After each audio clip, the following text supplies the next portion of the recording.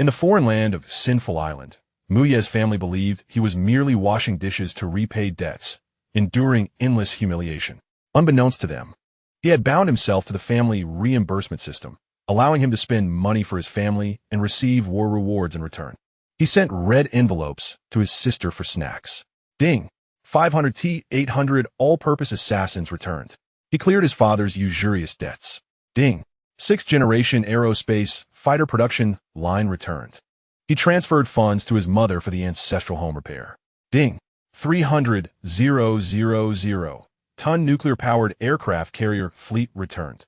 Until that fateful day when his sister, Xiaoyu, tearfully went live to search for her suffering brother, hoping to redeem him.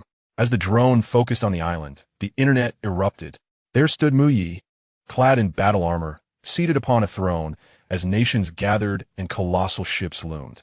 In the face of provocation from hostile forces, he nonchalantly waved his hand. Touch my family? Unleash those 2,000 mercenaries and sink that carrier group for good measure. Netizens exclaimed, "You went abroad to evade debts. And you're claiming kingship overseas?" Chapter 1. Starting with $1 million in debt. No need for romance smash. A grease-stained plate slipped from the sink, shattering into pieces. Muye, do you want to keep your job? If not, get lost. Your pay is docked by $300 this month. The kitchen boss's raspy voice pierced through the clamor of greasy smoke, grating on his eardrums. Muye lowered his head, gripping the rag tightly, his knuckles turning white. Greasy water trickled down the edges of his rubber gloves, sticky and reminiscent of his current wretched existence. This was a border town in the notorious Triangle of Sin, a melting pot of all sorts. Without a passport or identity, Muye could only survive in this black restaurant called Lao Wang Sichuan, earning a meager $10 a day, living like a mouse. "I'm sorry, Uncle Wang, my hand slipped," Muye croaked, not daring to look up. "Oomph. Break another plate tomorrow, and I'll toss you out to feed the dogs." The boss cursed and stormed off, leaving a mess behind. Muye squatted down, silently picking up the shards. Just then, his old smartphone in his pocket vibrated. "Caller ID, Dad." Muye's heart sank. It should be noon back home at this late hour. He wiped his hands and hurried to the back alley to answer the call. "Hello, Dad." Xiaoyu. Came his father, Mu Jiangwo's strained cough, with muffled noises in the background. "Are you doing okay abroad? Is work going well?" "Yes, very well." Muye foresize simile, leaning against the graffiti-covered, filthy wall. "My boss values me. I just got a raise and am about to be promoted to foreman." That's good, that's good." His father's voice trembled suddenly. Then, a piercing sound of shattering glass erupted from the other end, followed by a man's arrogant roar. "Mu Jiangwo, stop pretending to be dead. If you don't repay the 200,000 interest today, I'll burn your house down. What are you doing? Don't touch my dad." It was his sister Mu Xiaoyu, her voice laced with tears. Muye's mind went blank. He recognized that voice all too well. Zhao Chong, the notorious loan shark from Jiangcheng. "Dad, what happened? Did Zhao Chong come to the house?" Muye roared into the phone. "Xiaoyu, it's fine. Dad can handle it." "Handle what?" Zhao Chong snatched the phone, his voice dripping with malice. "Oh, isn't this the talented Muye? How's life abroad? I heard you went to Africa to mine gold. Can't even scrape together 20,000? Muye gritted his teeth. "Zhao Chong, leave my family out of this. I will repay the money I owe you. If you dare touch a hair on my dad or sister, I will haunt you as a ghost." "Repay? With what? Your life?" Zhao Chong sneered. "I'll give you 3 days. If the 20,000 isn't in my hands, I'll take your sister to a KTV to settle the debt." Click. The call ended. Muye clutched his phone, the screen riddled with cracks, much like his heart at that moment. 3 days, 20,000. In this hellhole, he couldn't even gather 200. Ding dong. WeChat chimed again. This time, it was a voice message from Suya, the profile he'd pinned for 3 years. Trembling, Muye opened it. "Muye, let's break up." Suya's voice was calm, devoid of any emotion. "Changge just came to see me, saying your family is on the verge of bankruptcy. Don't blame me for being realistic. I don't want to carry your debts in the future. By the way, Changge just gifted me a nice bag. Don't contact me again. Let us delete each other." Before Muye could respond, a red exclamation mark popped up. The other party had turned on friend verification. Muye stared blankly at the screen, suddenly laughing, tears streaming down his face. This was reality. What promises of eternal love, what childhood sweethearts. In the face of 20,000 in usury, they amounted to nothing. Without money or power, he was just a dog. Muye slammed his fist against the wall, blood seeping out. At the alley's entrance, a group of tattooed local thugs passed by. Seeing Muye's dejected state, they approached him with lewd grins. "Hey, Chink, give me money." The lead black man brandished a butterfly knife, performing tricks with it. Muye lifted his head, his eyes bloodshot. Normally, he would have handed over the few dollars he had left, but today, he refused to endure any longer. "Get lost." The black man was momentarily stunned, then furious, kicking Muye in the stomach. Pain surged through him as he curled on the ground. Yet, he did not beg for mercy. Instead, he lunged at the thug, biting down hard on his ear. "Ow!" A scream echoed through the alley, just as Muye was beaten into a daze. Thinking he might die in this foreign land, a cold mechanical voice suddenly exploded in his mind. Detected host in extreme despair. Mental fluctuations meet binding conditions. Family Bond Empire Reimbursement System activating 1050100. Binding successful. Newbie gift pack has been distributed. Time seemed to freeze for a second. Before Muye could react, the thugs suddenly looked as if they had seen something terrifying and cursed as they fled. What the hell? A system? Muye shook his dizzy head, doubting he had been knocked out and was hallucinating. But in the next moment, a translucent blue screen materialized before his eyes. Host, Muye family level, LV1 poverty, current assets, 5,325 yuan. Is this even an asset? Bound family members, Father Mu Jiangwo, Sister Mu Xiaoyu system function. Spend for family members to receive multiplier returns, including but not limited to funds, assassins, technology, and arms. Spending for family returns? Muye murmured. He clicked on the shimmering golden newbie gift pack. Congratulations, host. You have received a deed to the unowned Ghost Island, located at high seas coordinates N32, E154. Note, this island is currently illegally occupied by a group of pirates. Please clear them out yourself. Muye was stunned. Is this for real? A whole island? And I have to fight for it? He rummaged through his pocket, pulling out a crumpled bank card. This was his only possession, with just over 500 left. Originally meant for a return flight home. If it were fake, well, he could just starve. A glint of resolve flashed in Muye's eyes. If this is real, Zhao Chong, Suya, just you wait. Trembling, he opened Alipay, found his sister Mu Xiaoyu's account, and entered the amount. 500. Note, I'm fine, buy some good food. Don't be scared. Fingerprint confirmation. Transfer successful. The balance instantly dropped to 325 yuan. Muye held his breath, staring intently at the virtual screen. 1 second, 2 seconds, 3 seconds. No response? Am I being scammed? Just as Muye's heart sank again, a clear, melodious prompt sounded in his mind, like a heavenly song. Ding! Detected that the host, despite being penniless, still chooses to protect his sister. Upon triggering the novice protection mechanism, a notification echoed in his mind. Congratulations, host. You have received an initial capital of 500,000 USD. Congratulations, host. You have acquired 10T800 versatile death warriors. Could it be that he was dreaming? Before Mike could pinch himself, his phone vibrated abruptly, revealing a bank message. Your account has been credited with 50,000 USD at 22:15. Current balance, so many zeros. It was real. Soon after, from the dimly lit end of the narrow alley, a synchronized sound of footsteps approached. Thud, thud, thud. 10 imposing figures, clad in black tactical vests and sunglasses, emerged from the shadows like phantoms. Towering at nearly 6'3", their muscles appeared to threaten to burst from their clothing, radiating an aura of coldness that only those who had taken lives could possess. Were they human? They were clearly machines of slaughter. The leader, a scar-faced giant, knelt before Mai with a metallic rasp. Master, the death squad is assembled. Please give instructions. Watching the scene, Mai's heart raced, nearly leaping from his throat. He trembled as he reached out to assist the death warrior, only to find the body as unyielding as iron. Was this my power? Taking a deep breath, the despair in his eyes vanished, replaced by an unprecedented ambition and fervor. With his 500,000 USD and these 10 death warriors, not only could he tackle the 200,000 in loan shark debts, but he could also carve out his own territory in this predatory triangle of sin. What could possibly be so difficult? Rise.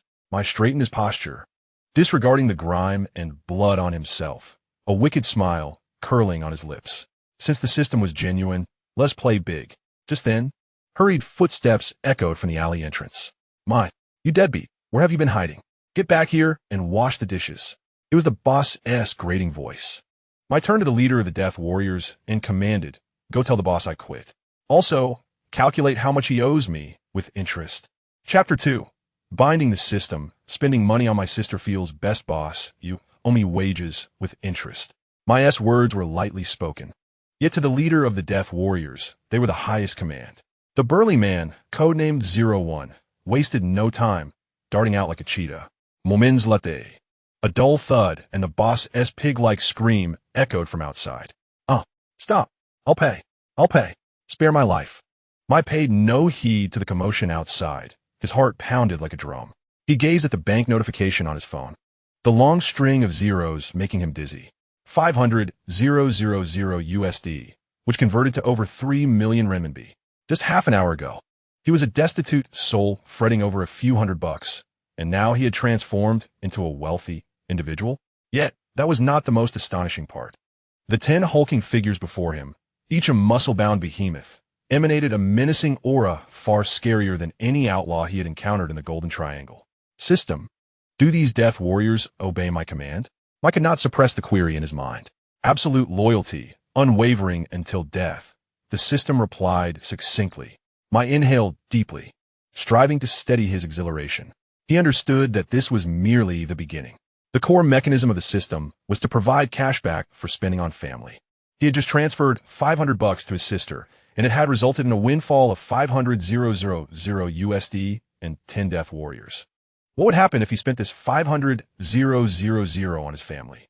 With that thought, my hands trembled slightly. He swiftly opened WeChat and clicked on the chat window with the cat avatar. "Brother, where did you get the money?" Xiaoyu's message came back quickly, her concern palpable even through the screen. "You didn't borrow some dirty money, did you? Our family is in debt, but you can't go filling the pit again. Keep this 500 for food. I eat very cheaply at the school cafeteria." Immediately following was a message indicating a return transfer. Upon seeing it, I felt a lump in his throat. That silly girl. The family was on the brink of being driven to desperation by loan sharks. Yet she was worried about him eating poorly outside. "Take it." I quickly typed. "I just received my salary. The boss gave me a bonus for my good performance. Don't hold back at school. Eat whatever you want. If it's not enough, just tell me." To reassure her, I added, "I'm doing great now. Managing over 10 people. Our family won't lack for money in the future." Though there was a hint of boasting in his words. Looking at the 10 iron tower-like Death Warriors before him, I felt that even this was an understatement. "Really? You're not lying to me, are you? To lie to you would be a disgrace. Hurry and accept the money, or I'll be angry." After a while, Xiaoyu sent a cute sticker and accepted the transfer. "Brother, take care of yourself and don't overwork. The family is doing well. Dad's health is stable. So don't worry." That girl was still reporting good news while withholding the bad. I knew all too well that the threat from Zhao Chong during the previous phone call was no jest. 20,000 in interest within 3 days was an astronomical figure for the current Mu family. 3 days, huh? My gaze turned cold. Zhao Chong, in 3 days. You will understand what true despair means. At that moment, the Death Warrior who had gone to collect wages returned, holding a greasy leather bag. He respectfully handed it to my master. "This is the cash from that man, totaling to $300. Additionally, he promised to transfer the remaining wages to your car by tomorrow." I accepted the bag, too lazy to count the money, simply stuffing it into his pocket. Let us find a place to settle down. This filthy restaurant's back alley is no place to linger. I swaggered out of the alley with his 10 Death Warriors. The few thugs they encountered along the way stood against the wall, too frightened to breathe. In this chaotic criminal triangle, sheer strength was the ultimate truth. I found a relatively clean hotel in town and booked the largest suite. The heavily made-up proprietress, upon seeing the group of fierce-looking black-clad men, dropped her cigarette in shock, not even daring to ask for identification, and simply handed over the room key. Once inside the room, I plopped down on the sofa, his tension of 3 years finally easing a bit. 01, report on your equipment situation. He looked at the Death Warriors standing in vigilant formation in the room. "Report, Master. We are currently unarmed." The Death Warrior captain, codenamed 01, replied, his voice devoid of fluctuation. "However, with sufficient funds, we can purchase any individual equipment through the system's marketplace or procure it locally in the black market. The black market? My eyes lit up. This was the criminal triangle. With money, one could obtain anything from guns to tanks. Then what are we waiting for? Prepare a list for me. Ma enthusiastically waved his hand. Since we are playing, we must be fully armed. I want the best guns, the finest bulletproof vests, and suddenly, a series of urgent knocks interrupted my grandiose declarations. Shortly after, a shrill voice called from outside. Open up. Police raid. Quickly open the door. I frowned. Police? What kind of legitimate police could exist in this wretched place? Most likely, they were the very thugs or that unscrupulous boss looking to cause trouble under a pretense. Master, should we take care of them? 01 stepped forward, a glint of bloodlust flickering in his eyes. I waved his hand, signaling him to remain calm. Now is not the time for slaughter. We've just come into some wealth. We must keep a low profile. No, it's no longer necessary to keep a low profile. Go open the door. I lit a cigarette, propping his legs up. I want to see who dares to inspect my room. 01 approached and forcefully yanked the door open. Outside the door stood 3 or 4 uniformed individuals, their hats askew, with a leader, a portly man, preparing to kick the door. Just as he lifted his foot, he was met with an impenetrable black wall. The fat man looked up and was confronted by the inscrutable face of 01, whose muscles seemed ready to burst from his attire. He swallowed hard, his previously brash demeanor quickly deflating. Ahem, routine inspection, he stammered, forcing his head to peer inside. We receive a tip-off that there's illegal gathering here. Upon seeing the 9 robust men standing orderly in the room and the imposing figure of Makino lounging on the sofa like a crime lord, his legs turned to jelly. This was not an illegal gathering. It was clearly a special forces team-building exercise. Makino exhaled a puff of smoke, a sardonic smile playing on his lips as he regarded the fat man. Officer, you're here to inspect, right? Would you care to join us for a cup of tea? The fat man gazed into Makino's profound eyes and suddenly felt a chill run down his spine. He had been around this area for over a decade and had encountered all sorts. Yet the aura emanating from this young man instilled a fear akin to facing a warlord. I must have confused the rooms. I'm sorry for the intrusion. The fat man wiped the cold sweat from his brow, retreating while forcing a smile. Please carry on. With that, the so-called officers turned and fled. Their retreating pace more than doubled from their arrival. Ha! Coward, Makino scoffed, extinguishing his cigarette in the ashtray. Following the commotion, he found himself devoid of any desire for rest. He looked out at the chaotic and tumultuous night, his audacious plan gradually taking shape. The system had granted him $500,000 as startup capital, but that was far from sufficient to thoroughly resolve his family's troubles. To establish a foothold in this merciless land, and even to build his own faction, he required more money, more firearms, and more allies.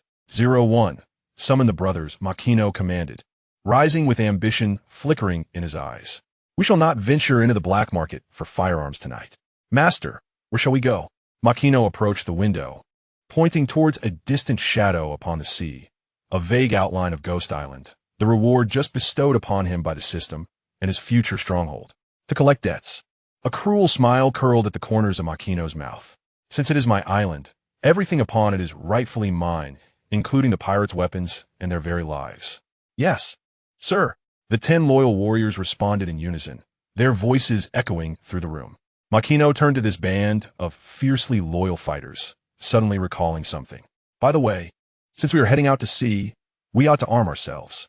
01, can you transfer money via mobile? Yes. Excellent. Makino pulled out his phone, transferring $1,000 to Makiko. This is for you to buy clothes. Additionally, could you check online for any delivery drones? The more expensive, the better. Makiko replied instantly. Brother, have you struck it rich again? What do you need a drone for? To catch fish, Makino replied nonchalantly. To capture the big fish in the sea, one must use a large net. Chapter 3. The first cashback. 3,000 warriors arrive at the pier in the early hours. The sea breeze carried a briny dampness. Makino stood on the deck of a dilapidated fishing boat, clutching a sea chart he had just purchased from a local smuggler. Behind him, 10 warriors stood like silent statues, unwavering even on the choppy waters. 01, from now on, you shall be known as Night Owl. Makino glanced back at the tallest warrior. If he were to establish a faction, they could not always be referred to by code names. They needed a name that resonated. Night Owl, the hunter of the dark, seemed fitting for this individual. Thank you for the name, Master, Night Owl replied, his voice deep, a glint of fervent loyalty in his eyes. The fishing boat surged forward, the engine straining under the load. Makino extracted his phone, the signal fluctuating. The earlier commotion had driven off the imposter officers, but the landlord would surely not let the matter rest easily. However, Makino had no time for such minor nuisances. His objective was the vastness of the sea. No. First to settle his family's debts. Another 200,000 in interest. Is it? Makino mused, eyeing the glaring figure in his phone's notes. Having just sent his sister 1,000, the system only granted a tenfold return. It seemed the critical multiplier depended on luck or the urgency of expenditure. Let us try paying the debt directly. He accessed his mobile banking app, entering the account number provided by Zhao Chong. He hesitated before transferring the full 200,000. What if the system deemed its submission to evil forces and denied the cashback? Let us test the waters. Transfer amount, 20,000. Note, interest first payment. Payment password entered. The transfer was successful. Almost simultaneously, a familiar mechanical voice reverberated in his mind, more urgent and deafening than before. Ding! Detected that the host is repaying debts for their family. Filial piety moving the heavens. Triggering special family crisis mechanism. 100-fold critical hit activated. Critical reward being calculated. Congratulations. Host, you have received 3,000 armed warriors. Bonus, 200 armed pickup trucks, 3,000 AK, 47 assault rifles, 1 million rounds of ammunition. Holy crap. Makino nearly dropped his phone into the sea. 3,000 warriors? With guns and vehicles? This was not merely a 100-fold critical hit. It was as if an entire army had been gifted to him. System, this is exceedingly extravagant. Where are these 3,000 warriors? They cannot just fall from the sky. Rewards have been deployed to the waters surrounding Ghost Island, currently assembling. Please proceed to receive them. Makino took a deep breath, suppressing his overwhelming joy. He turned his gaze towards the pitch-black sea, where faint lights flickered on the horizon. Captain, accelerate. Head towards those coordinates. He shouted towards the helm. The elderly black captain appeared bewildered. Boss, that area is international waters, said to be haunted, and there are pirates. Stop the chatter. An additional $500. Understood. Hold on tight. Wealth can move mountains, and the fishing boat surged forward as if invigorated. An hour later, as the outline of Ghost Island gradually emerged from the night, Makino was utterly astounded by the sight before him. Initially, he envisioned the system's deployment as merely tossing supplies onto the beach, but instead, he found the shallow waters around Ghost Island teeming with modified armed pickup trucks. Heavy machine guns were mounted on the truck beds, and the vehicles were reinforced with crude yet practical bulletproof plating. Beside these vehicles, a dense crowd of warriors stood in perfect formation, exuding an aura so fierce that even the surrounding waves seemed to fall silent. 3,000. A full 3,000 fully armed warriors. Is this my army? Makino felt his blood boil with exhilaration. The sensation of commanding thousands was more intoxicating than any drug. As the fishing boat docked before Makino could step off, the 3,000 warriors abruptly turned in unison, their movements synchronized as if choreographed. With a resounding clang, 3,000 AK-47s were simultaneously chambered, the sharp metallic sound converging into a thunderous roar under the tranquil night sky. Immediately thereafter, the warriors knelt, their voices erupting like a tsunami. We welcome you, master. The roar resounded, drowning out even the crashing waves against the rocks. The elderly black captain, frightened, rolled his eyes and fainted, standing at the bow of the boat. The sea breeze billowing through his garments, Makino surveyed his steel jungle, his ambitions swelling to unprecedented heights. What of Zhao Chong? What of Yuzuri? In the face of overwhelming force, they were but mere ants. Stand up. Makino strode down the gangway, Night Owl following closely behind. A warrior who appeared to be a commander rushed forth, executing a precise military salute. Report, master. The 1st Division is assembled and ready for orders. Muku nodded, casting his gaze over the crowd toward the depths of Phantom Island. There, lights blazed, and the faint echoes of heavy metal music reverberated, mingling with the raucous laughter of men and the piercing screams of women. It seemed that our island had guests. Muku squinted, a cold smirk curling at the corner of his lips. The commander immediately reported, "Master, reconnaissance indicates that a band of pirates, numbering around 300, is entrenched at the island's center, armed with light weaponry and a few mortars. They are celebrating, apparently having just plundered a merchant vessel." 300 pirates? In the face of 3,000 death warriors, is that even a concern? Muku seized a brand new AK-47 from the back of a nearby pickup truck, expertly racking the bolt. "A celebration, is it? Then let us serve them a hard dish." Muku raised his weapon and squeezed the trigger toward the sky. Hot, hot, hot, hot. The fire spat forth, and the gunfire sliced through the long night. "Everyone heed my command. Surround the island. Not a single fly is to escape." Yes, 3,000 death warriors thundered their agreement, like a pack of bloodthirsty wolves pouncing toward the lights at the island center. Meanwhile, within the camp at the heart of Phantom Island, the one-eyed pirate leader, embracing 2 stolen women, hoisted a bottle of liquor and laughed maniacally. "Ha ha, today's haul was magnificent. The goods from that ship will last us half a year. Cool me. Brothers, drink. Boss is mighty." The underlings raised their glasses and cheer, the atmosphere reaching a fever pitch. Just then, a sudden barrage of gunfire erupted from all directions, followed by the explosive thud of mortar shells. Boom! The camp's gate was obliterated in an instant, and several guarding pirates were consumed by flames before they could even scream. The one-eyed leader dropped the bottle in shock, shattering it upon the ground. "What is happening? Who dares to invade my territory?" A young henchman, bloodied and battered, scrambled in. Panic etched across his face. "Boss, it's bad.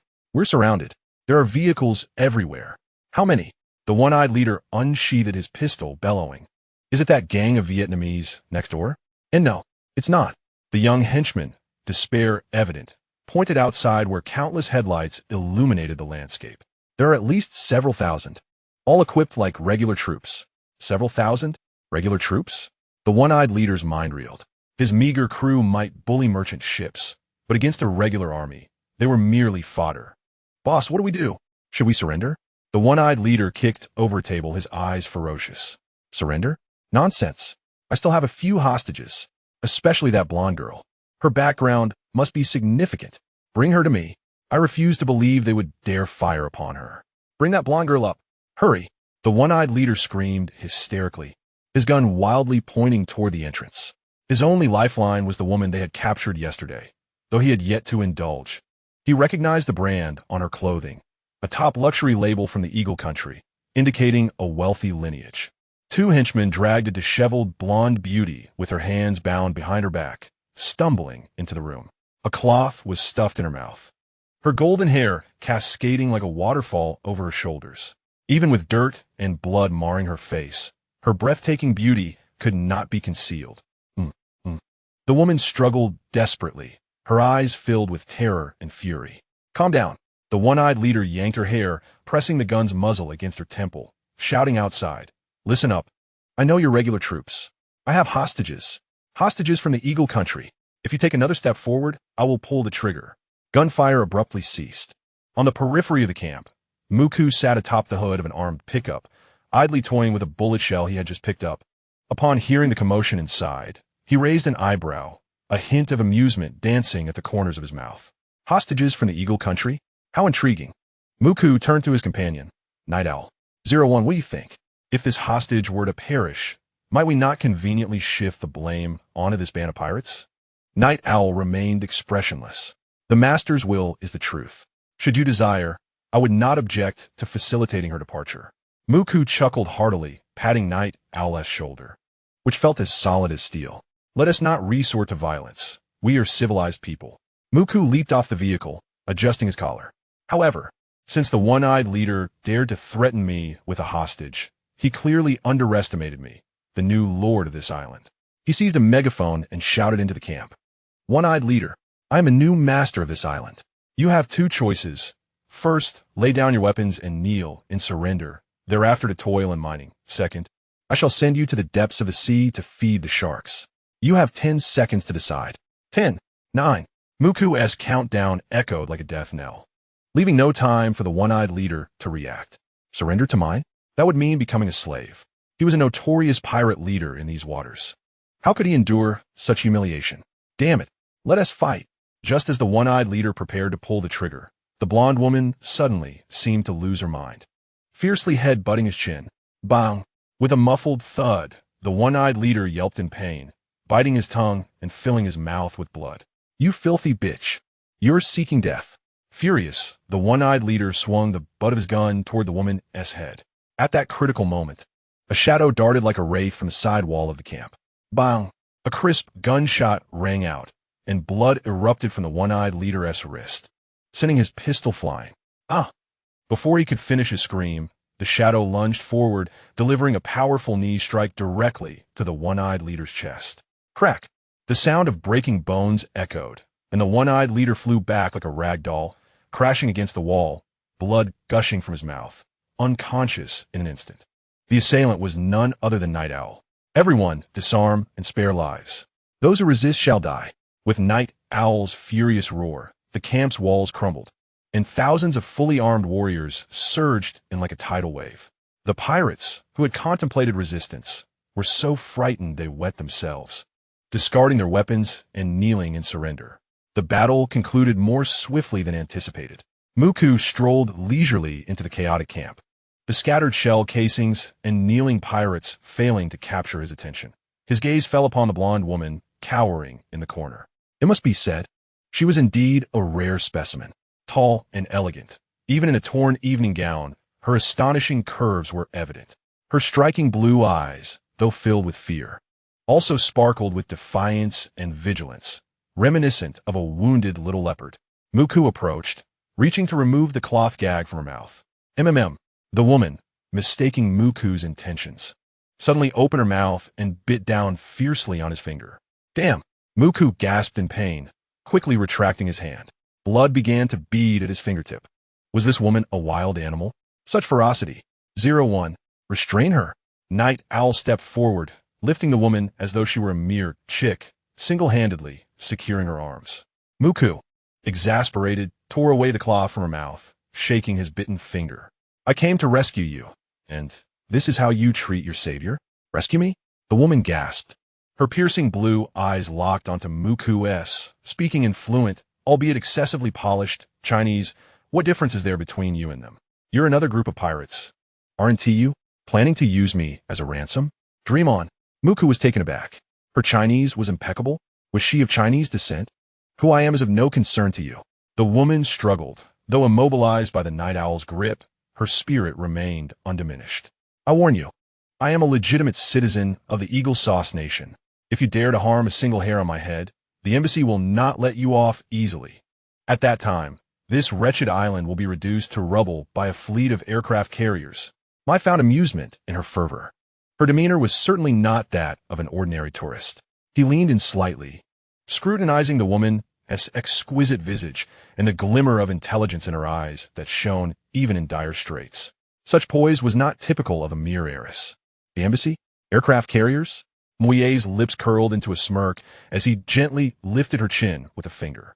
My dear, it seems you are yet to grasp the situation. This is the high seas, the notorious triangle of crime. Here, should I choose to end your life and sink you to the depths, no one would ever know it was I who did it. The woman's pupils constricted slightly, clearly taken aback by Moyet's words. However, he continued, retracting his hand and gesturing toward the pirates kneeling around them. I am not without reason. Since you claim to be a tourist, present some evidence of your status. Or, perhaps, pay protection fee? The woman bit her lip, glaring at Mai with intensity. I have no money. My wallet and passport are on that hijacked yacht. If you truly want money, let me go back, and I will arrange for you to receive it. Let you go back? Only to return with an aircraft carrier to bombard me? Mai chuckled derisively. Do you take me for a fool? He turned to the Night Owl, waving his hand. First, imprison this band of pirates in the dungeon and let them starve for 3 days to regain their senses. As for this golden-haired beauty, Mai appraised her with a gaze that sent chills down her spine. Take her to my quarters. I intend to interrogate her thoroughly tonight. You dare? The woman shrieked, struggling fiercely. You scoundrel. I am a tourist from the Eagle Sauce Nation. Let me go. A tourist? Moyet paused, casting a meaningful glance back at her. An ordinary tourist would not possess such grappling skills, nor would they maintain such a calm breathing pattern while being abducted. My dear, while your performance is commendable, it still falls short in my presence. With that, I strode purposefully toward the island's most luxurious villa. This night was destined to be one of unrest. With this island and the 3,000 mercenaries at his disposal, I finally possessed the means to establish himself in this chaotic era. As for this enigmatic blonde, be she a spy or an heiress, now that she had fallen into his grasp, she would not escape his clutches easily. Retrieve that hijacked yacht as well. Mai's voice echoed in the distance. Is my trophy. Chapter 5. A beautiful agent? No, a free cleaner. On the second floor of the villa, before the floor-to-ceiling windows, Mai swirled a glass of 1982 Lafite, his gaze playfully assessing the golden-haired beauty bound and tossed upon the sofa. Speak, what is your code name? Which agency do you belong to? Tia, Me 6, or perhaps the KGB? Alice had initially considered feigning ignorance, but upon seeing the small black square Mouillet toyed with, her complexion drained of color. That was the miniature locator extracted from her high-heeled shoe. I don't know what you're talking about. That's just an anti-loss device given by the shoe store. Alice adamantly denied, though a flicker of panic crossed her cerulean eyes. An anti-loss device? This gadget operates on military encrypted frequencies, the highest grade used by NATO, I scoffed, casually tossing the locator into his wine glass, the red liquid quickly engulfing the delicate instrument. It seems the shoe stores in your Eagle Sauce Nation have quite an extensive business, even dabbling in arms trade. Alice took a deep breath, realizing further denial was futile. She straightened her back, shedding her initial appearance of a startled fawn, replaced instead by an air of cold elegance and pride forged through rigorous training. Since you have discovered my identity, I see no reason to hide it. I am an agent of the CIA's Special Operations Group, codename Cat's Eye. My mission is to track the illegal nuclear material trade involving that band of pirates. Alice met Mai's gaze directly, her tone resolute. Listen, since our target is the same, those pirates, we are allies. If you release me, I can request a generous reward from my superiors, even assist you in legitimizing your current identity. Allies? Rewards? Mai appeared to find her words amusing as he approached the sofa, looking down at her from a superior height. Sister, you seem to be mistaken. This is my territory. I am the one who annihilated that band of pirates, and thus, the spoils are rightfully mine. You expect to barter my spoils for your accolades? Alice was momentarily speechless. Then what do you want? Money? Just name a sum, and I can. Mai raised a finger to silence her. Let us not discuss money. That is so pedestrian. What I lack at this moment is not funds but manpower. He snapped his fingers, and the night owl immediately entered, holding a maid's outfit he had procured from an unknown source, complete with a pink apron. Change into this, Mai instructed, pointing at the ensemble. Alice stared at the obviously small maid outfit, her face flushing with indignation. What do you intend to do? I'm an agent, a trained elite. I simply require you to clean, Mai interrupted calmly. The battlefield outside is chaotic, littered with blood and shell casings. My men are rough and unrefined, incapable of delicate tasks. Since you cannot pay a ransom, you shall remain to clean in lieu of your debt. At the current market rate, a month of scrubbing toilets would barely suffice to cover your meals. I refuse. This is an insult. Alice screamed. Refuse? Mai shrugged, gesturing outside. That is simple. Do you see the sharks in the water? They haven't had dinner yet. Alice followed his finger to the dark sea, where dorsal fins occasionally broke the surface. Clearly drawn by the scent of blood, she shivered involuntarily. 10 minutes later, the once proud and aloof elite agent stood in the center of the disheveled camp, clad in the humiliating maid outfit, mop in hand, her expression one of utter despair. Make sure to clean this area thoroughly, and those bloodstains over there. If I see even a hint of red, you can forget about dinner tonight. Mai lounged under a nearby umbrella, sipping coconut juice while issuing orders like a nefarious capitalist. Alice gripped the mop handle tightly, her knuckles turning white. She, a top CIA agent fluent in 6 languages, skilled in combat, sniping, and seduction, had now been reduced to a cleaner for a pirate leader. You scoundrel. Once I contact headquarters, I will ensure your island is razed to the ground. Alice cursed him silently, yet her hands continued to work. At that moment, my phone on the table suddenly rang. It was a video call request. Note, little fish. Mai felt a jolt of anxiety, quickly setting down his coconut juice and hastily adjusting his attire. He had been so caught up in his bravado that he nearly forgot this detail. The background was riddled with craters and smoke, hardly the setting for legitimate business. Night Owl, quick, block this. I pointed at the ruins behind him, and the night owl reacted swiftly, positioning several mercenaries behind Mai to form a human shield with their broad backs. No, this only makes it look more like the mafia. Mai was in a fluster, seeing the video request about to disconnect. He snatched a nearby box of fruit, casually placing it on the table, then grabbed a watermelon knife, pretending to slice fruit. Taking a deep breath, he composed his expression and answered the call. Brother, what are you up to? Why did it take you so long to answer? The screen revealed Xiaoyu's innocent and lovely face, the background set in her school dormitory. She lay on her bed, her little feet swinging with curiosity as she gazed at the screen. Oh, I was just busy.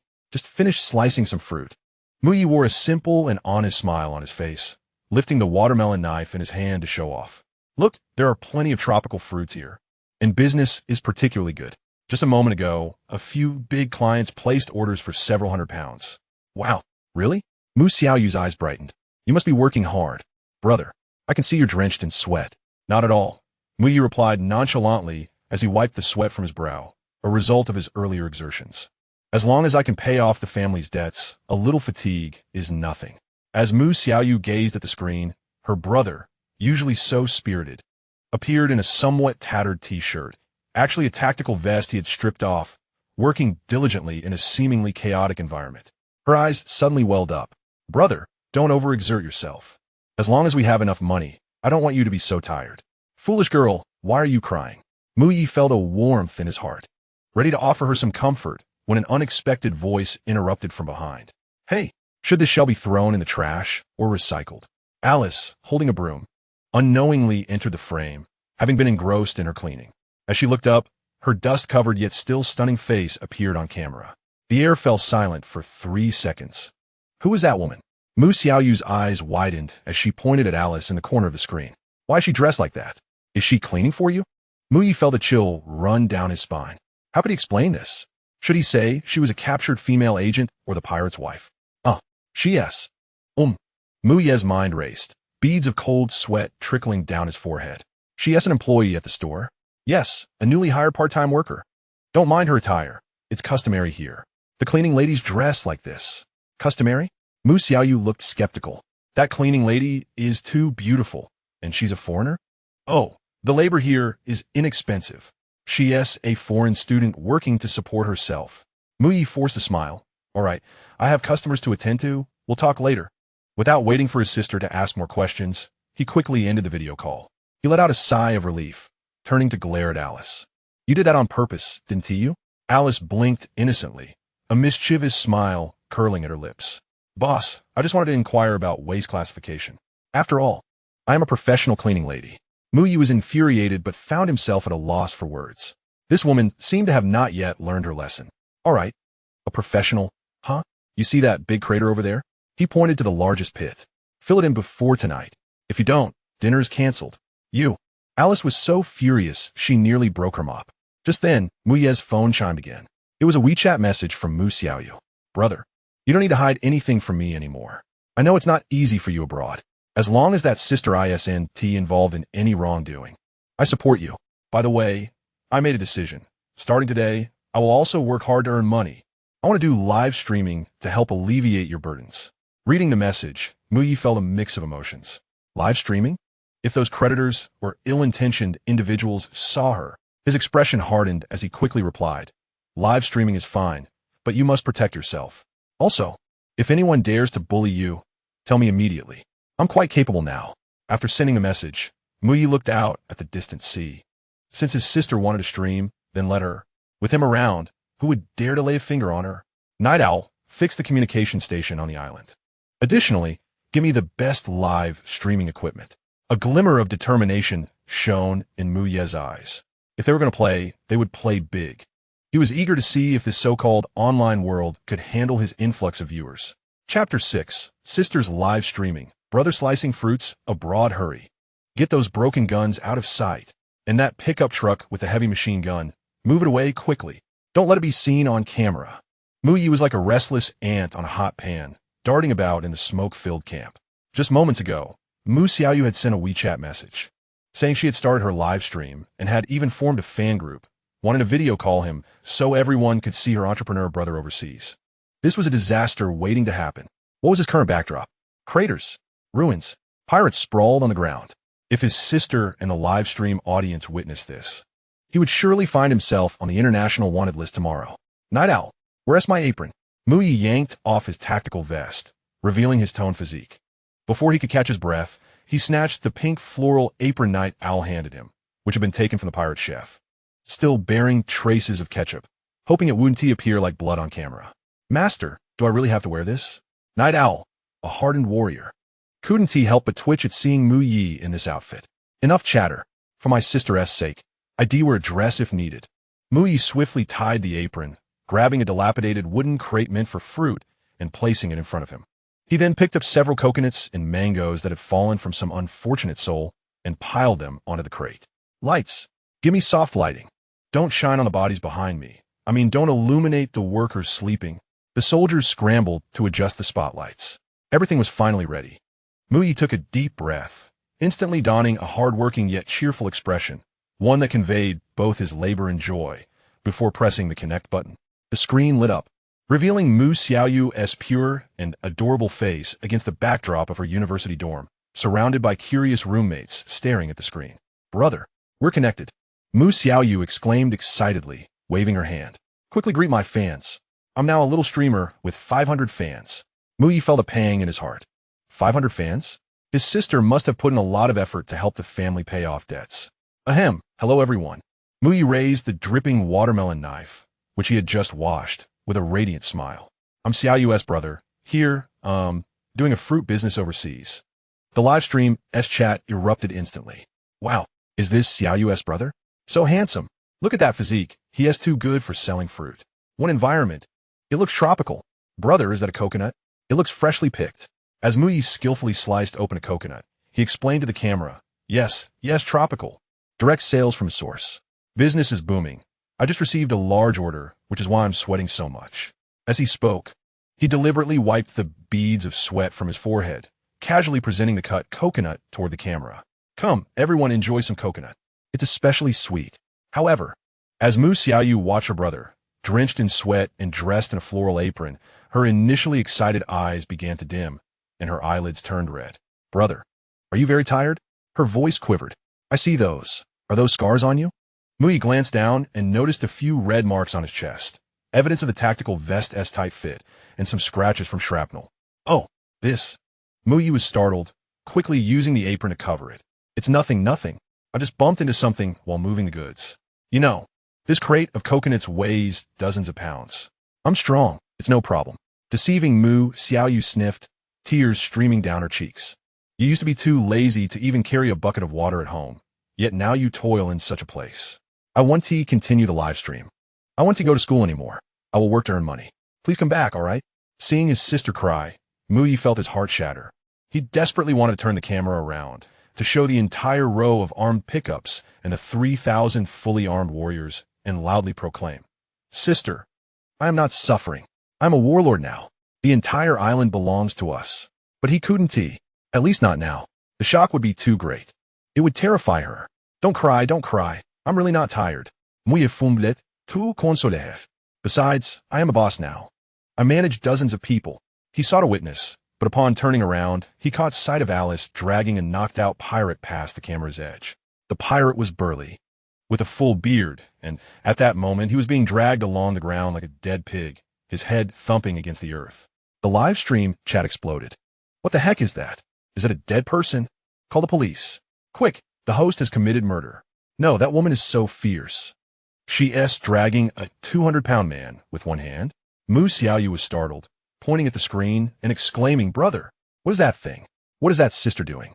Muyi's mind buzzed, nearly fracturing from disbelief. Alice, you did that on purpose, didn't you?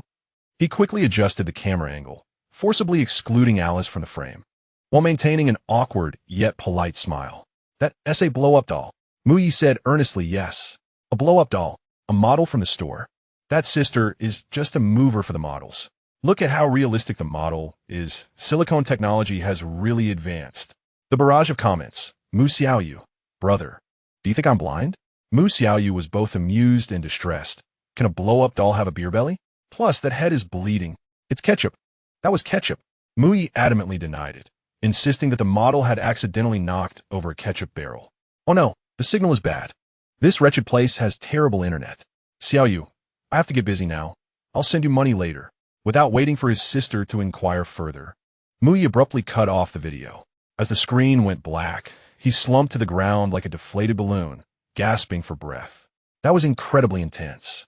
More exhausting than the earlier gunfight with hundreds of pirates. Alice. Mui suddenly sprang up, roaring at the culprit nearby. Get over here. Were you trying to kill me just now? Alice released the pirate, whose unfortunate head thumped against the ground again. She dusted off her hands and looked at Mui with an innocent expression. Boss, you asked me to clear the battlefield. This trash was in the way. I merely moved him aside. Moved aside? Is that what you call it? You paraded him around. Mui was infuriated, pointing at her nose from now on. You're going to dig trenches on the back mountain. You're not allowed to eat until you've dug 100 meters. Alice rolled her eyes, picked up a broom, and strolled away, muttering under her breath, what a tyrant. But you were kind of cute when you were tricking your sister. What did you say? Nothing. I said the boss is wise and mighty. Mui didn't have time to bicker with her. He quickly grabbed his phone to check WeChat. Sure enough, Xiaoyu had sent a long string of messages. Brother, don't lie to me. Although I know it's tough for you out there, I believe you wouldn't do anything wrong. That sister has such great strength. Also, someone in the live stream gave a rocket as a tip, saying it's for your hard work. I'll save this money for you to use when you return to marry a wife. As he read those messages, the pang in Mu's heart gradually dissipated, replaced by an unprecedented determination. Marry a wife? Huh. When I return, I will come back with mountains of gold and silver, accompanied by an invincible fleet. Night Owl. Mui put away his phone, his gaze suddenly turning cold and fierce. Issue the orders. Accelerate the cleanup. Repair the island's defenses overnight, and wake that blow-up doll. I want to know where she hid the stolen money, since his sister wanted a live stream. He would provide her with the most formidable backing on the internet. Mui looked out at the dark sea, a proud smile curling at the corner of his mouth. In the future, if anyone dares to slander her in a live stream, I will trace the signal back and raise their home to the ground. Chapter 7. What is black technology? This is the romance of a man. The night was deep, yet the underground warehouse of Phantom Island was brightly lit, with sparks flying from welding torches and the sounds of electricity and metal colliding, intertwining into a violent symphony. Mui stood in front of a massive workbench, his gaze fervently fixed on the intricate blueprint on the holographic screen. With the complete eradication of the pirate stronghold, the system finally determined that he had fully occupied Phantom Island, and the door to a future of technological advancements swung wide open. Technology Mall unlocked. Current available tech points, 5,000 from clearing pirate achievements. Recommended redemption. Titan all-terrain exoskeleton armor, basic version. Redeem. Mui did not hesitate for a moment. In this perilous world, merely having thousands of AK-47s was insufficient. When faced with proper military forces or heavy weaponry, even the fiercest warriors were still but flesh and blood. He needed a tougher shell, more potent firepower, and that kind of black technology that could instill fear with just a glance. As the command was issued, a deluge of technical data surged into his brain, the sensation of his mind swelling with knowledge causing him to involuntarily grunt. Soon, a blueprint radiating a ghostly blue light materialized on the workbench. Doctor, can this thing be built? Mui rubbed his temples and turned to the old man beside him, who was clad in a lab coat, his hair a chaotic mess. This was the research-type warrior provided by the system, codenamed Doctor. Although this man was bald, the wild glint in his eyes revealed him to be a scientific madman. The doctor adjusted his thick glasses, his bony fingers trembling as they traced every line on the blueprint, a goofy smile escaping his lips. Perfect. It's simply a work of art. This transmission structure, this energy circuit compared to the clunky exoskeletons of various countries. This is a miracle. No more marveling, just tell me if it can be done.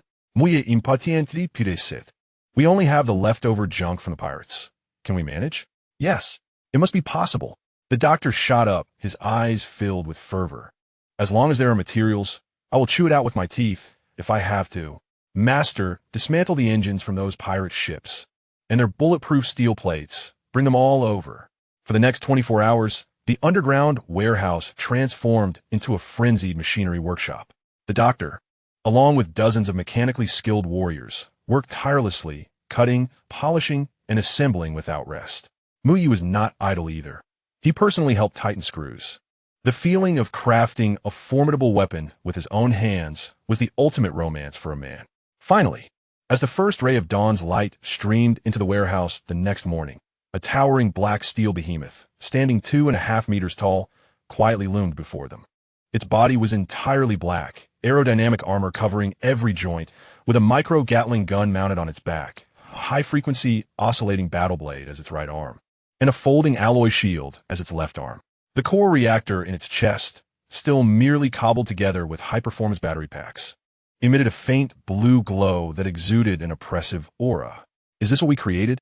Alice, recently assigned to clean the warehouse, stood frozen at the entrance with a broom in hand. Her eyes widened in disbelief as she gazed at the metallic monstrosity before her. As an elite CIA operative, she had encountered the most advanced exoskeletons of her country, but they were tethered by several cables and moved clumsily like a penguin. In stark contrast, this machine appeared as if it had stepped straight out of a science fiction film, a veritable Terminator. Impressed, aren't you? Mukai exclaimed, leaping from the cockpit and patting the cold armor with a self-satisfied grin. This is cutting-edge technology, you see?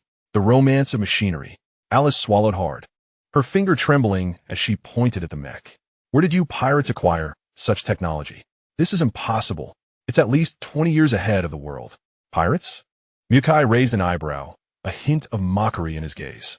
Allow me to clarify. I am a legitimate technology company owner. This is autonomous research and development, understand? Autonomous research? Alice nearly dropped her broom. You expect me to believe this pile of scrap metal? Do you think I'm a fool? Don't believe it? Mukai sneered.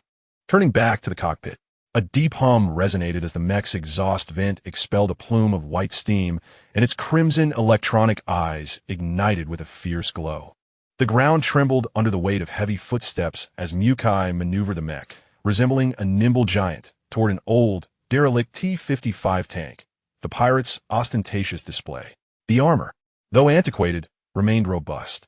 Watch closely, Mukai commanded, and with a swift motion, the mech's high-frequency, vibrating blade extended, emitting a piercing buzz as it descended without flourish. With a clean slice akin to a hot knife through butter, the tank's thick armor yielded effortlessly, revealing rusted components within. Alice was left utterly speechless. The sheer, cutting power of that blade, if wielded against a human. A shiver coursed through her as she regarded Mukai anew. What manner of man was he? With such technology, why resort to piracy? He could easily be a guest of honor in any nation. Can you still wield that broom? Mukai mocked from the cockpit, looking down at her. If you ever dare to flee again, I'll have it give you a full-body massage. Alice's face drained of color, her lips pressed tightly together, unable to utter a word. Just as Mukai prepared to descend from the mech to revel in his victory, his phone on the control panel vibrated violently. It was an urgent intelligence report from the Night Owl. Master, urgent news. Zhao Chong and his gang have returned to their hometown with over 30 men, bringing a bulldozer, claiming they intend to demolish the old house. Mukai's smile instantly vanished, his previously playful eyes now ablaze with a chilling fury. Seeking death, he slammed the cockpit shut, the mech's electronic eyes glowing ominously, resembling an enraged beast. Doctor, connect me to the satellite communications. I need to link up with the homeland. Mukai's voice boomed through the speakers, cold and brutal. Zhao Chong, is it? Since you wish to play, I shall oblige you. This time, you will not be kneeling to swallow your debts. I, Mukai, will have my name written in reverse. Alice gazed at the menacing machine, sensing for the first time the suffocating terror emanating from the man who usually wore a jovial demeanor. A premonition washed over her. Zhao Chong, the unfortunate soul, would likely regret ever stepping into this world. Hey, where are you going? Alice couldn't help but inquire. Mukai's chilling response echoed back. To kill. Chapter 8. The Debt Collector Arrives. A cross-border warning in Long Country, Jiangsheng, at the Happiness League community. The early winter winds swirled fallen leaves through the aging corridors of the dilapidated building, where a throng of curious neighbors had gathered, filling the narrow passageway. Repaying debts is a matter of principle. If you don't pay up today, I'll raze this shabby house to the ground. Zhao Chong sneered, kicking the already peeling anti-theft door of the Mook family. Behind him, over 30 unruly thugs brandished steel pipes, while a growling bulldozer loomed like a monstrous predator, its massive shovel aimed directly at the Mook family-esque ground floor balcony. Zhao Chong, don't go too far. Mook Jangwo stood at the door, clutching his chest, his face ashen. Behind him, Lu Tsuolan clung to his arm, tears streaming down her cheeks. Old Mook, don't argue with them. You're hard. Going too far? Zhao Chong chuckled coldly, flicking the cigarette but at Mook Jangwo's feet. Your precious son is hiding abroad like a tortoise, too afraid to answer the phone. Who else should I seek out if not you? Brothers, make a mess. At his command, two thugs rushed forward, brandishing buckets of red paint, splattering it across the Mook family's door and windows. The vivid crimson instantly coated half the wall, even splattering on a Mook Jangwo's face, creating a scene reminiscent of a recent murder. I dare anyone to move. Mook Xiaoyu burst from the house, brandishing a phone live-streaming the event, her voice trembling yet resolute. I'll call the police. You're trespassing. Oh, live streaming? Zhao Chong's eyes lit up as he seized Mook Xiaoyu's phone, grinning wickedly at the camera. Let the viewers judge. This family owes money. The son has fled, and now they wish to use public opinion against me? Little sister, if your brother doesn't come out soon, I'll surely demolish this house. Give me back my phone. Mook Xiaoyu attempted to snatch it back, but was shoved to the ground by a thug, scraping her knee and drawing blood. Xiaoyu, Mook Jangwo, overwhelmed by anger, turned pale and collapsed. Father, what's wrong? Just then, amidst the chaos, Zhao Chong's phone rang. It was not a call, but a video request. The label read, Mukai. Zhao Chong paused momentarily before bursting into laughter. Huh, this turtle finally dares to show his face? Accept it. Let everyone see what this coward looks like. As the video connected, the screen revealed not the pleading Mukai Zhao Chong had anticipated, but a face etched with icy resolve. The background, a dark metallic chamber with flickering red alarm lights. Zhao Chong, Mukai's voice resonated through the phone's speaker. Low yet imbued with a metallic quality and suffocating coldness. You are playing with fire. Playing with fire? Zhao Chong chuckled as if he had heard a joke, waving the phone over Mook Jangwo's unconscious body. Look closely, your father is on the brink. Mukai, weren't you able to hide abroad? Why not crawl through the internet and confront me? Crawl over? No need. The expressionless Mukai merely stated, look up, to see show off? Zhao Chong instinctively glanced at the sky, noting only the hazy smog. 10 minutes. Mukai glanced at the tactical watch on his wrist. In 10 minutes, a delivery will arrive for you. I hope you can handle it. Insane. Zhao Chong spat, preparing to hang up and continue his demolition. Suddenly, a thunderous roar erupted from outside the community, drowning out even the bulldozer's noise. The ground began to tremble slightly, not from an earthquake, but from the resonance of heavy vehicles approaching. Brother Chong, it's bad. A subordinate rushed in, panic-stricken. There are many black cars outside, all armored SUVs. Before Zhao Chong could react, the already narrow entrance to the community was violently breached. Bang! Two black armored SUVs charged in like frenzied bulls, colliding directly with the bulldozer brought by Zhao Chong, sending it skidding several meters. The doors swung open, not revealing a throng of black-clad bodyguards as seen in films, but rather 20 brawny men clad in tactical camouflage, wearing masks and wielding riot shields and stun batons. This group wasted no time with idle chatter. Their movements were synchronized, exuding a lethal aura honed only on the battlefield, rendering Zhao Chong's entourage of street thugs to appear like mere infants. Who are these people? Zhao Chong's steel pipe trembled in his grasp. The leading man in camouflage approached Zhao Chong without uttering a word, swinging his stun baton and thrusting it directly into Zhao Chong's abdomen. ZZZZT. Blue arcs of electricity crackled as Zhao Chong collapsed, eyes rolling back in his head, convulsing on the ground, his phone dropping and pointing skyward. Everyone huddled down. Resistors break their legs. The camouflaged leader bellowed, and his comrades surged into the ranks of the thugs like wolves. The ensuing 2 minutes constituted a unilateral beating, with the sounds of the pipe clattering to the ground and the wails of the thugs rising and falling. Once control of the scene was firmly established, the leader picked up the fallen phone, dusting off the screen, and saluted the video feed directed at Muk. Boss, the trouble has been resolved. Additionally, here is the cash you instructed. He gestured, and two subordinates approached, carrying a heavy black box, which they opened with a snap. Inside, neatly stacked, were piles of crimson bills, delivering a powerful visual impact. 1,200,000 as principal, the remaining 800,000. The screen displayed Muk gazing at Zhao Chong, convulsing on the ground like a dead dog, a cruel smile curling at the corners of his mouth. Consider this as medical expenses. After all, the debts I am about to calculate may confine him to a hospital bed for quite some time. The onlookers surrounding the scene were left dumbfounded.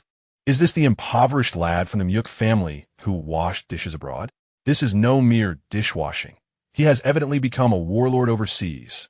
Wake him up, Muyuk commanded coldly. I want him to witness what true oppression looks like. The brawny man seized a bucket of red paint that had not yet been spilled and poured it directly over Zhao Chong's face. Oh! Zhao Chong awoke with a scream, his face smeared in paint, unable to open his eyes, writhing in pain on the ground. Zhao Chong, does the scent of the paint please you? Muyuk's voice echoed again. Guarantee you rather arrogant when you splash my family? Now, let us tally the fright you inflicted upon my father. I am quite fair. For every scare he endured, you shall endure the same, if not more. Chapter 9.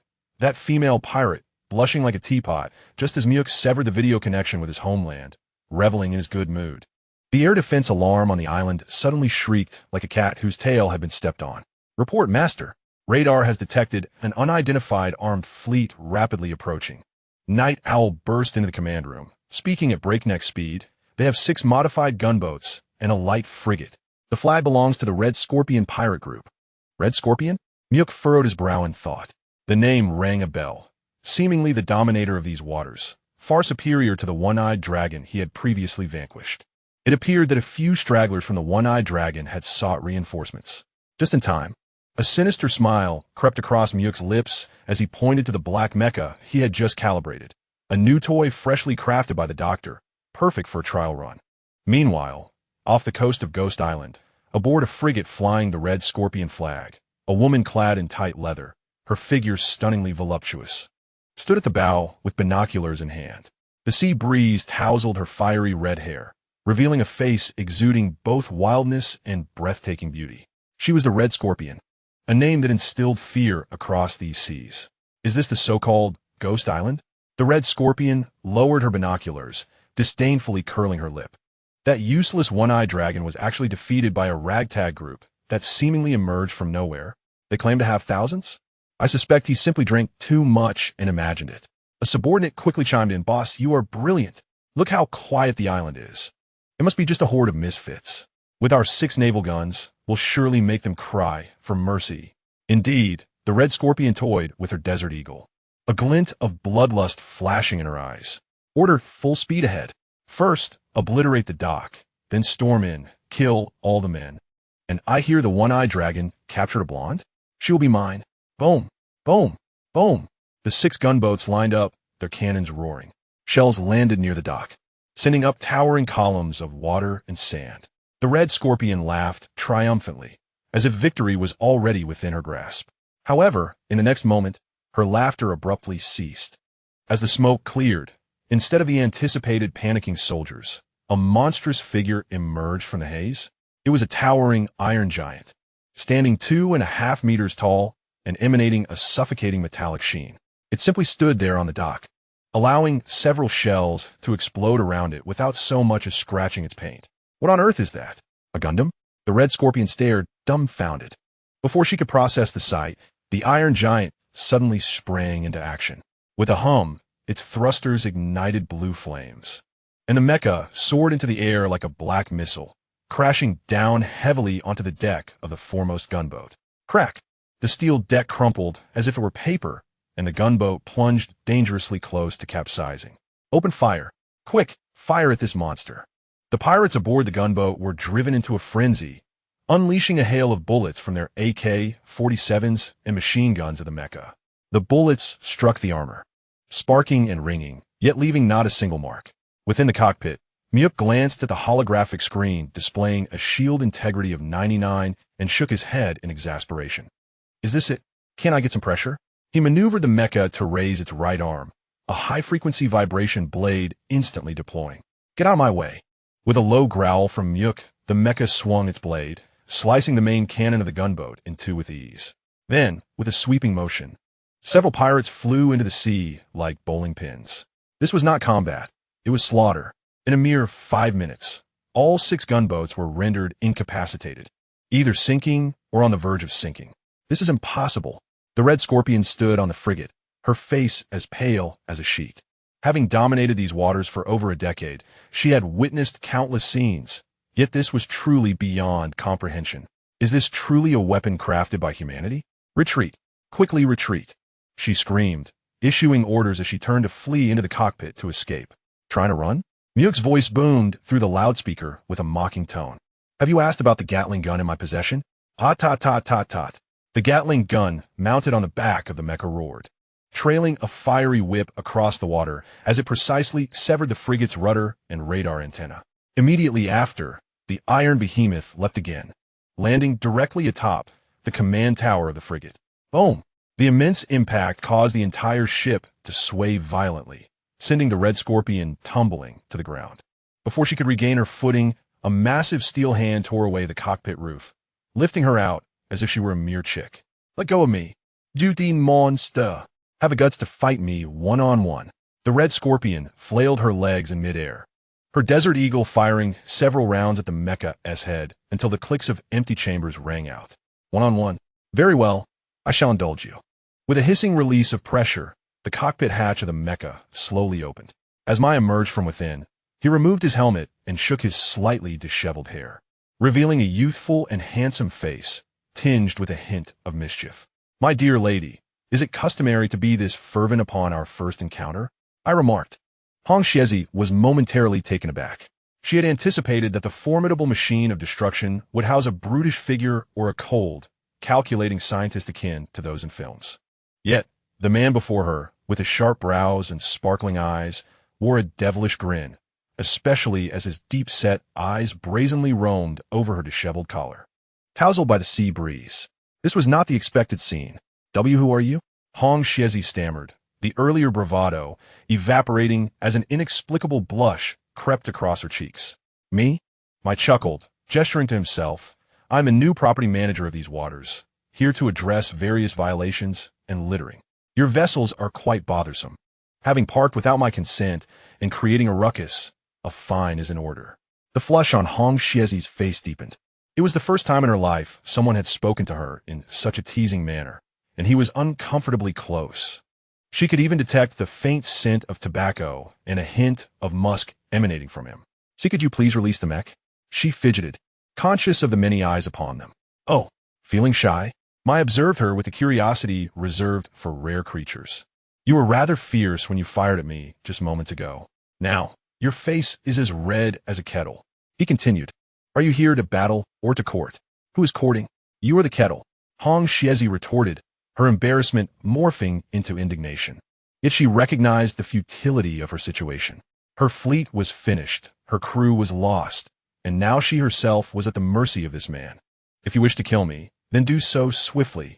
Do not think to humiliate me, she declared defiantly, adopting a posture of resignation. Kill you? That would be a waste. Mai manipulated the mech to return her to the deck, but immediately, dozens of mercenaries surrounded her, their guns ominously aimed at her head. I see you possess decent skills and have a rather pleasing appearance. Perfect. I find myself in need of someone to handle laundry and cooking. Would you care to consider it? Laundry and cooking? Hong Xiezi's eyes widened in disbelief. This was more painful than death. She was the pirate queen, not a maid. Unwilling? Mai shrugged. Very well. It seems I shall have to feed you to the sharks instead. Such a shame about that lovely face. I imagine the sharks would enjoy a bite of something so chewy. With that, the mech's arm lifted again, poised to seize her. Wait. No. I surrender. Hong Xiezi capitulated instantly, realizing that a wise person does not court immediate danger when survival is at stake. That is more like it. Mai nodded in satisfaction. However, mere surrender is insufficient. You must show some sincerity. I have heard that the Red Scorpions have acquired quite a number of fine treasures in recent years. Where's the treasure map? Hand it over. Grinding her teeth, Hong Xiezi retrieved a waterproof USB drive from her pocket. A pained expression on her face as she extended it to him. All the coordinates, passwords, and overseas accounts are within. Mai accepted the USB, tossing it lightly in his hand, grinning like a cunning merchant. Very good. From today onward, you will be designated as the secondary janitor of the Abyss Empire, previously known as Phantom Island. As for the primary, you shall soon meet her, a blonde. I believe you two will find much in common. Hong Xiezi thought. How many janitors have they captured on this island? Chapter 10. You think you can be the mistress of a stronghold? How delightfully naive. When Hong Xiezi was escorted into the villa's living room, Alice was clad in an embarrassing maid outfit, kneeling on the floor, polishing the opulent marble. Upon seeing yet another beauty enter, particularly one with a wild allure of fiery red hair, Alice halted her cleaning. Their eyes met, and the air crackled with tension. So this is the primary janitor you mentioned? Hong Xiezi raised an eyebrow, scrutinizing Alice with a mixture of challenge and disdain. She was indeed quite striking. But was her physique robust enough for cleaning? Alice's temper flared instantly, her azure eyes blazing with indignation. Who are you calling weak? I'm a top CIA agent. Out there, I could easily take down someone of your lowly pirate status with one hand. Yeah, is that so? Hong Xiezi scoffed, purposefully accentuating her assets. No wonder you ended up as a maid. It seems the intelligence agencies of the Eagle Country aren't as formidable as rumored. You. Alice was tempted to fling her cleaning cloth at her face, but glancing at Mai, who was busy polishing the mech, she suppressed her rage. She was currently a prisoner, lacking the liberty to act out. Mai strolled over, holding the USB filled with pirate treasure information. Enough of the bickering. This is my domain, not your beauty contest. He gestured to Hong Xiezi, then to the supply room. Since you are here, follow the rules. Do you see those brooms and mops? Go fetch a set. From today onward, you will be responsible for cleaning the first floor in the garden, while Alice will handle the second floor in the kitchen. Anyone caught slacking will join the sharks for dinner. Hong Xiezi was momentarily stunned, seemingly caught off guard by the seriousness of Mai's intent to employ her as a cleaner. She bit her lip, her eyes sparkling with mischief as she suddenly adopted a sultry demeanor, swaying towards Mai and reaching out to drape her arm over his shoulder. Boss, look at these hands. They're meant for wielding a gun, not a broom. Her voice was soft and inviting. Besides, you have no one to attend to you in this expansive villa. Are you not in need of a mistress of the stronghold? At this, Alice's alarm bells rang. This vixen dared to seek elevation? If she were to become the mistress, would she not reign over Alice? No, Alice blurted out, boss. This pirate is the most cunning. You must not trust her. She surely intends to rob you while you sleep. Mai regarded the wary Alice, then turned his attention to the smirking Hong Xiezi, a playful smile gracing his lips. He grasped her chin, compelling her to meet his gaze. Hong Xiezi felt a surge of joy, believing this man had finally come to his senses. After all, with her allure, few men in these waters could resist. If she could win him over, wouldn't Phantom Island eventually bend to her will? Mistress of a stronghold? Mai leaned closer, his breath warm against her ear, his voice deep and magnetic. Hong Xiezi felt herself weaken, ready to fall into his embrace, only to hear the icy words that chilled her to the bone. How delightfully naive. With a decisive push, he cast her aside, brushing off his hands as if discarding something unclean. You think you are worthy to be my woman? You do not even come close. Do not think that even princesses from across the nations could enter these doors without my assessment. He gestured to the pile of brooms. Go. Join Alice in cleaning the restroom. A probationary period of 3 months awaits. If you perform well, I might consider promoting you to head cleaner. The smile on Hong Xiezi's face froze, her entire being petrified.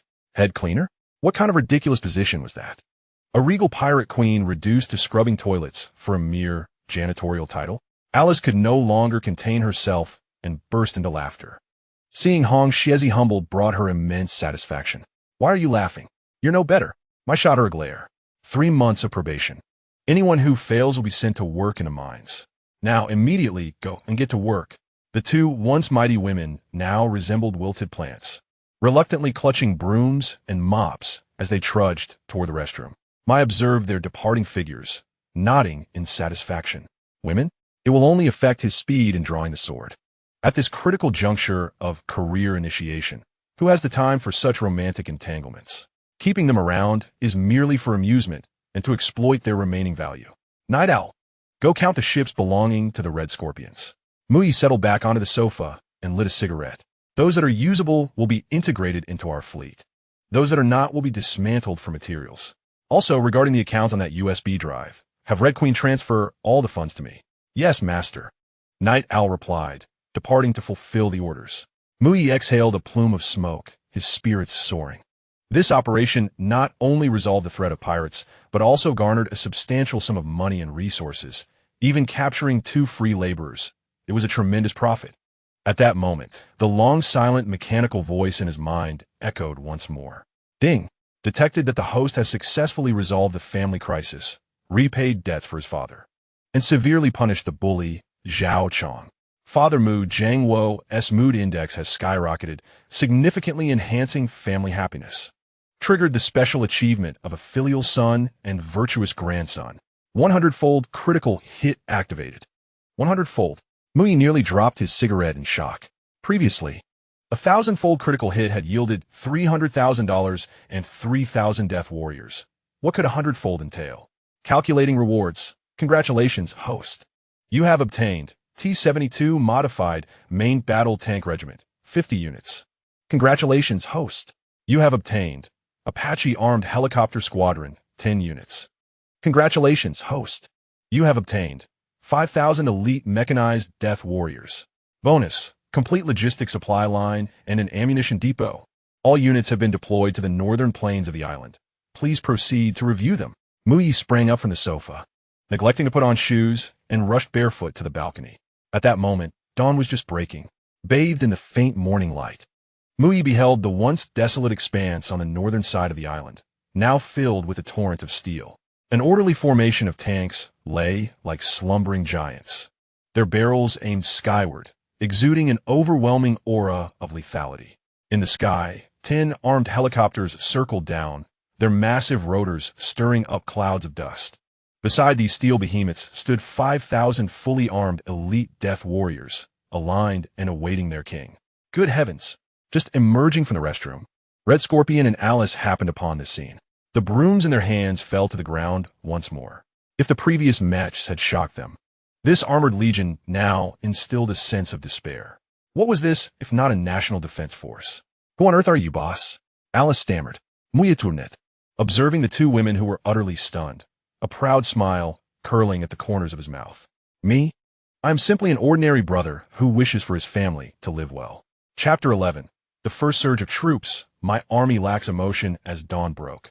The first rays of golden sunlight pierced the mist over the sea, casting light upon the northern plains of Phantom Island, which had once been barren. This place was no longer wasteland. It had transformed into a forest forged of steel. Booming sounds echoed as 50 T-72 modified main battle tanks formed a neat formation, their tracks grinding over sand and gravel with an ear-piercing screech.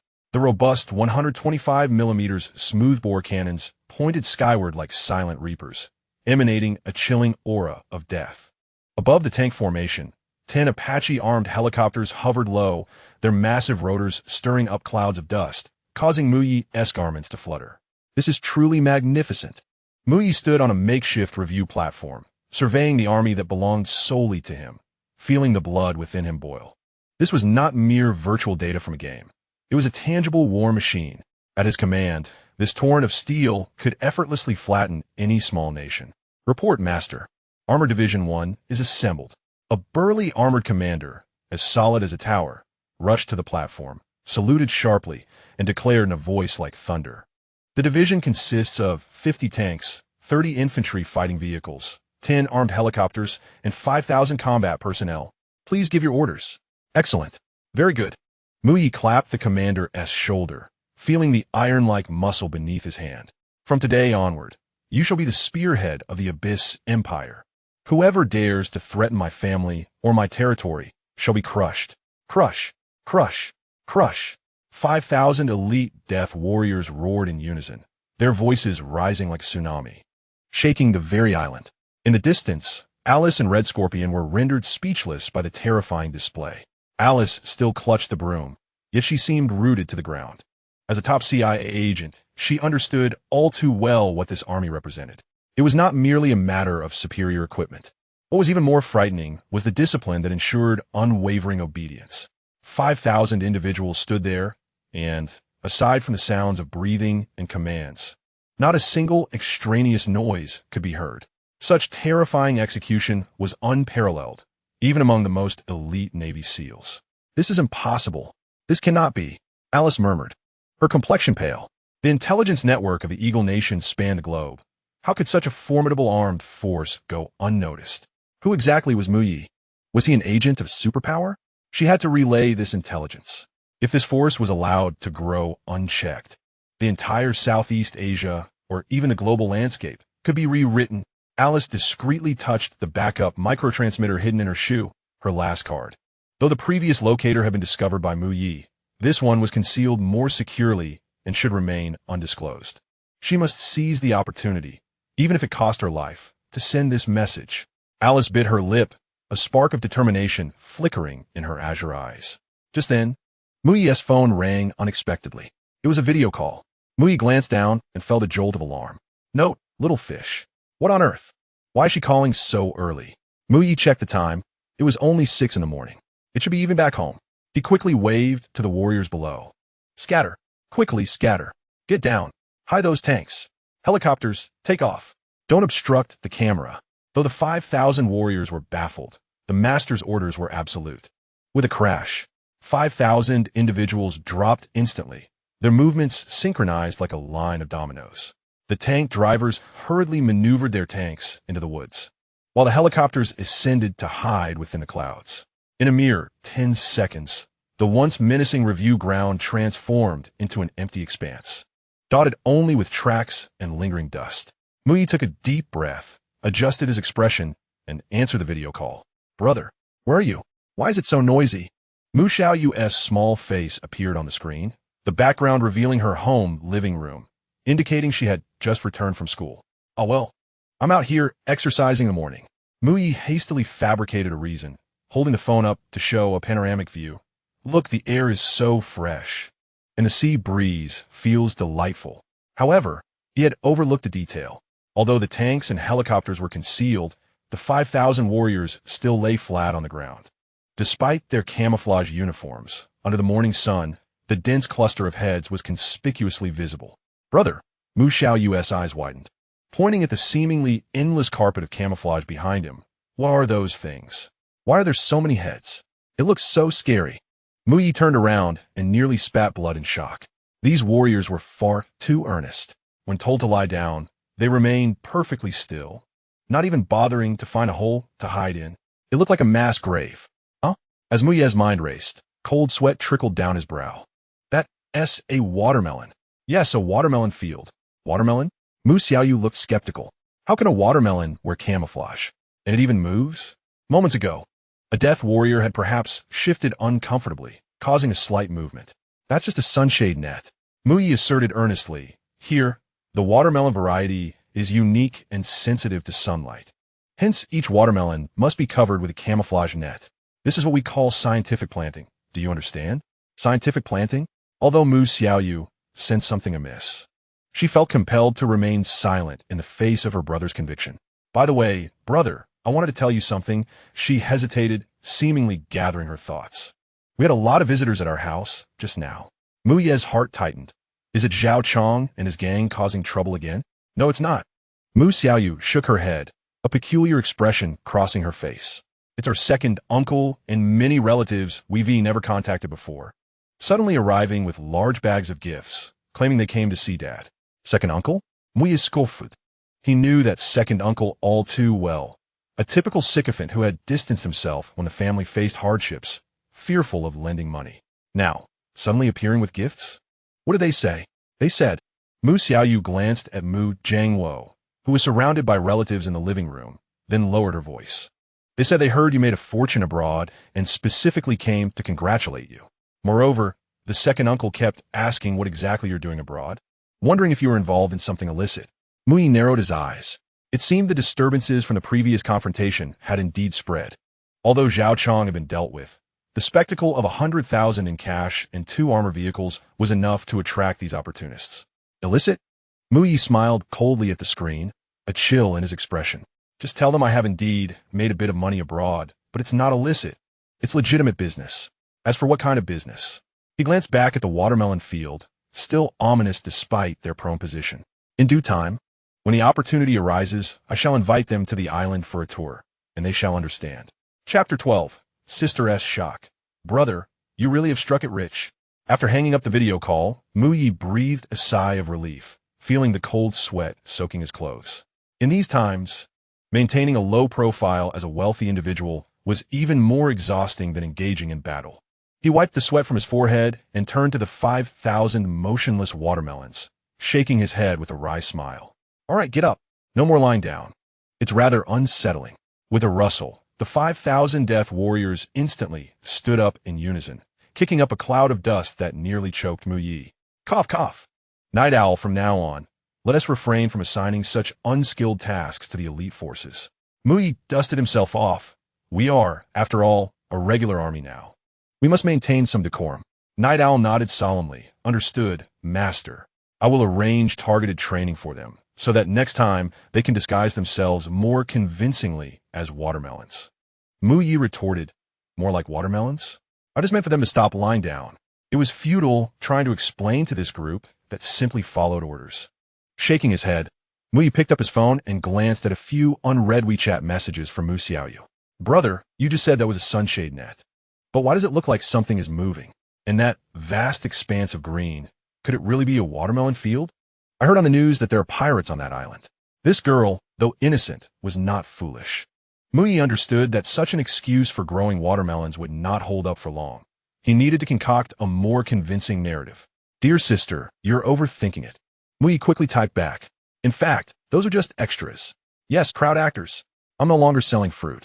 My boss believes I have talent and promoted me to assistant director for a Hollywood production. What you saw earlier was a war film. Thousands of crowd actors were lying there playing corpses. Of course, they were moving. Hollywood? Assistant director? Mu Xiaoyu replied instantly, evidently awestruck by the lofty title. Is that for real? Can you really make movies? Absolutely. With my looks and charisma, not to venture into the entertainment industry would be a waste. Mu Yi boasted with feigned seriousness. And this production is quite wealthy. They spent billions just on props. Those tanks and airplanes look incredibly real, but they're actually models made of foam. To bolster his credibility, Mu Yi painfully accessed the system marketplace, exchanged $100,000 for film special effects funding, and immediately transferred it to his sister. Alipay received 100,000 yuan. Take this money and buy a decent live streaming setup. Since you want to be a streamer, we must aim for the best. Don't hesitate to spend. I'm the assistant director now, so this is the promotional fee from the production. Mu Xiaoyu stared at the string of zeros on her phone screen, utterly bewildered. 100,000. For the Mu family, which once struggled to scrape together tuition, this was an astronomical sum. She had never seen so much money in her life. Brother, this is too much. Isn't it? Your boss is so generous to you? Just becoming an assistant director and receiving this much money? You're not being kept by that female boss, are you? Images of the stunning blonde in a maid outfit, Alice, and the alluring red-haired woman, Red Scorpion, surfaced in her mind, with both women circling around her brother. It hardly seemed like a reputable production. Kept my foot. Mu Yi nearly tossed his phone away. Do you think I'm a type to live off others? This is earned through my own merit. Do you understand the meaning of merit? Now hurry up and buy the equipment. Don't skimp on me. Also, don't go into too much detail with mom and dad. Just tell them I'm doing legitimate business abroad to spare them unnecessary worry. Got it. Although Mu Xiaoyu remained somewhat skeptical, the tangible bank transfer eased her anxiety. As long as her brother was not breaking the law or in danger, and the family could live well, that was a good thing. Just take care of yourself, brother, and don't overwork. Those crowd actors look quite intimidating. Keep your distance. Rest assured, brother knows what he is doing. After ending the chat, Mu Yi gazed at the Death Warrior Legion training in the distance, a smile curling at the corners of his mouth. Lies may eventually be uncovered, but until that day arrives, he would construct an unassailable fortress for his sister. When the truth finally emerged, she would not witness danger, but rather the subjugation of the entire world. Meanwhile, in Jiangcheng, Dragon Country, the newly painted security door of the Mu household was being knocked upon with great fervor. Old Mu, open the door. It's your second uncle. Zhangwo, it's your eldest cousin. I heard Xiaoyu has become wealthy abroad. I knew that child would succeed. I always believed in him. Outside, a throng of relatives jostled, each bearing cheap gift boxes and adorned with insincere smiles. At the back of the crowd, second Uncle Mu Jianjun craned his neck to peer in, his murky eyes glimmering with avarice. How strange. We've been knocking for so long, yet no one answers. Mu Jianjun muttered, turning to his youngest son, Mu Xiaolong. With a knowing glance, Xiaolong, go check the back window to see if they're playing dead in there. Mu Xiaolong, a spirited young man in his 20s with dyed hair, scoffed at the notion. Dad, is it really necessary? It's just me who paid off some debts. Who knows if that money is clean? He might have made it through drug trafficking abroad. Why are we so eager to curry favor? What if we end up implicated later? You don't understand anything. Mu Jianjun slapped the back of his head. What is wrong with drug trafficking? As long as one possesses wealth, they become the master. We are currently in dire need of funds to purchase your wedding house. If we could extract some from that scoundrel Mai, Wun Ti that cover your down payment? Moreover, if Mu Jianjun were to commit any unlawful acts, we would hold his secrets in our hands, compelling him to remit money to us monthly. Would he dare refuse? Father, you are indeed wise, Mu Xiaolong exclaimed, giving a thumbs up before scampering to the back to climb out the window. However, unbeknownst to them, the Mu family was no longer the soft target it once was. In the living room, Mu Jiangwo sat calmly on the sofa, a teacup in hand, watching television. Lu Tsulan, on the other hand, looked anxiously at the door. Old man. There are so many people outside. Are we really not opening the door? They are all relatives. Relatives? Mu Jiangwo snorted coldly, slamming the teacup onto the table. Where were these relatives when our family was forced to the brink? They all scurried away like rabbits when we needed financial assistance. But now that they hear little Yi has succeeded, they come sniffing around? It's too late. He pointed to the two bodyguards in black suits and sunglasses stationed nearby. These were the security personnel specially arranged by Mai, essentially low-level assassins exchanged through the system, tasked with protecting the elderly couple. Little Yi has declared that from this day forth, the Mu family owes nothing to anyone. Anyone who dares to stir trouble will be thrown out. No sooner had he spoken than a scream erupted from the back window. Don't hit me. I'm a relative. Mu Xiaolong, having just climbed onto the windowsill, was seized by the bodyguard stationed behind him like a chick and unceremoniously tossed into the garbage heap below. With a thud, the trash can toppled over, scattering leftovers all over him. Oh my God, they are killing people. Outside, Mu Jianjun paled at the sound of his son's cries. Too frightened to knock again, he fled with a group of relatives. Inside, Mu Xiaoyu watched this scene, unable to suppress a giggle. Father, my brother is truly formidable now. She looked at her phone displaying a balance of 100,000 yuan, her eyes glimmering with an unprecedented light. I must work harder too. I can't let my brother be the only one struggling. She turned and walked into her room, opening her computer, the account of her live streaming channel, named Xiaoyu, illuminated for the first time with a red light indicating a live broadcast. Meanwhile, far across the ocean on Ghost Island, Mai stood before a massive holographic map, decisively tapping on the map. Now that the family is settled, it is time to engage in some serious business. He gazed at the red marker on the map indicating the KK Park in northern Myanmar, where those scoundrels seem to be reveling lately. Night Owl, prepare the vehicle. We're going to teach them a lesson. Chapter 13. A grave misunderstanding. The entire family believes I am a prostitute, having driven away those troublesome relatives.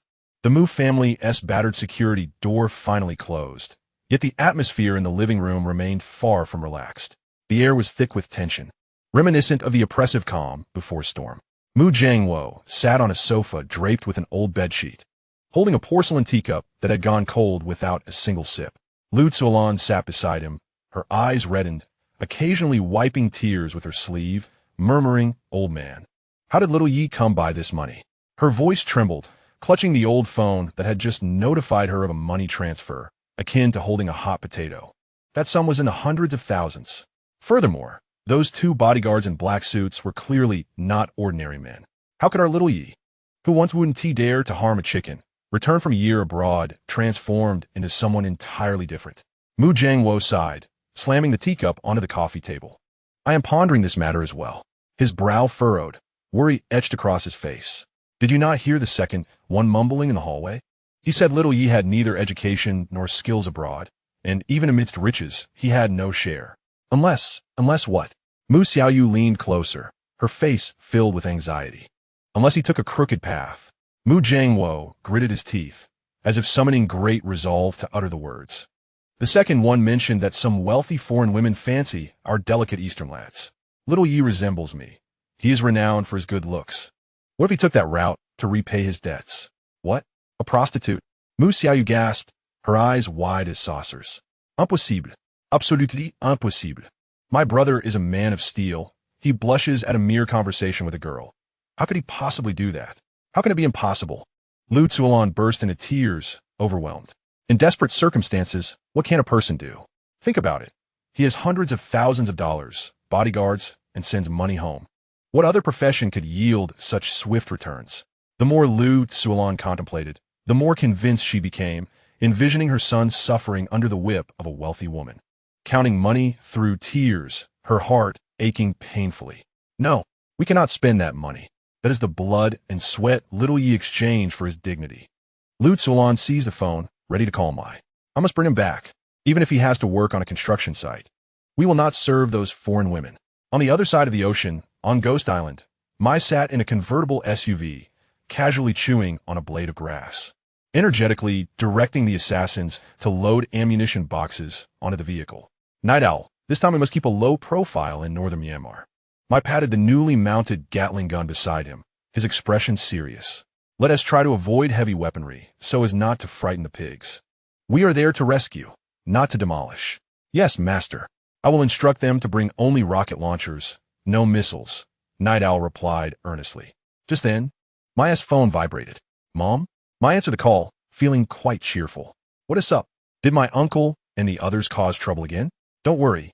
I've arranged everything. The bodyguards are on duty 24 hours. Little Yi, come back. From the other end, Lu Zuolan's heartbreaking cries startled Mai, causing the blade of grass in his mouth to fall. Mom? What happened? He asked, alarmed. Please don't cry. Did someone bully you? I'll have Night Owl. No one is bullying me. It's you. You are the one bullying yourself. Lu Zuolan cried, breathless. Mom knows everything. I don't blame you. You went down that path to repay debts, didn't you? We can stop, can't we? We can't serve those wealthy women. What if you catch a disease? Your life would be ruined. Mai? He froze in the vehicle, his mind swirling with questions. Wealthy women? Serving? Diseases? What on earth is going on? Mom, who told you such nonsense? Mai chuckled incredulously. What wealthy women? I have a legitimate job abroad. I am the assistant director of a Hollywood production team. Didn't I just tell Xiaoyu? You are lying to me. Mu Jianjun snatched the phone, his tone stern. I've heard your uncle's analysis. What kind of place is Hollywood? A den of fame and fortune. You washing dishes. How could you become an assistant director in just a year?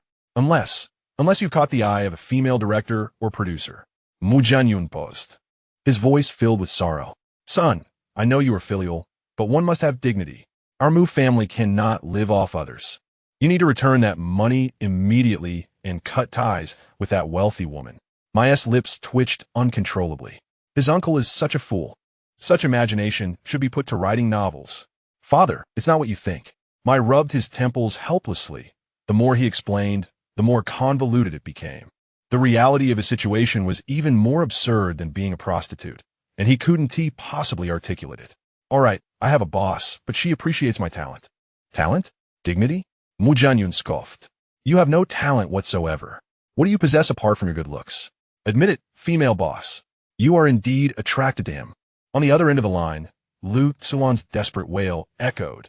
My son, have you lost your mind? Is that foreign woman really so old? Is she perverse? Look at the injuries on your body in the video. Did she inflict them upon you? Mui glanced at the red marks on his chest caused by the tactical vest and was utterly speechless. There was no way to clear his name. Dad, Mom, I'm a bit busy right now.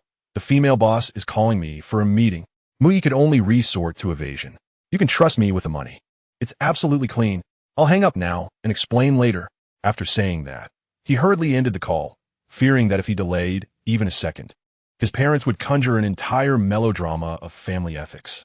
Master, should we deal with that slandering uncle?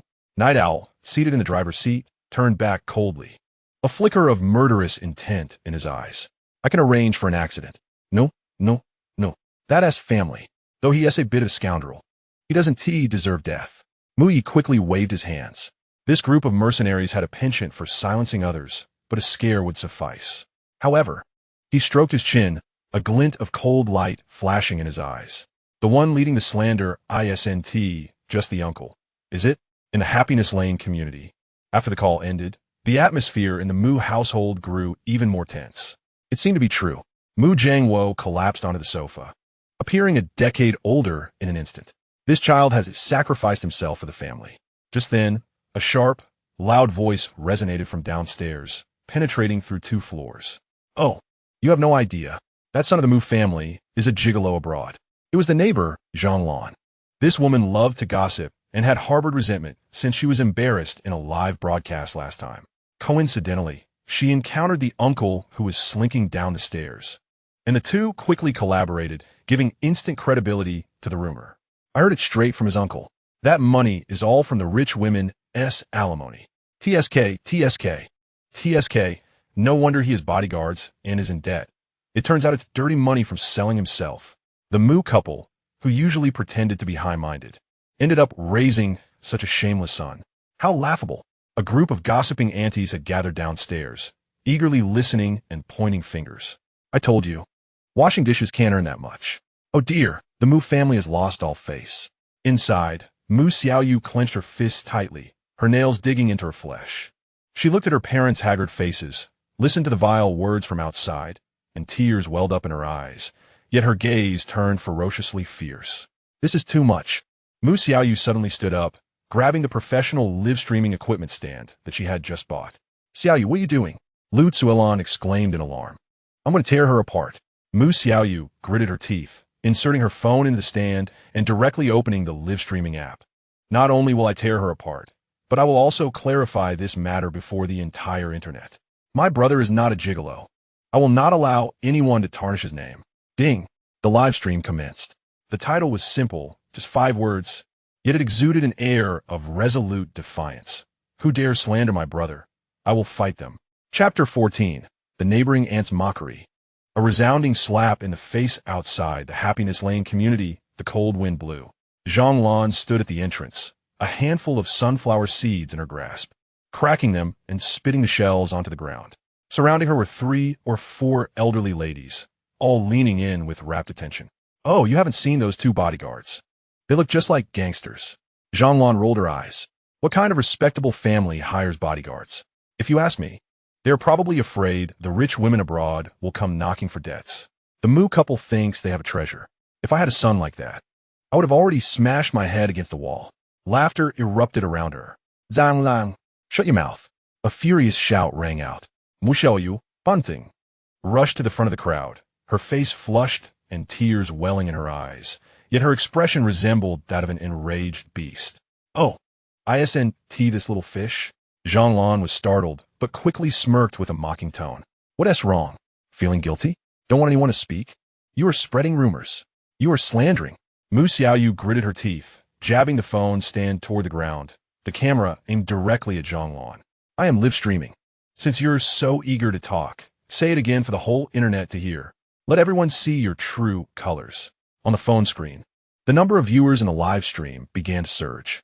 The account, which originally had only a few dozen followers, suddenly attracted hundreds of onlookers due to the explosive title, Who Dares Slander My Brother? I Will Fight Them.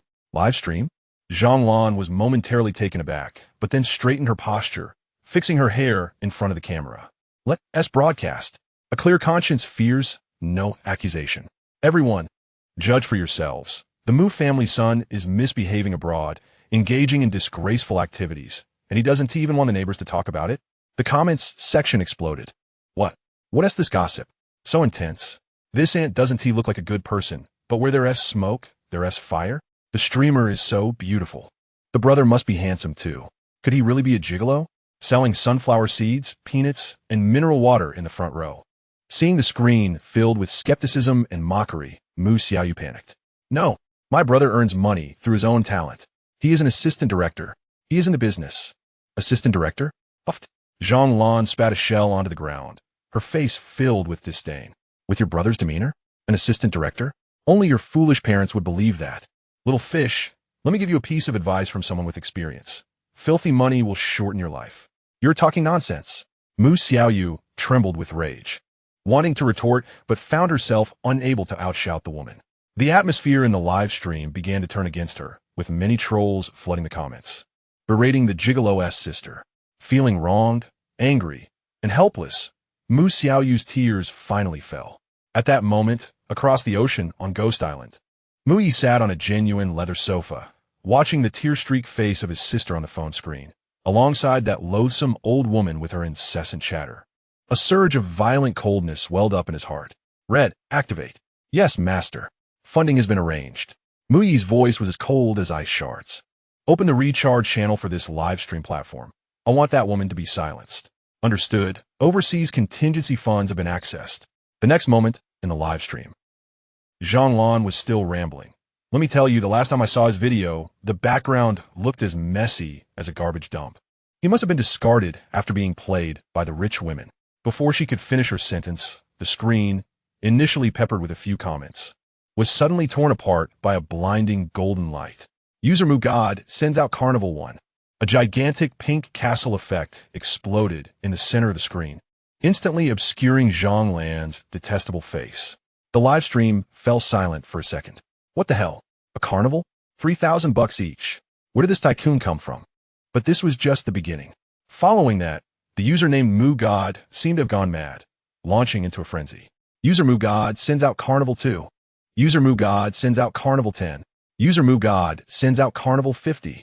The entire phone screen was instantly filled with an overwhelming array of effects: golden light, streamers, castles, rockets layering upon each other, as if threatening to burst the screen. Zhang Lan, who had been speaking passionately, suddenly noticed the phone screen turn a vivid red, accompanied by explosive sound effects. What is happening? Is my phone broken? Zhang Lan was taken aback, stepping back a pace.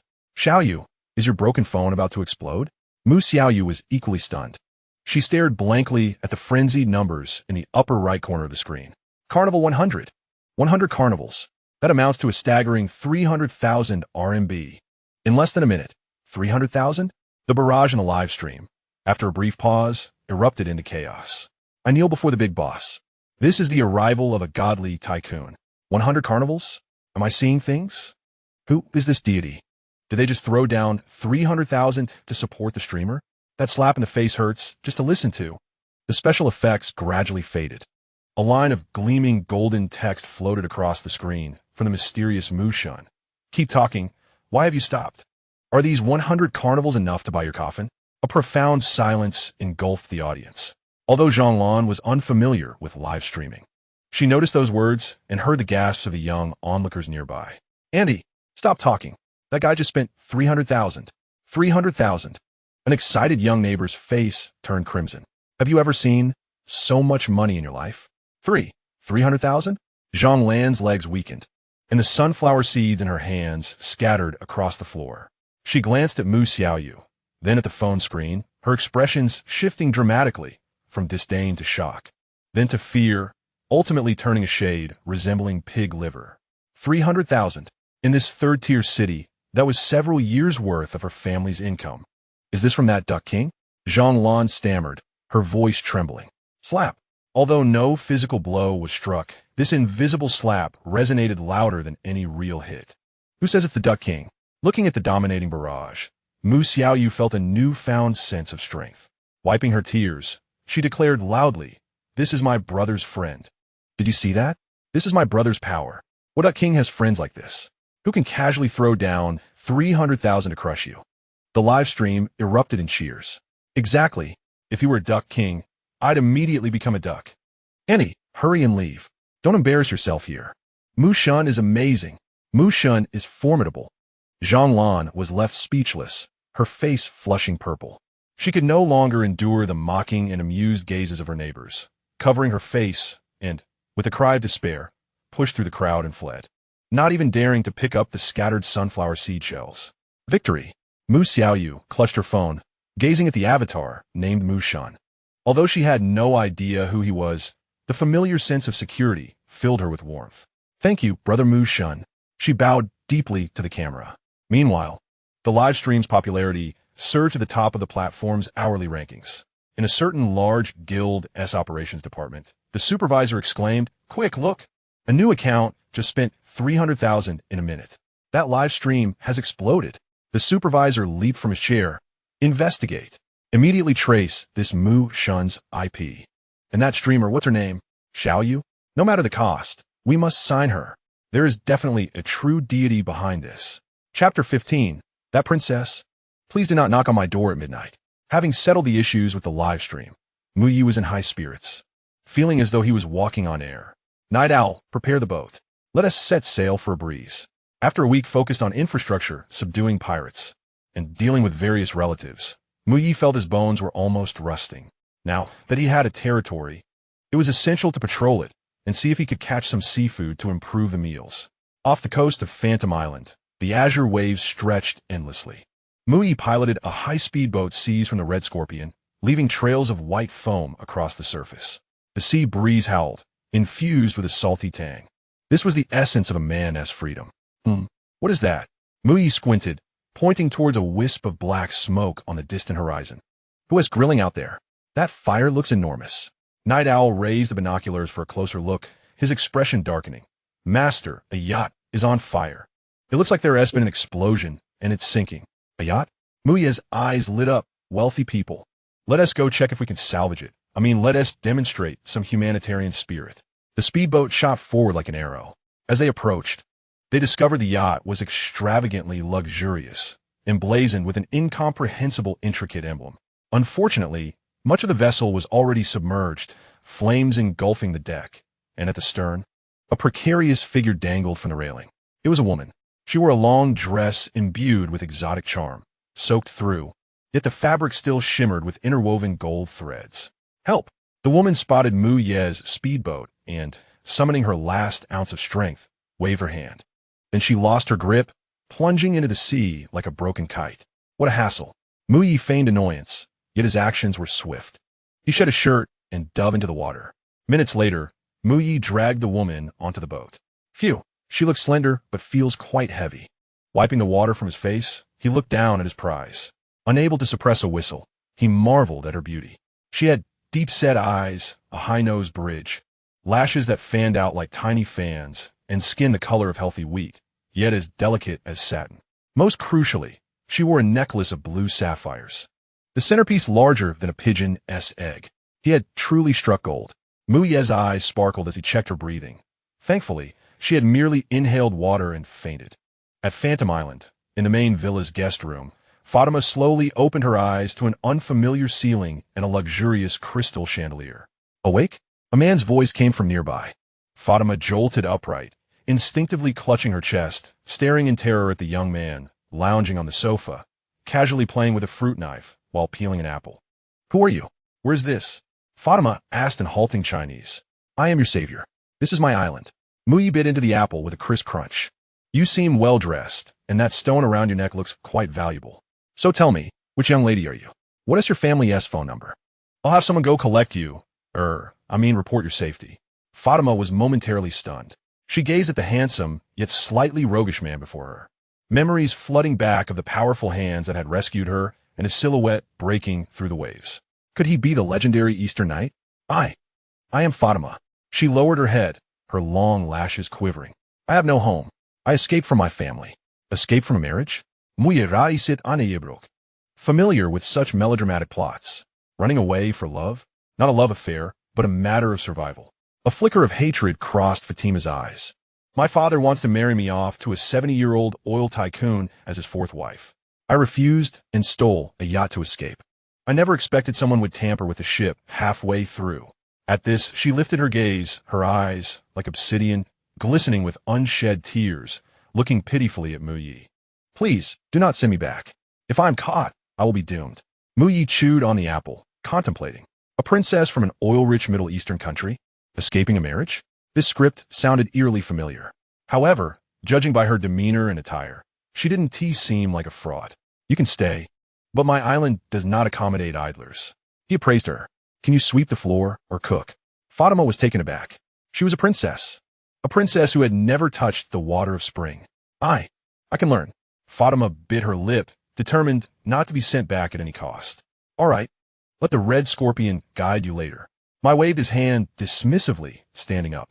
You should rest first. Don't wander off tonight. Some areas of the island are rather unsafe. With that, he turned and left the room. Watching his carefree silhouette, Fatima's heart suddenly raced. In this unfamiliar land, on the brink of despair, it was this man who had pulled her back. Though his words were harsh and he appeared somewhat greedy, his eyes were strikingly clear and powerful. Is this what they call a sense of security? In the dead of night, the moon hung high in the sky. Mai had just finished a shower and was lying on the bed, scrolling through his phone to check his sister's livestream data. Suddenly, there was a gentle knock at the door. Who is it? Night Owl? If there's something, report tomorrow. Mai called out without looking up. No, it's not. A timid female voice replied from outside. It's me, Fatima. Mai paused for a moment. At this hour, a lone man and woman. He walked over and opened the door. Outside, Fatima wore a loose white shirt, casually found for her by Mai, which hung on her like a short dress, revealing her long, slender legs.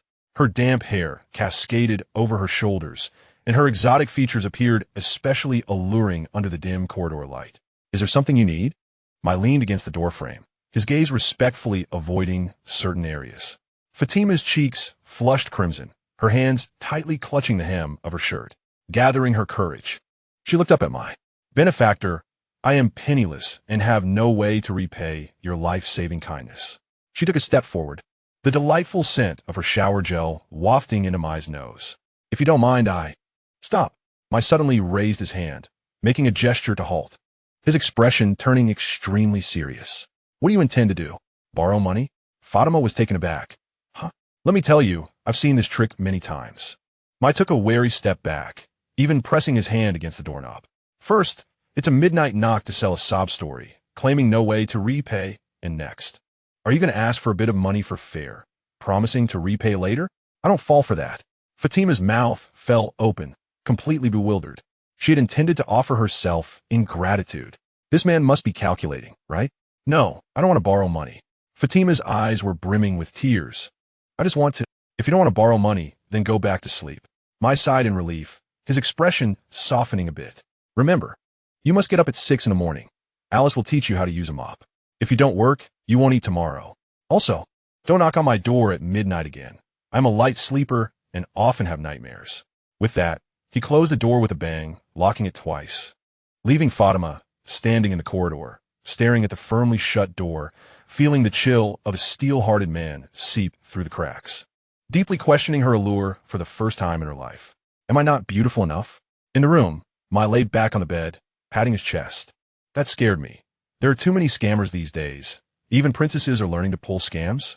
Fortunately, I am clever. Just then, the intercom at his bedside suddenly buzzed, breaking the night's tranquility with Night Owl's urgent voice. Master, emergency. The radar has detected an armed fleet approaching Phantom Island. The flag indicates it belongs to the Royal Guard from the Middle East. They have sent a message demanding the immediate surrender of Princess Fatima, or they will open fire. Mai's previously languid gaze sharpened instantly. He rolled out of bed, walked to the floor-to-ceiling window, and gazed at the distant lights flickering on the sea, a cold smile curling at the corners of his mouth. The Royal Guard? Quite persistent, aren't they? Since they have come, they certainly won't leave empty-handed. Relay my orders. Prepare the coastal artillery. Stop those wretched ships. Do they dare to act recklessly at my doorstep? Have they consulted my cannons? The sea wind howled, and the night-darkened surface of the sea was cut into fragments by searchlights. 3 well-painted frigates approached Phantom Island in a triangular formation, their dark cannon mouths already stripped of coverings, aimed directly at the dock. On deck, fully armed Royal Guard soldiers stood ready, the Arabic warning blaring from loudspeakers, causing pain to the eardrums. Pirates on the front. Immediately surrender Princess Fatima. This is the final ultimatum. Otherwise, we will level this island to the ground. Fatima hid behind the floor-to-ceiling window on the second floor of the villa, trembling as she peered through the gap at the rows of cold cannons, overwhelmed by a deep-rooted fear of her family's power. It's over. They have truly come. That bearded commander is General Hassan, infamous as the Butcher. Butcher? Mai stood on the terrace, holding a cup of instant coffee, his face expressing disdain as if he had encountered a stray dog defecating indiscriminately. In the dead of night, shouting with a loudspeaker. Does he have no sense of public decency? He turned around and casually instructed the intercom. Night Owl, tell them to shut up. It's too noisy. It's ruining my coffee-drinking mood. Yes, master. The next moment, boom, a massive fireball split the night sky. A shell with a sharp whistle accurately struck the sea surface less than 50 meters in front of the lead frigate. A towering water column shot up, reaching several meters high, crashing down on the deck, drenching the commander who had been shouting into the loudspeaker. The three aggressive frigates abruptly halted on the sea, as if someone had pressed the pause button. Damn it! How dare they open fire? Hassan wiped the salty water off his face, furious to the point his beard trembled. Counterattack! Give me a counterattack! Blow that cannon position to smithereens. General, we cannot fire. The princess is still on the island. The adjutant desperately held him back. If the princess is harmed, His Majesty will have us executed. Just as Hassan found himself in a dilemma, seething with rage.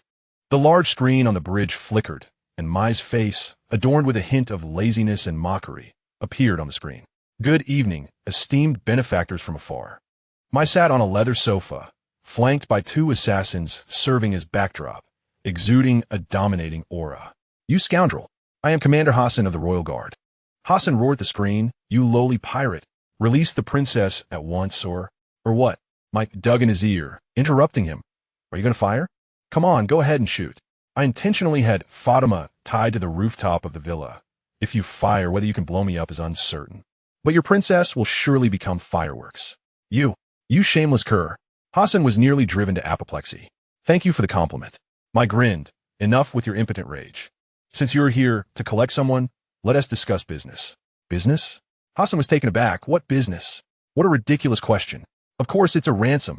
Mai looked at him with a bewildered expression.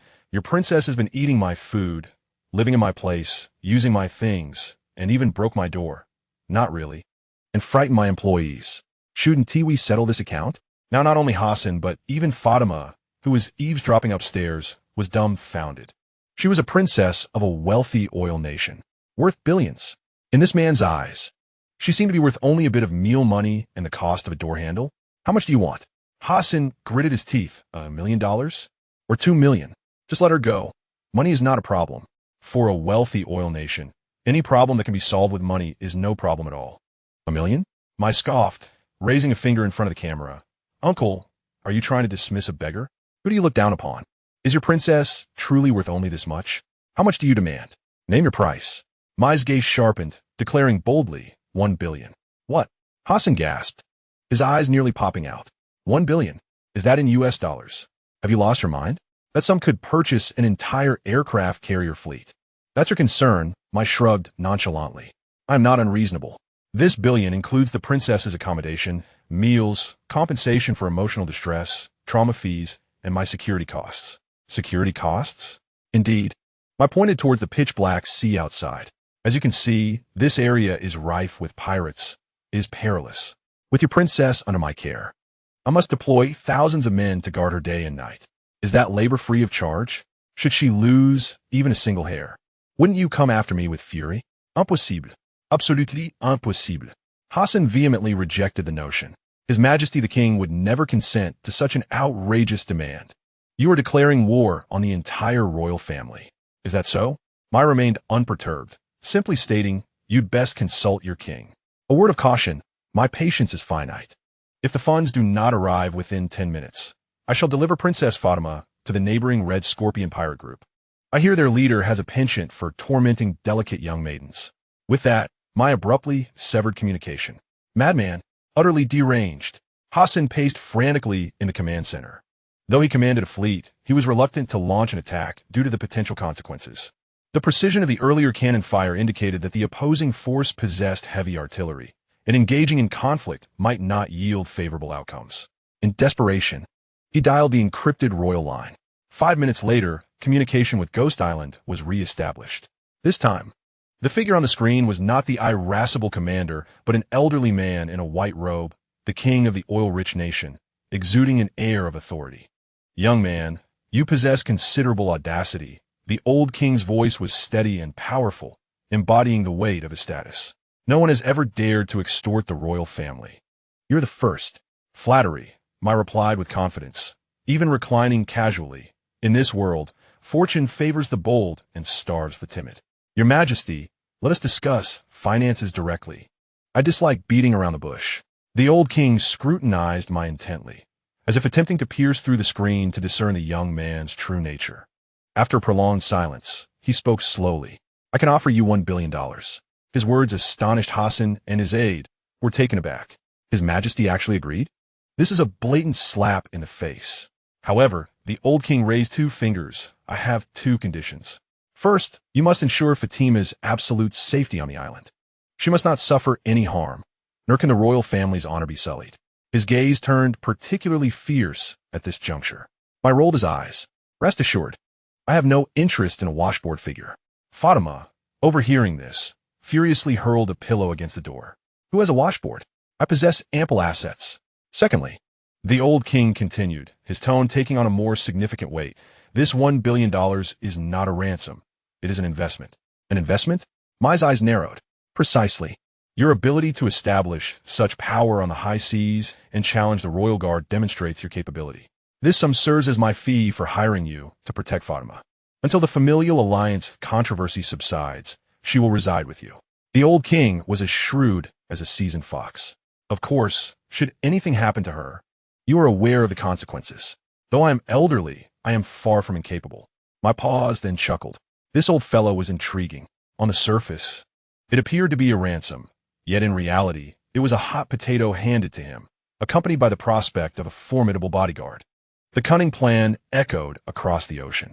But who cares? As long as the funds are in place, I could be a bodyguard or even a caretaker.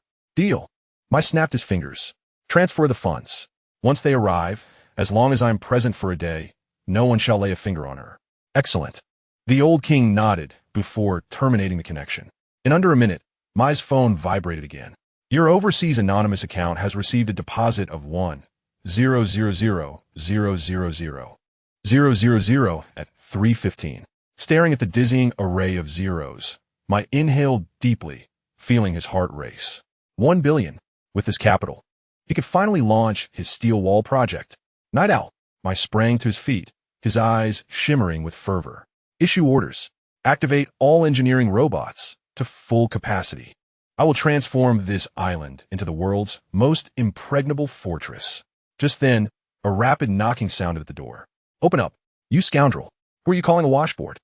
Fatima shouted from outside, her frustration palpable. I challenge you to a duel. In high spirits, Mai approached and flung open the door.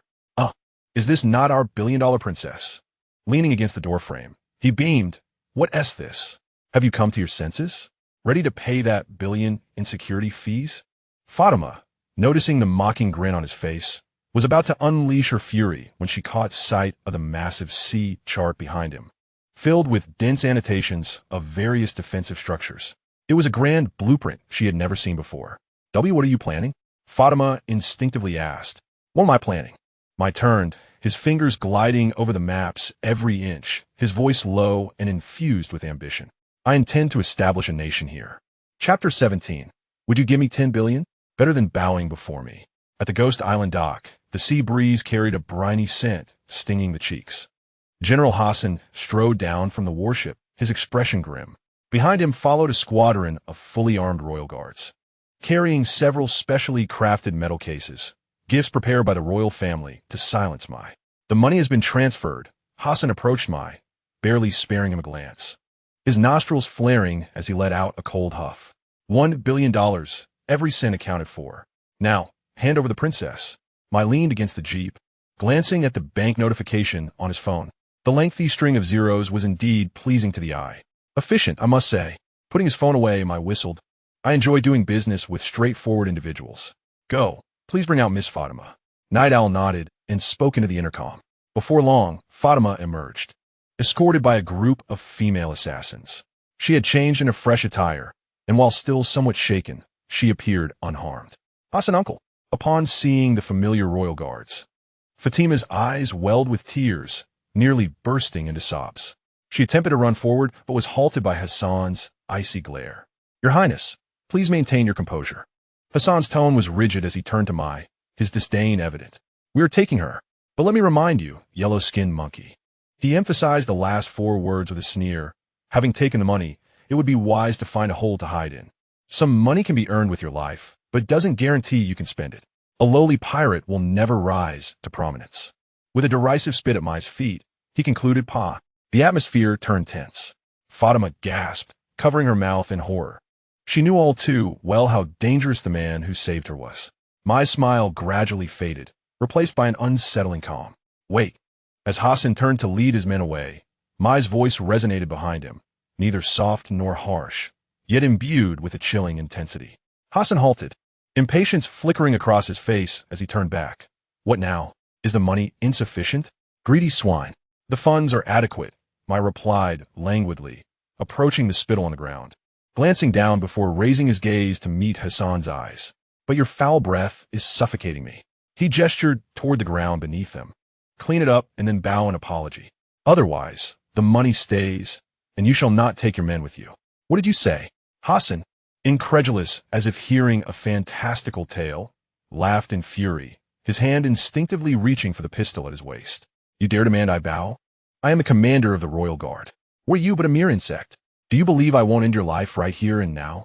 With a rustle, his guards raised their weapons, the dark muzzles aimed squarely at Mai. Almost simultaneously, numerous red laser dots ignited from behind the containers surrounding the dock, converging tightly upon the foreheads and chests of Hassan and his men. 3,000 assassins had long been lying in wait. More men? Or perhaps more guns? Mai scoffed. Hassan's expression shifted, yet he wagered that Mai would not dare to act, for after all, $1 billion had just arrived. Who would risk losing such wealth? Empty bravado. Hassan gritted his teeth, the gun still trained on Mai's forehead. I will count to 3. Step aside. Or else, Titan. Uninterested in further dialogue, Mai simply called out a name. Boom! The ground trembled violently. Before Hassan could comprehend, a massive shadow loomed over him. He looked up in terror to witness an unforgettable sight.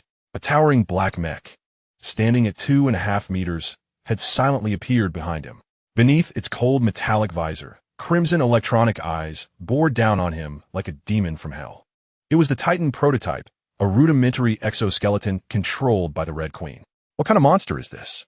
Hassan nearly dropped his gun in fright. The mech emitted a low, rumbling growl, and a colossal steel hand lunged forward, seizing Hassan by the neck as if he were a mere chick, lifting him effortlessly into the air. Hassan's feet dangled above the ground, struggling futilely against the hydraulic grip of the mechanical arm, his strength rendered laughable. A suffocating sensation turned his face a deep shade of crimson, his eyes bulging with fear. The guards attempted to fire, only to find the mech's other hand prepped with a whirring Gatling gun. I dare anyone to move, Mai said, lighting a cigarette and taking a deep drag, exhaling smoke onto Hassan's contorted face. Weren't you quite the braggart just moments ago? Yellow-skinned monkey? Mai patted Hassan's cheek lightly, the gesture laced with deep insult. Why the silence now? Have you found yourself grasped by the throat of fate? Cough, cough. Let me go. Hassan managed to squeeze out through his constricted throat. Apologize, Mai replied, flicking the ash from his cigarette, his eyes void of warmth. I will count to 3. If you do not bow, I will have Titan crush your skull. As for that $1 billion, consider it your funeral expenses. 3. The Titan's grip tightened slightly, the sound of cracking bones echoing ominously. 2. Hassan felt his spine nearing its breaking point, the fear of death obliterating his once ridiculous arrogance. He did not wish to die. He had dozens of wives at home, yet to enjoy. 1. I was wrong. I'm sorry. I'm a swine. Hassan screamed with all his might, tears and snot staining his face. Bang! The Titan released him, and Hassan crumpled to the ground like a heap of mud, gasping for air.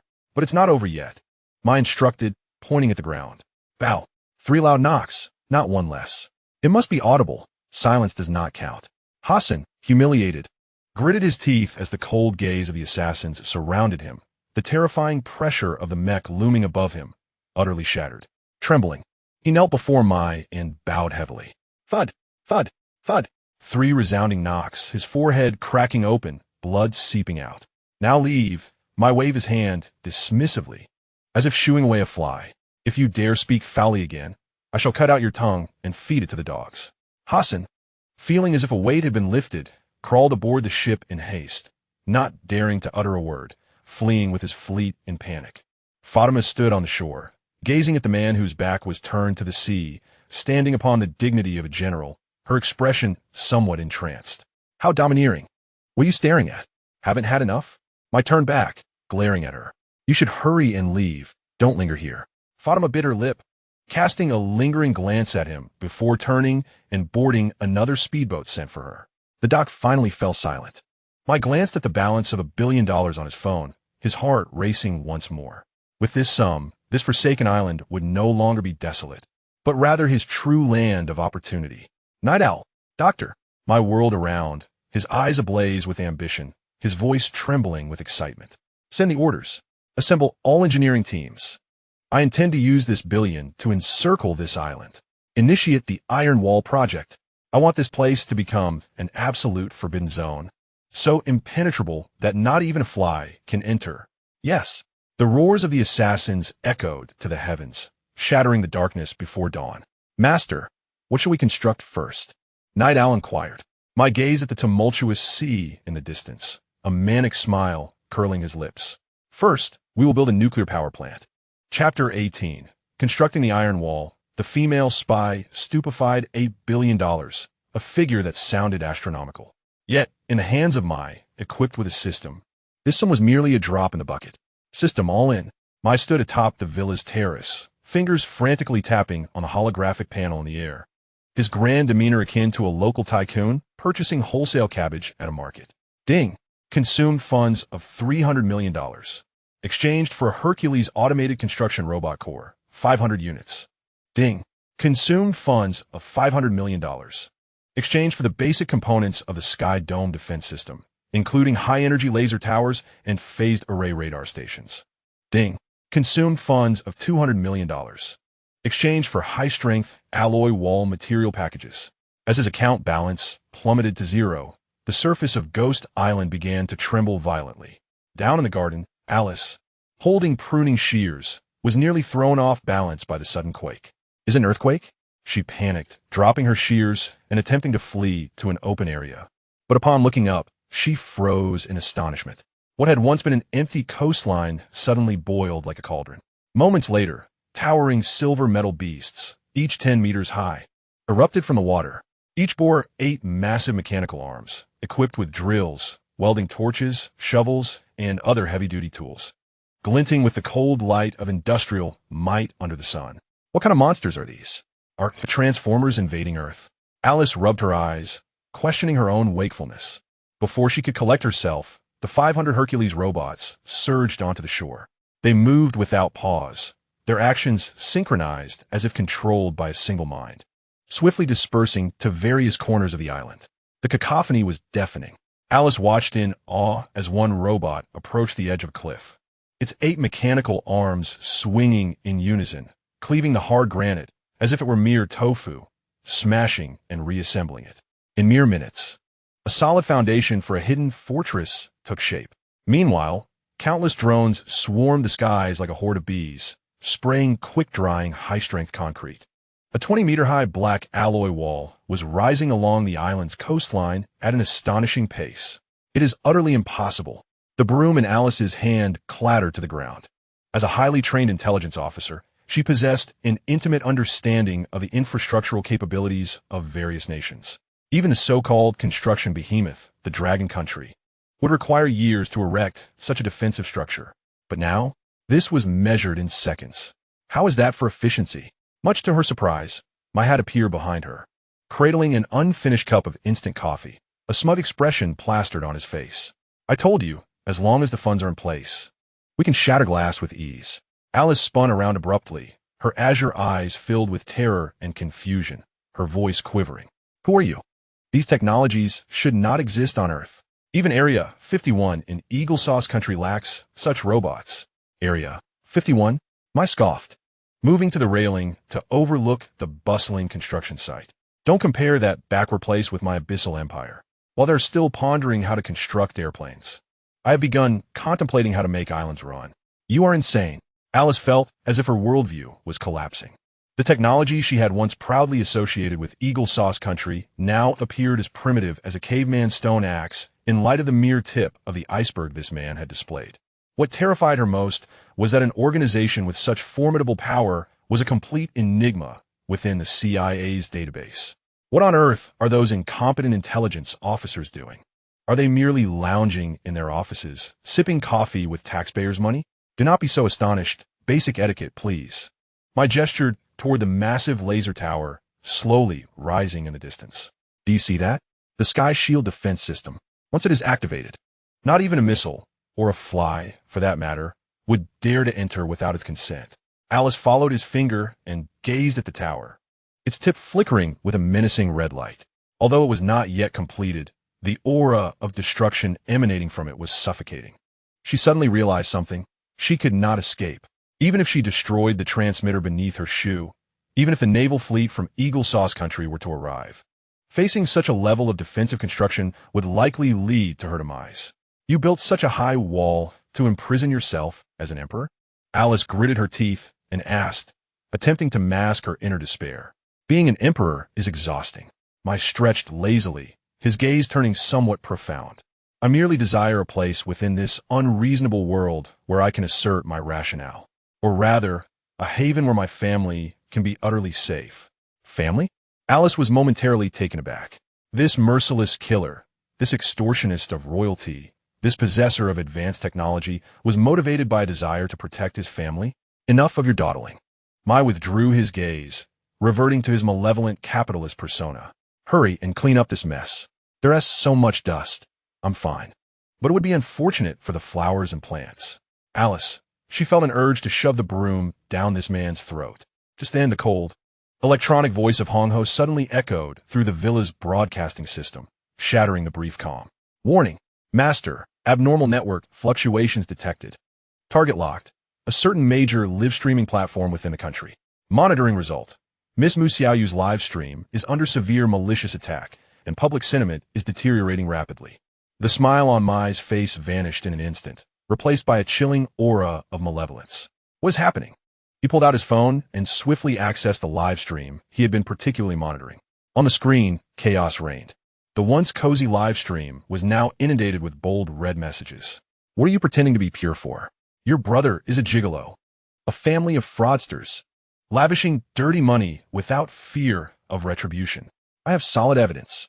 This woman often rides in luxury cars at school. Is this the worthless person that Mu Shun elevated? How much for a night? At the source of these venomous comments was an account named Chasing Wind Youth, boasting a level 60 status, reveling in the frenzy. Chasing Wind Youth. Don't be deceived. I've already had someone investigate. This woman's family is in deep debt, and now she suddenly has money. Think about it. Can this money be clean? If you want me to keep quiet, send me a private message calling me brother, and we can chat tonight. In the video, Mu Xiaoyu, her eyes red-rimmed, bit her lip in an attempt to explain, but her voice was drowned out by a tidal wave of insults. You're asking for death. My fingers tightened suddenly, the phone screen cracking under the pressure. Alice stood nearby, feeling the temperature plummet to freezing. The man who had just been jesting with her now resembled a beast poised to pounce. Hong Ho. My voice was low, yet it resonated with a palpable bloodlust. Investigate this Chasing Wind Youth. I want to know his name, where he lives, how many people are in his family, and Mai lifted his head, his eyes brimming with murderous intent. Does that hand-typing want to keep it? Chapter 19. Is my sister being bullied by the top donor? A distant revenge awaits. Jiang City, University Dormitory. The atmosphere in Mu Xiaoyu's live stream had been serene, as she hummed a tune, expressing gratitude for the gifts from her fans. Ever since Mu Shun had generously gifted her 30,000, her popularity had soared, establishing her as a rising star on the platform. Thank you for sports car, Chasing Wind Youth. Mu Xiaoyu smiled politely at the familiar ID on the screen. You're too kind, Wang Ge. Too kind? This amount is mere pocket change for me. The top donor, known as Chasing Wind Youth, typed a message dripping with nouveau riche arrogance.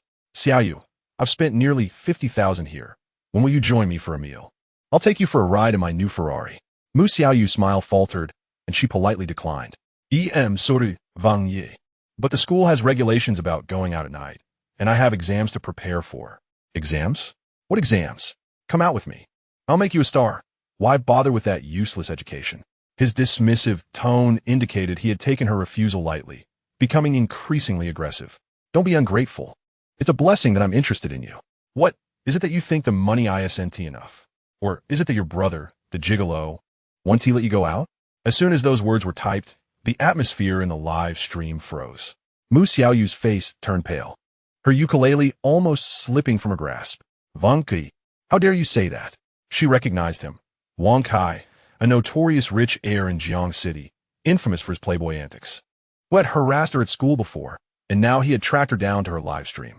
Oh, are you angry? Wang Kai sneered from the other side of the screen, his fingers rapidly striking the keyboard. What? Did I hit a nerve? What a pure and innocent act. But your brother is selling himself abroad while you're selling smiles at home. You two really make a perfect pair. Brothers, spam her. Show her what rules are.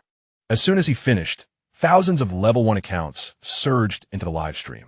These were the hire trolls by Wang Kai. Green tea bitch. What are you pretending to be pure for? How much for a night?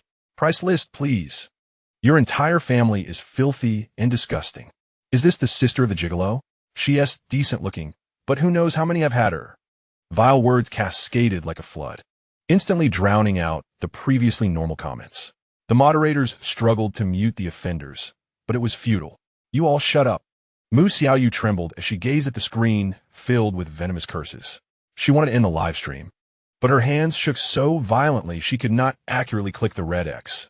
Tears, at last, fell uncontrollably down her cheeks. Ghost Island, Northern Coast. The colossal searchlights illuminated the night sky as if it were day, while hundreds of engineering robots tirelessly went about their work. The thunderous roar of concrete mixers intermingled with the sizzling sounds of steel welding, creating a symphony of industrial fervor. Muku stood before the freshly poured foundation of a nuclear power plant, clad in a hard hat, discussing reactor cooling issues with a doctor while holding blueprints in his hands. Suddenly, Night Owl approached briskly, an uncharacteristic glimmer of menace flickering across his usually expressionless face. What is wrong? Muku asked without turning, marking a circle on the blueprint with his pen. Is Red Scorpion slacking off again? Sitting here at Not that, Night Owl replied gravely, handing Muku a tablet. It's Mississippi. She's in trouble. The pen in Muku's hand snapped with a crack. He took the tablet, revealing a live stream of his beloved younger sister, Xiaoyu, who was helplessly crying on camera. The rolling comments felt like venomous daggers, stabbing painfully at his heart. The air seemed to drain away in that moment. The nearby workers paused, sensing the chilling aura emanating from their master, turning to look in unison. Wang Kai, Muku spat through clenched teeth, his gaze colder than the depths of the ocean. Good. Very good. Did you think you were someone special just because I let you off last time? He flung the tablet back at Night Owl and ripped off his helmet, smashing it to the ground. Red now. Yes, master. At your service. The AI's calm and elegant voice echoed in his ears, yet it felt ominous, as if it were about to execute a death sentence. Take over that streaming platform for me. As Muku strode toward the command vehicle, he loosened his collar, veins bulging with rage. I want the highest administrative privileges. No matter the company or the firewalls. I want it under the Muku name in under a minute. Understood. Breaching the firewall core database, compromised permissions acquired. The efficiency of Red was astonishing. Master, you are now the deity of the platform. Deity? Muku seated himself in the command chair, gazing at the myriad holographic screens that flickered to life. A cruel smile graced his lips. No, today I shall not be a deity. Today, I shall be the king of hell. Meanwhile, Wang Kai continued to rant furiously in the streaming room. Observing Xiaoyu's tear-streaked face, he felt a perverse thrill. In this virtual realm, wealth equated to power. He could elevate or ruin anyone at will. Crying? What is the point? Wang Kai pinned a glaring comment to the top. Bold and Red, kneel and beg me. Call me good brother, and if you join me for a drink tonight, I might let you off. Otherwise, I'll ensure you can't survive on this platform. Do you believe I can get you blacklisted across the internet? The audience, fueled by online trolls, erupted in chaotic support. Desperately, Xiaoyu closed her eyes, trembling as she reached for the power button, attempting to forcefully shut it down. Just then, the once chaotic comments abruptly froze. All insults, mockeries, and effects vanished in an instant, leaving the screen pristine, as though washed clean by a torrential downpour. What is happening? Is it lagging? Vank ke blinket fronticali pressing case. Why can't I send messages? Is the platform malfunctioning? In the next moment, a dark ID, exuding a suffocating pressure, slowly emerged from the bottom of the screen. There were no flashy entrance effects, no overwhelming GIF banners. Just two words that made every heartbeat skip a beat. Muku God. Xiaoyu opened her eyes wide, recognizing the familiar ID. Her tears flowed even more fiercely, but this time they were not of despair, but rather of newfound hope. Oh, is that the Duck King again? Wang Kai, though somewhat apprehensive, boasted about his real-world influence and stubbornly sent a comment. What is it to be this time? A million? Bring it on. I'll outspend anyone.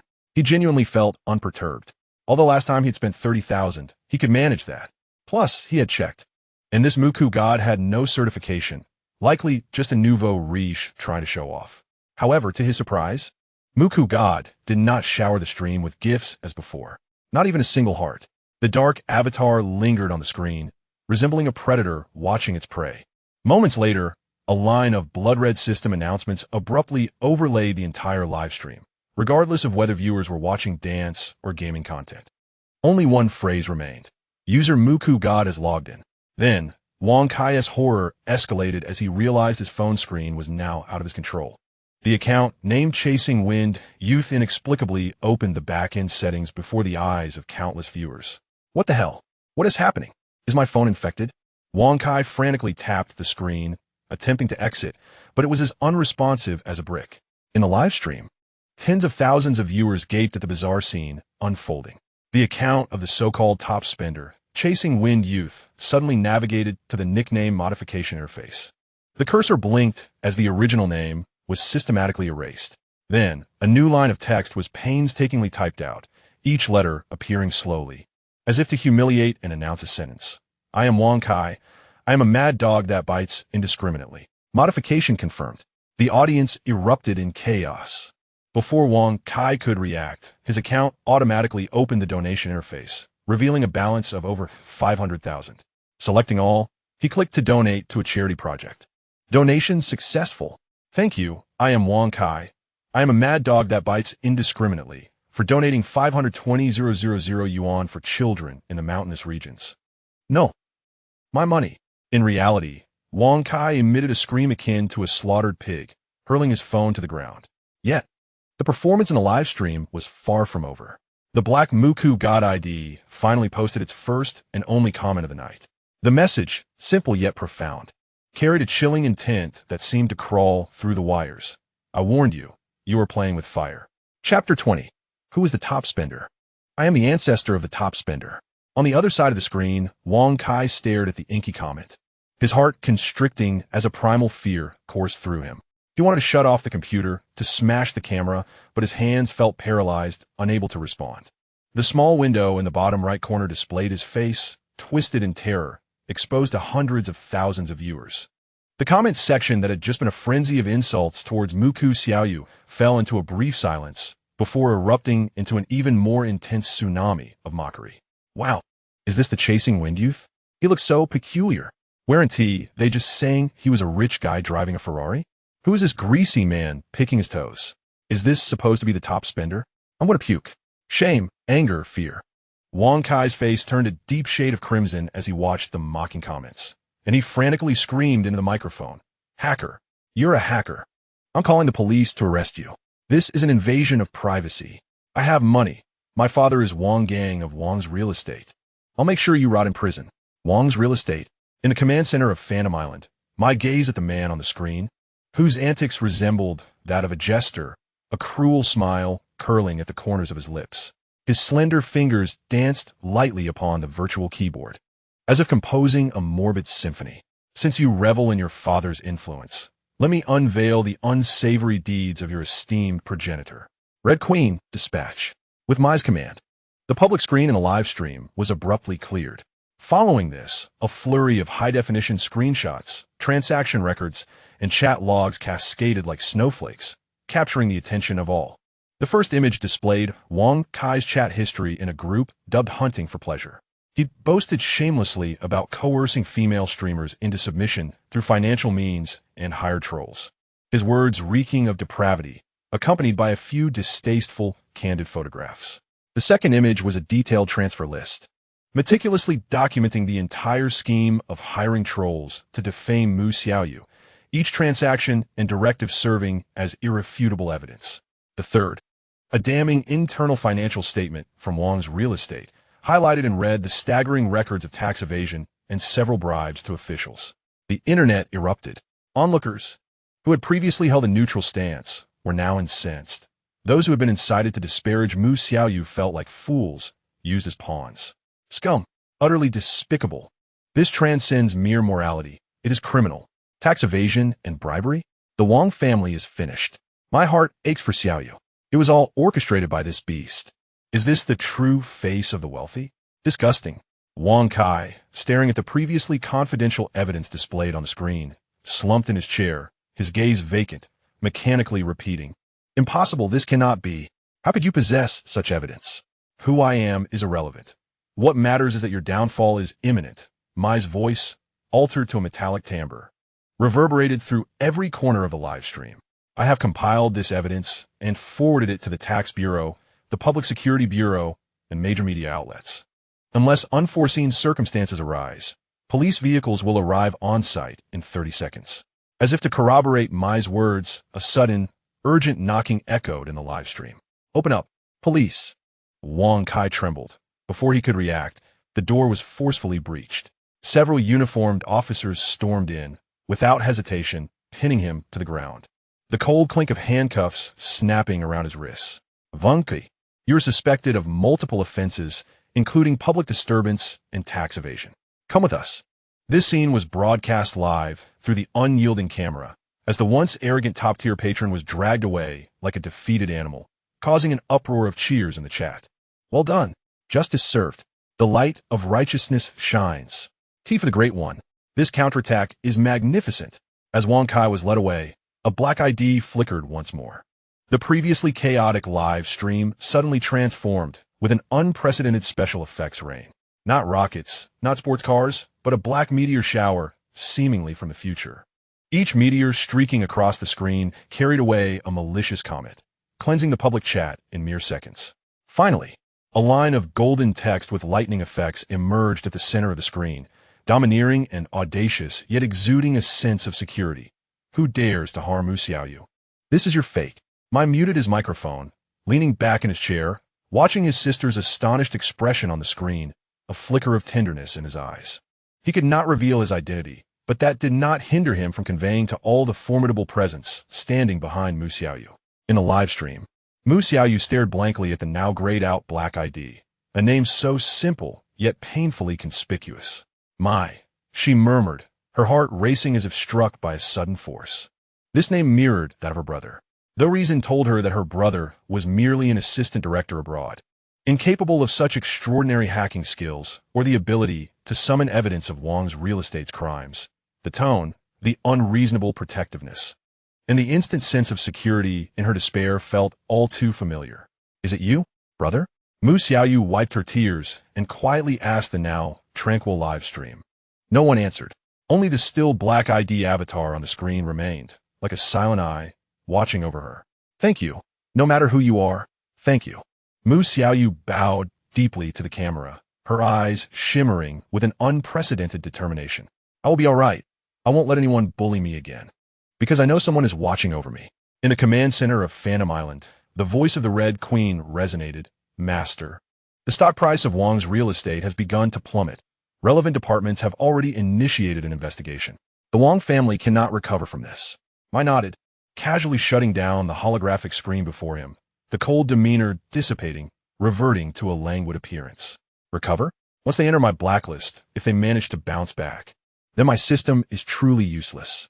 He rose, moving to the floor-to-ceiling window, observing the burgeoning steel defenses outside, stretching languidly. "All right, the flies at home have been dealt with. Now it's time to swat the mosquitoes outside. Night Owl, have the goods from Northern Myanmar arrived?" "Report, Master. The advance team has reached the periphery of the KK district and is ready to act." "Good." A bloodthirsty smile crept onto Mai's lips. "Tell the brothers this time there will be no ransom. We will only collect lives." Chapter 21. The Arrival of the Godly Rich. The live stream transforms into a wishing pool as the sirens faded into the distance. The suffocating pressure in the live stream finally lifted, replaced by an explosive fervor across the internet. The golden text, "Who dares to harm Xiaoyu? This is your fate," had not yet completely faded when a torrent of comments flooded the screen, resembling a dam that had burst. This time, there were no curses, no vile words, only a chorus of apologies. "I was wrong. I truly deserve to die for believing that lecherous man's words. Apologize to Xiaoyu. Bow to the god of Mu. All those who insulted her, come forward to be punished. Her brother is a wealthy god. Who dares to call her a duck? Wang's real estate has collapsed. This background is simply celestial. Mu Xiaoyu gazed at the screen, tears still brimming in her eyes, but her mind was in a daze. She sniffled, somewhat bewildered, and bowed to the camera. Thank you, everyone, and thank you to that god of Mu.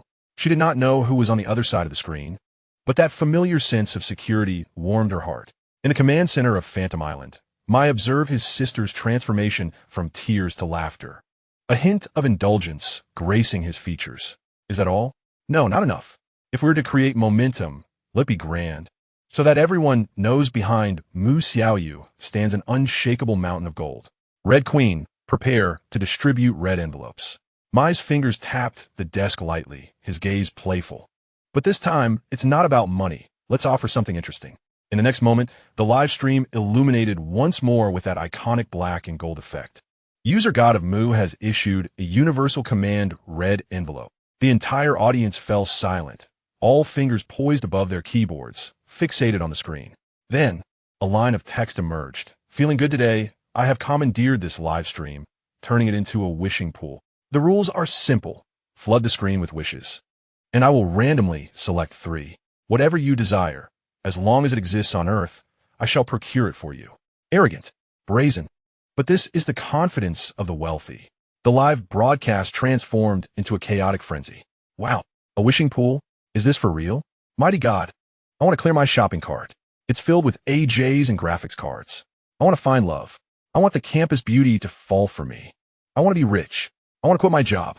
The barrage of comments surged at a speed beyond the naked eye's capacity to capture. Mai casually took a screenshot, eager to see who was selected. All right, master, came the calm voice of Hong Ho. The first fortunate individual with the ID Soy Leading Girl. Wished for a top-spec Alienware computer for design work. Approved. With a snap of his fingers, Mai checked the address, placed the order, and opted for expedited delivery. In the live room, my message appeared again. Soy Leading Girl, the computer has been ordered, urgent delivery. It will arrive in an hour. The user named Soy Leading Girl went wild, repeatedly typing daddy in the comments. Continuing, Mai took another screenshot. The second lucky individual with the ID midlife crisis.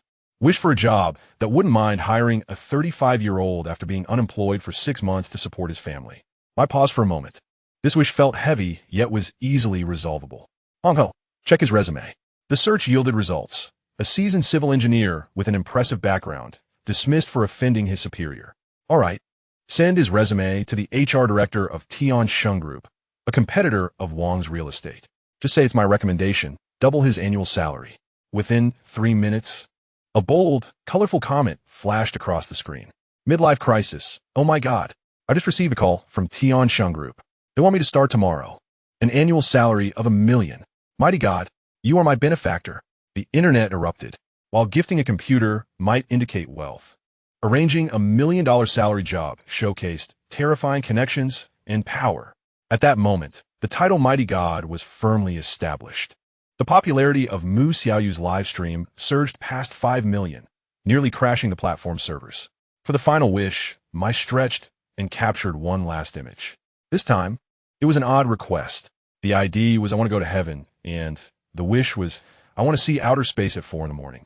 Interesting. Mai thought with a smile. Hong Ho, activate Satellite 3 for a live broadcast. Instantly, the background of Mu Xiaoyu's live stream transformed. No longer was it the shabby rented room. It morphed into a vast, profound, starry sky, a cerulean planet floating silently in the darkness, breathtakingly beautiful. This was no special effect. It was real-time footage from a satellite. Wow, is this real outer space? Hacking into a satellite to show scenery? Is this even humanly possible? I'm on my knees. Mighty God, this isn't just wealth. This is nuclear-level power. Mai watched the screen filled with awe and admiration, content as he ended the live stream. Ding. The familiar prompt from the system echoed in his mind. Congratulations, host. You have perfectly resolved the family's public relations crisis, and your family's reputation has soared. Your sister Mu Xiaoyu's admiration value has reached its peak. Reward issued. 10 units of basic genetic enhancement serum. Genetic serum? Mai's eyes brightened. Although he now possessed wealth and power, his physical fitness remained that of an ordinary person. In this perilous world, personal strength was the ultimate trump card. A flash of light appeared in his hand, and a test tube filled with a faint blue liquid materialized. Mai tilted his head back and drank it in one gulp. A scorching warmth erupted within him, coursing through his limbs. His bones crackled as muscle fibers restructured and strengthened in high-frequency vibrations. Strength, an unending source of power. Mai clenched his fist, feeling capable of defeating a bull with a single punch. Invigorated, he exhaled a breath of stale air, ready to head to the gym to test his newfound abilities. Just then, an urgent alarm from Hong Ho shattered the tranquility in his ears. Warning, Master. A high-risk target has breached the outer perimeter. They moved swiftly, evading the patrol team. The intruder is approaching the villa. Mai's expression sharpened. The languor of an upper-class individual vanishing, replaced by the alertness of a predator. He turned sharply to the dark night outside, the floor-to-ceiling windows. How dare they invade my territory? Mai chuckled coldly, grabbing a fruit knife from the table. Hong Ho, turn off the lights. Show our guest in. Chapter 22. The Peach Blossom Calamity? This is clearly a calamity of romantic fate. The lights in the villa abruptly extinguished, plunging the entire living room into a suffocating darkness. Only the moonlight streaming through the windows cast eerie shadows on the floor. Mai sat on the leather sofa, still toying with the fruit knife. The genetic serum he had just consumed was burning wildly within him, amplifying his senses immensely. The sound of waves outside, the rustling of leaves in the wind, and even the chirping of insects in the nearby bushes rang clear in his ears like thunder. Master, the target has reached the terrace, only 5 meters away from you. Hong Ho's voice relayed directly to his auditory nerves, devoid of emotion. The intruder had evaded thermal imaging and moved with remarkable speed, perfectly bypassing the patrol route of the elite team. Interesting. A smirk curled at the corner of Mai's mouth, his eyes gleaming in the darkness. Anyone capable of evading his elite guards was no ordinary intruder. As if on cue, a sharp sound shattered the air, and the reinforced glass crumbled as easily as fragile candy wrappers. Countless sparkling shards danced in the moonlight as a dark silhouette, swept by the fierce sea breeze, burst through the shattered window like a giant bat. Fast, incredibly fast. Without a word or pause, the shadow landed, lightly stepping on the glass shards, propelling itself like a venomous arrow straight at Mai on the sofa. A cold glint flashed. 2 black daggers carved eerie arcs through the air, one aimed for the throat, the other for the heart. The blades shimmered with a ghostly blue light, evidently coated with poison. This was not a visit. It was a death sentence. Had it been Mai from 10 minutes prior, he would have had no chance to react to such a level of assassination and would be a corpse by now. But now it was different. Under the influence of the genetic serum, the assassin's lightning-fast movements appeared to Mai as though playing at 0.5 speed. Too slow. He even had the leisure to critique in his mind. Just as the daggers were about to pierce his skin, he moved. No frantic rolls or panicked retreats. He simply leaned slightly to the side, arching his upper body back as if stretching. Whoosh! The icy blade skimmed past his nose, severing a few strands of hair from his forehead. The assassin clearly did not anticipate this miss, a flicker of surprise flashing in her beautiful eyes visible outside her mask. Yet, she reacted swiftly. With a flick of her wrist, the previously empty dagger reversed mid-air, turning the thrust into a slash aimed at Mai's carotid artery. A vicious move, entirely lethal. So you want to inch closer? Mai scoffed, finally drawing the fruit knife in his hand. Clang! A crisp clash of metal resonated. The ordinary stainless steel fruit knife expertly intercepted the poisoned dagger. Sparks flew, illuminating the faces of the 2 combatants, mere inches apart. The female assassin, clad in a form-fitting high-tech stealth suit, accentuated her devilish figure. Though masked, her eyes, cold as ice, radiated an alluring charm. TSK, TSK, TSK. As Mai exerted force to suppress the dagger of his opponent, he simultaneously engaged in a verbal sparring match. My dear, you break into my window in the dead of night merely to present me with 2 knives? Is this extravagant gift not a tad excessive? The female assassin remained silent, her gaze intensified with lethal intent. Suddenly, she raised her right leg, her knee striking like a heavy hammer towards Mai's groin. Goodness, a debilitating kick? Mai was taken aback. This woman was ruthlessly aggressive. He swiftly clamped his legs together, precisely locking her knee in place, then instinctively pulled her into his embrace. In an instant, their bodies were pressed against each other. A faint, alluring fragrance penetrated Mai's senses, not the scent of perfume, but rather a cool, orchid-like aroma, enchanting yet perilous. "Release me." The assassin finally spoke, her voice cold and hoarse, akin to two shards of ice scraping together. "You expect me to let go just because you ask? That would be beneath my dignity." Instead of releasing her, I drew closer still, enough to feel her rapid breath against his face. They say wealth corrupts men and invites romantic pursuits. Had fortune smiled upon me the moment I became affluent? However, he cast a glance at the two daggers still seeking an angle for attack and quipped, "What others might call a romantic fortune, I see as a deadly omen. What is it you intend? To murder your husband? Shameless." The female assassin felt a surge of indignation, having killed numerous powerful figures over the years. Not one had faced her without trembling in fear. Yet this man not only possessed extraordinary skill, but also had a tongue sharp enough to match. With a sudden surge of strength, she twisted her waist like a water snake, breaking free from Mai's grasp. She retreated 3 meters, landing atop the coffee table in the living room. "Ah, slippery eel." Mai shook his wrist, surprised by the explosive force he had just witnessed. This woman's flexibility was astonishing. Was this the hallmark of a top-tier assassin? The female assassin crouched atop the coffee table, her chest rising and falling rapidly as she fixed her gaze on Mai, her mind a tempest of confusion. The intel had been erroneous. That wretched employer had indicated that the target was merely a wealthy upstart, even reliant on hired protection. Yet in their brief exchange, she felt as though she faced not an upstart, but a Tyrannosaurus Rex clad in human skin. Such terrifying strength and reflexes were beyond the capabilities of an ordinary individual. "Retreat." The assassin's instinct screamed that her mission had failed. If she lingered, once the outside enforcers converged, escape would be impossible. Her eyes hardened as her left hand suddenly darted to her waist. Mai, ever vigilant, immediately sensed her movement. Thinking of fleeing? It's too late. The assassin drew a black sphere from her waist and hurled it to the ground with ferocity. Boom! The sphere exploded not with shrapnel, but an intense flash of blinding light accompanied by thick smoke. A miniature, high-explosive flashbang. In such a confined space, the brightness could instantly blind a person, even causing temporary disorientation and dizziness. "Farewell. Remember to keep silent in your next life," the assassin scoffed, seizing the cover of the blinding light to dart towards the window. In her mind, no one could remain conscious under such conditions. However, at the moment she turned, a languid voice echoed like a ghost in her ear. "Playing with hidden weapons? Or are you resorting to such childish tricks?" The assassin's hair stood on end, just as she turned back. A powerful hand clamped down on the nape of her neck. "My dear, you are far too inexperienced." The brightness of the flashbang paled in comparison to the effects of the special effects I had just showcased in my livestream. Chapter 24. That female assassin. Your dagger technique resembles vegetable chopping.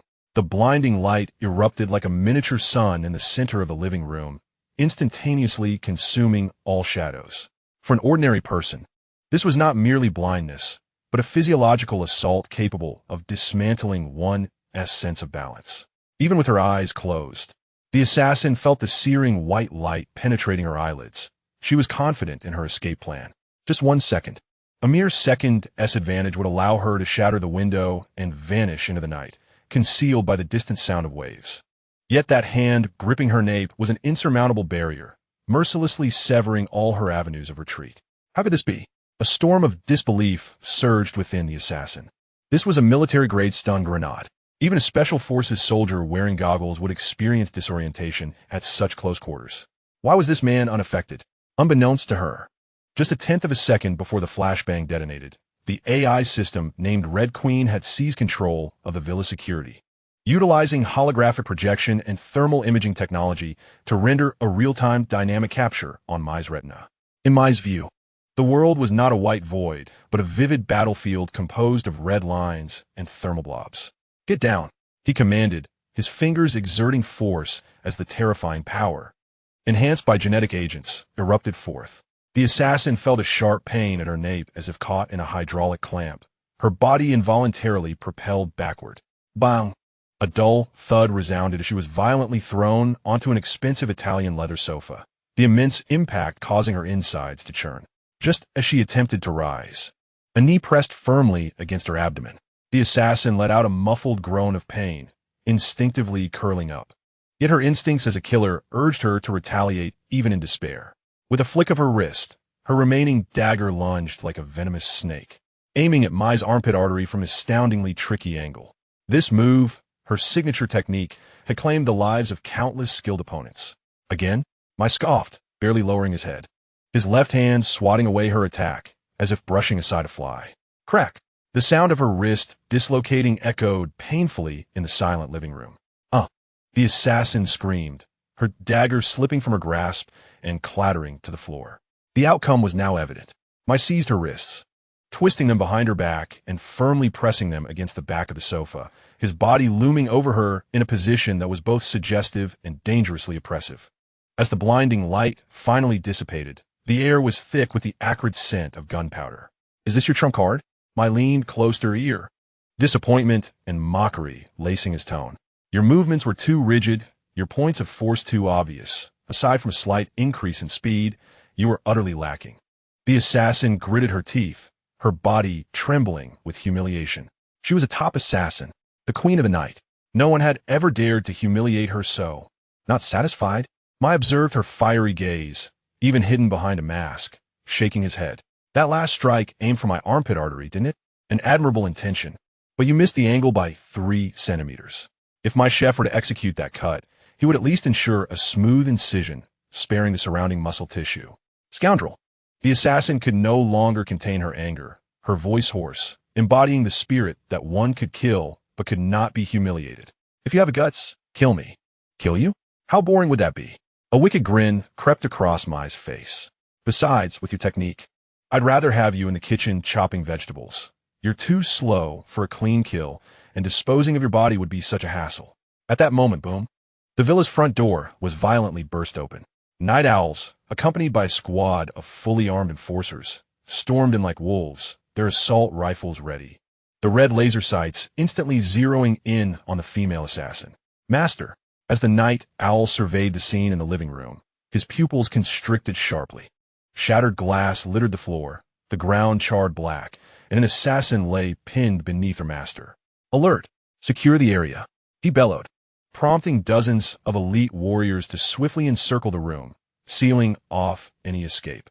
Several ominous gun barrels were pointed directly at the female killer's forehead. "Master, are you unscathed?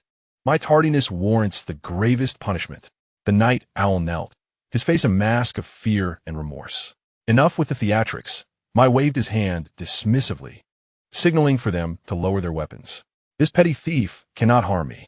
However, your response time certainly requires improvement. Had she wielded a bomb, we would all be in the heavens by now." The female assassin felt despair wash over her as she faced the relentless warriors surrounding her. Her mission was irrevocably thwarted, and any hope of escape had vanished. As a relentless killer, she knew precisely what she must do. She could not be captured, nor could she divulge her organization's secrets. Her gaze hardened, her teeth clenched as she prepared to bite down on the deadly cyanide capsule concealed in her molar. A mere bite would result in cardiac arrest within 3 seconds. No divine intervention could save her. Seeking death? Mai, who had been observing her intently, detected the subtle contraction of her jaw muscles. With enhanced vision granted by genetic enhancements, he noted every minuscule twitch of her face. "Attempting to end your life before my approval? How audacious!" With a cold smirk, he acted with lightning speed. Before the assassin could bite down, a powerful hand seized her chin, forcing her mouth open with a painful crack of her jaw. She gasped in horror, wide-eyed as saliva dribbled from the corners of her mouth, her ability to close it now stripped away. Mai inserted 2 fingers into her mouth, precisely targeting the toxic capsule. With a swift motion, he extracted the white pill. Potassium cyanide? He tossed the capsule to the night owl beside him, wiping his hands with a tissue in disdain. "At your age, resorting to such outdated tactics? What if it had stained my carpet? This is a handcrafted Persian rug. Quite the investment. I'd have to sell you to cover the damages." The assassin felt tears welling up. Who was this man? At such a life-and-death moment. His concern was not for organizational secrets or her employers, but for a mere carpet. "Night owl, bind her," Mai commanded as he stood, brushing off the dust from his clothing. "Use that special cord. Ensure she doesn't escape. And fix her jaw. I don't want her drooling like a fool. It's quite revolting." "Yes." The night owl advanced, expertly binding the assassin in a manner that elicited both admiration and sympathy. I resumed his seat on the sofa, gazing at the woman now bound like a rice dumpling on the carpet. Let us see what this beauty, who attempted to send me to my doom, truly looks like. He reached for the edge of her black mask. The assassin shook her head vigorously, her eyes filled with defiance and despair. For a killer, revealing her true identity was often more terrifying than death itself. With a swift motion, I tore off the mask, unleashing a cascade of deep crimson waves that fell around her. Her face was strikingly beautiful, with delicate features akin to a porcelain doll. A tear-shaped beauty mark at the corner of her, lending her an added allure to her icy demeanor. Even now, flushed with anger and shame, her beauty was breathtaking. Ah, indeed a stunning beauty, I whistled, though his gaze remained clear and calculating. What a pity that such beauty would seek to end my life. Red, scan her face. I snapped his fingers, curious about her identity. Understood, master. A beam of crimson light descended from the ceiling, scanning the assassin's visage. Within moments, a detailed dossier materialized on the holographic screen. Identity confirmed. Name, Natasha Romanova, alias. Codename, Viper. Affiliation, Dark Web Freelance Killers List. Ranking, Globalno, Novi. Record, successfully assassinated 3 heads of state from small nations and 27 billionaires. Adept in infiltration, poisoning, and combat. Bounty, $50 million. The cold voice of Red echoed in the living room. Upon hearing her identity laid bare, the assassin's spark of defiance extinguished. It was over. All was lost. Global number 9? I mused over the dossier, stroking his chin, a peculiar expression crossing his face. Only 9th? This generation of assassins is rather lacking if they cannot withstand even my single strike. He crouched before Viper, locking eyes with her filled with hatred. $50 million for your head. Quite a prize indeed. I smiled, a grin that to Viper appeared as the devil's own. Shall we make a deal? Would you prefer to be turned over for that bounty, only to be dismembered by your enemies? Or perhaps consider a change in your working environment? A change in working environment? Viper lay on the carpet, her position undignified, yet her beautiful eyes remained steadfast with defiance and mockery. What? You wish to recruit me? Dream on. Once you enter this profession, it's a lifetime commitment, unless death intervenes. A lifetime commitment? That's merely because no one can afford the breach of contract. I casually produced a gleaming black card from his pocket, tossing it like a dart right in front of Viper. This card contains $100 million, no passcode required. Is it sufficient to purchase your life? Or perhaps to buy you out of your contract with that wretched organization? Viper was taken aback. $100 million? She risked her life for an S-level mission, earning but a few $100,000, only to have the platform take its cut. Deducting expenses, by the time she got her hands on it, she was lucky to see half. How many lives would she have to take to earn $50 million? How many dangers would she have to face? And now, this man casually tossed aside $100 million? Are you insulting me? Viper gritted her teeth, her voice lacking the earlier bravado. A killer has their dignity. Dignity? I scoffed, snapping his fingers. Red, show her what dignity truly means. Understood, master. The glass of the living room's floor-to-ceiling windows instantly transformed into transparency, revealing the outside landscape. 4 futuristic metal towers had mysteriously risen on the lawn, their tips glowing with an eerie blue light as they charged their lasers, all aimed squarely at Viper's forehead. Furthermore, a low rumble resonated from the sky as 2 Apache attack helicopters hovered outside the window, their gun barrels trained on the living room. This is my dignity. I pointed outside. With a single command, your so-called dignity as a killer will be reduced to carbon atoms and 0. 1 seconds. I could even send your organization an intercontinental missile as a greeting. Viper fell into a profound silence. Had someone else uttered such words, she might have dismissed them as mere bravado. Yet, having witnessed this man's prowess and the outrageous firepower outside, she understood he was not jesting. He was a monster with a private army. Now, I present you with 2 choices. Muyi raised 2 fingers and said, First, uphold your professional ethics. Or, I shall cast you into the sea to feed the sharks, lest I waste good provisions. Second, sign this contract and become my housekeeper. Housekeeper? Poison Bee's eyes widened in disbelief, thinking she had misheard. Yes, housekeeper, muy repayed earnestly. This island is quite expansive, and I find myself in need of someone to oversee it. Your skills are commendable, particularly your stealth techniques. which would be quite effective for catching thieves or deterring unwanted advances. Poisonbee felt her lungs might explode from indignation. The top assassin of the dark web. Reduced to catching thieves? Deterring unwanted advances? I refuse. Mu Yi swiftly interrupted her. An annual salary of $10 million, with all meals and accommodation provided, plus full insurance and a double salary at year's end. Her protest was stifled by the allure of such an offer. And I can leverage my intelligence network to help you eliminate any past enemies. From now on, you will only be accountable to me. Kill whom you wish. Or simply relax at home if you prefer. Poisonbee opened her mouth, but the words of refusal were choked in her throat. This compensation was more generous than that of a congressman. Moreover, the prospect of escaping the organization's control and attaining true freedom was the ultimate dream of every assassin. Are you serious?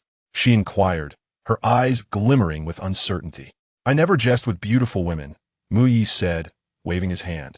Night Owl stepped forward, the blade in her hand glinting ominously.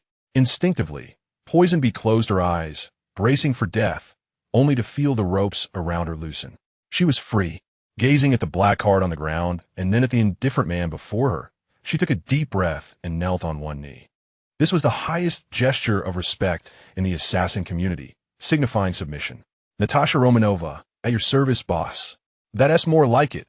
Mu Yi smiled with satisfaction, his mind resonating with the system notification indicating Poisonbee's loyalty had reached a satisfactory level. Although not high, under the system's contract, betrayal was out of the question. Enough of kneeling. Rise and meet your colleagues. Mu Yi clapped his hands. The kitchen door swung open, and Alice, dressed in a maid's outfit, emerged, mopping the floor with a displeased expression directed at Poisonbee. Following her was Red Scorpion, apron-clad and wielding a spatula. Oh, another one? Red Scorpion chuckled maliciously. Boss, is this one assigned to clean the toilets or wash the windows? Poisonbee stared at her two predecessors, utterly bewildered. A CIA ace? The Queen of the Seas? What were they doing here? One was mopping, and the other was cooking? What sort of bizarre place was this island? Let me introduce. Mu Yi gestured to the three of them. Alice is in charge of cleaning the house, while Red Scorpion handles meal preparation. As for you, Poisonbee, your task is somewhat more challenging.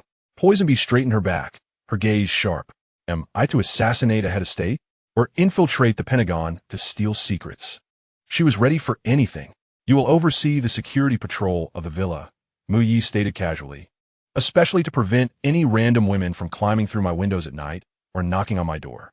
I am a man of integrity and do not entertain unwanted advances. Wait, so I'm just a security captain and a human shield? What? Do you have objections? Mu Yi raisit anayibro. And no objections. Poisonbee gritted her teeth, enduring for the sake of that 10 million salary. Very well, go change your clothes. Night Owl, find her a proper uniform. After attending to household matters, Mu Yi stretched, feeling a sense of tranquility wash over him. With these three skilled maids stationed, combined with the mercenary forces outside, Ghost Island was now thoroughly fortified. Just then, Mu Yi's personal phone in his pocket rang. This number was known to very few, apart from his family and Night Owl. He pulled out his phone and frowned upon seeing a completely unfamiliar overseas number with a location indicating Northern Myanmar. A sense of foreboding washed over him. He gestured for the three women in the room to be quiet, then pressed the answer button, activating the speakerphone. Hello? Hey, is this Mr. Mu Yi? The voice on the other end was taunting, speaking in broken Mandarin, with the faint sounds of a whip cracking and anguished screams in the background. I am your grandfather. Mu Yi repayed coolly. The caller was momentarily taken aback, clearly not expecting such a response. Kid, you got a sharp tongue? The tone shifted to a sinister harshness. Don't play dumb. I know you're from Jiangcheng, and you have a beautiful sister named Xiaoyu, right? I've heard you've come into some wealth lately. Mu Yi's killing intent surged instantly, the air around him seeming to drop several degrees. Poisonbee and Alice exchanged glances, both sensing the heightened aura of danger emanating from him. Get to the point, spit it out. Straightforward, I like that. The caller sneered. I'm Scarface from KK District. No other business, just that I'm in need of a few kidneys, and I find your sister rather appealing. If you don't want her to lose some parts, you better send me 50 million, or else, I'll send someone to Jiangcheng and have your whole family's kidneys harvested. The line went dead. The living room fell into an eerie silence. Mu Yi stared at his phone, a cruel smile slowly curling at the corners of his lips. an expression that even made the top assassin Poison B feel a chill run down her spine. Harvest my kidneys? Muyi murmured, like a demon risen from hell. And now they dare threaten my sister? Red, he called. Yes, master. Trace this number. Muyi rose from the sofa, plunging a fruit knife viciously into the table. Prepare the backup. Notify Night Owl to assemble. He turned his gaze toward the dark night outside, his voice unervingly calm. Since they desire kidneys so much, I shall personally deliver them. But I fear this gift may be too substantial for them to receive. Just the 2 nuclear warheads I ordered online a couple of days ago. Ma declared with a feigned seriousness. Wait a minute, I distinctly ordered express delivery. Why are they still detained by customs? Comrade, could you check if the booster of that intercontinental missile is leaking oil? If it is, be gentle when you set it off. If that thing explodes, we're all doomed. A profound silence fell on the other end of the line. After about 3 seconds, the command finally reacted to the fact that he'd been played. The facade of authority he had constructed shattered in an instant, replaced by a furious roar. Are you trying to amuse yourself at my expense? Nuclear warheads? Why don't you just say you bought an aircraft carrier? I purchased that aircraft carrier last month, and it has already arrived. It's parked in my backyard, Ma added nonchalantly. You bastard. You're really asking for it. The conman's ruse was entirely stripped away. He no longer pretended to be customs. His tone turned venomous. Kid, don't think that just because we're on a phone call, I can't do anything to you. I know you're from Jiangcheng, and you have a beautiful sister named Xiaoyu, right? Upon hearing his sister's name, the playful smile in Mai's eyes vanished, replaced by a glint of cold fury. You're investigating me? Oomph. Are you scared now? The conman sneered, believing he had found Mai's Achilles heel. Let me tell you, I'm from the KK Park in northern Myanmar. We're currently in need of a few fresh kidneys, and I think yours and your sister's would do just fine. If you know what is good for you, hurry up and transfer 5 million to this account, or else I'll send people to Jiangcheng and kidnap your whole family. At that point, the men will lose their kidneys, and the women will be sent to a club to entertain guests. I guarantee you'll wish you were dead.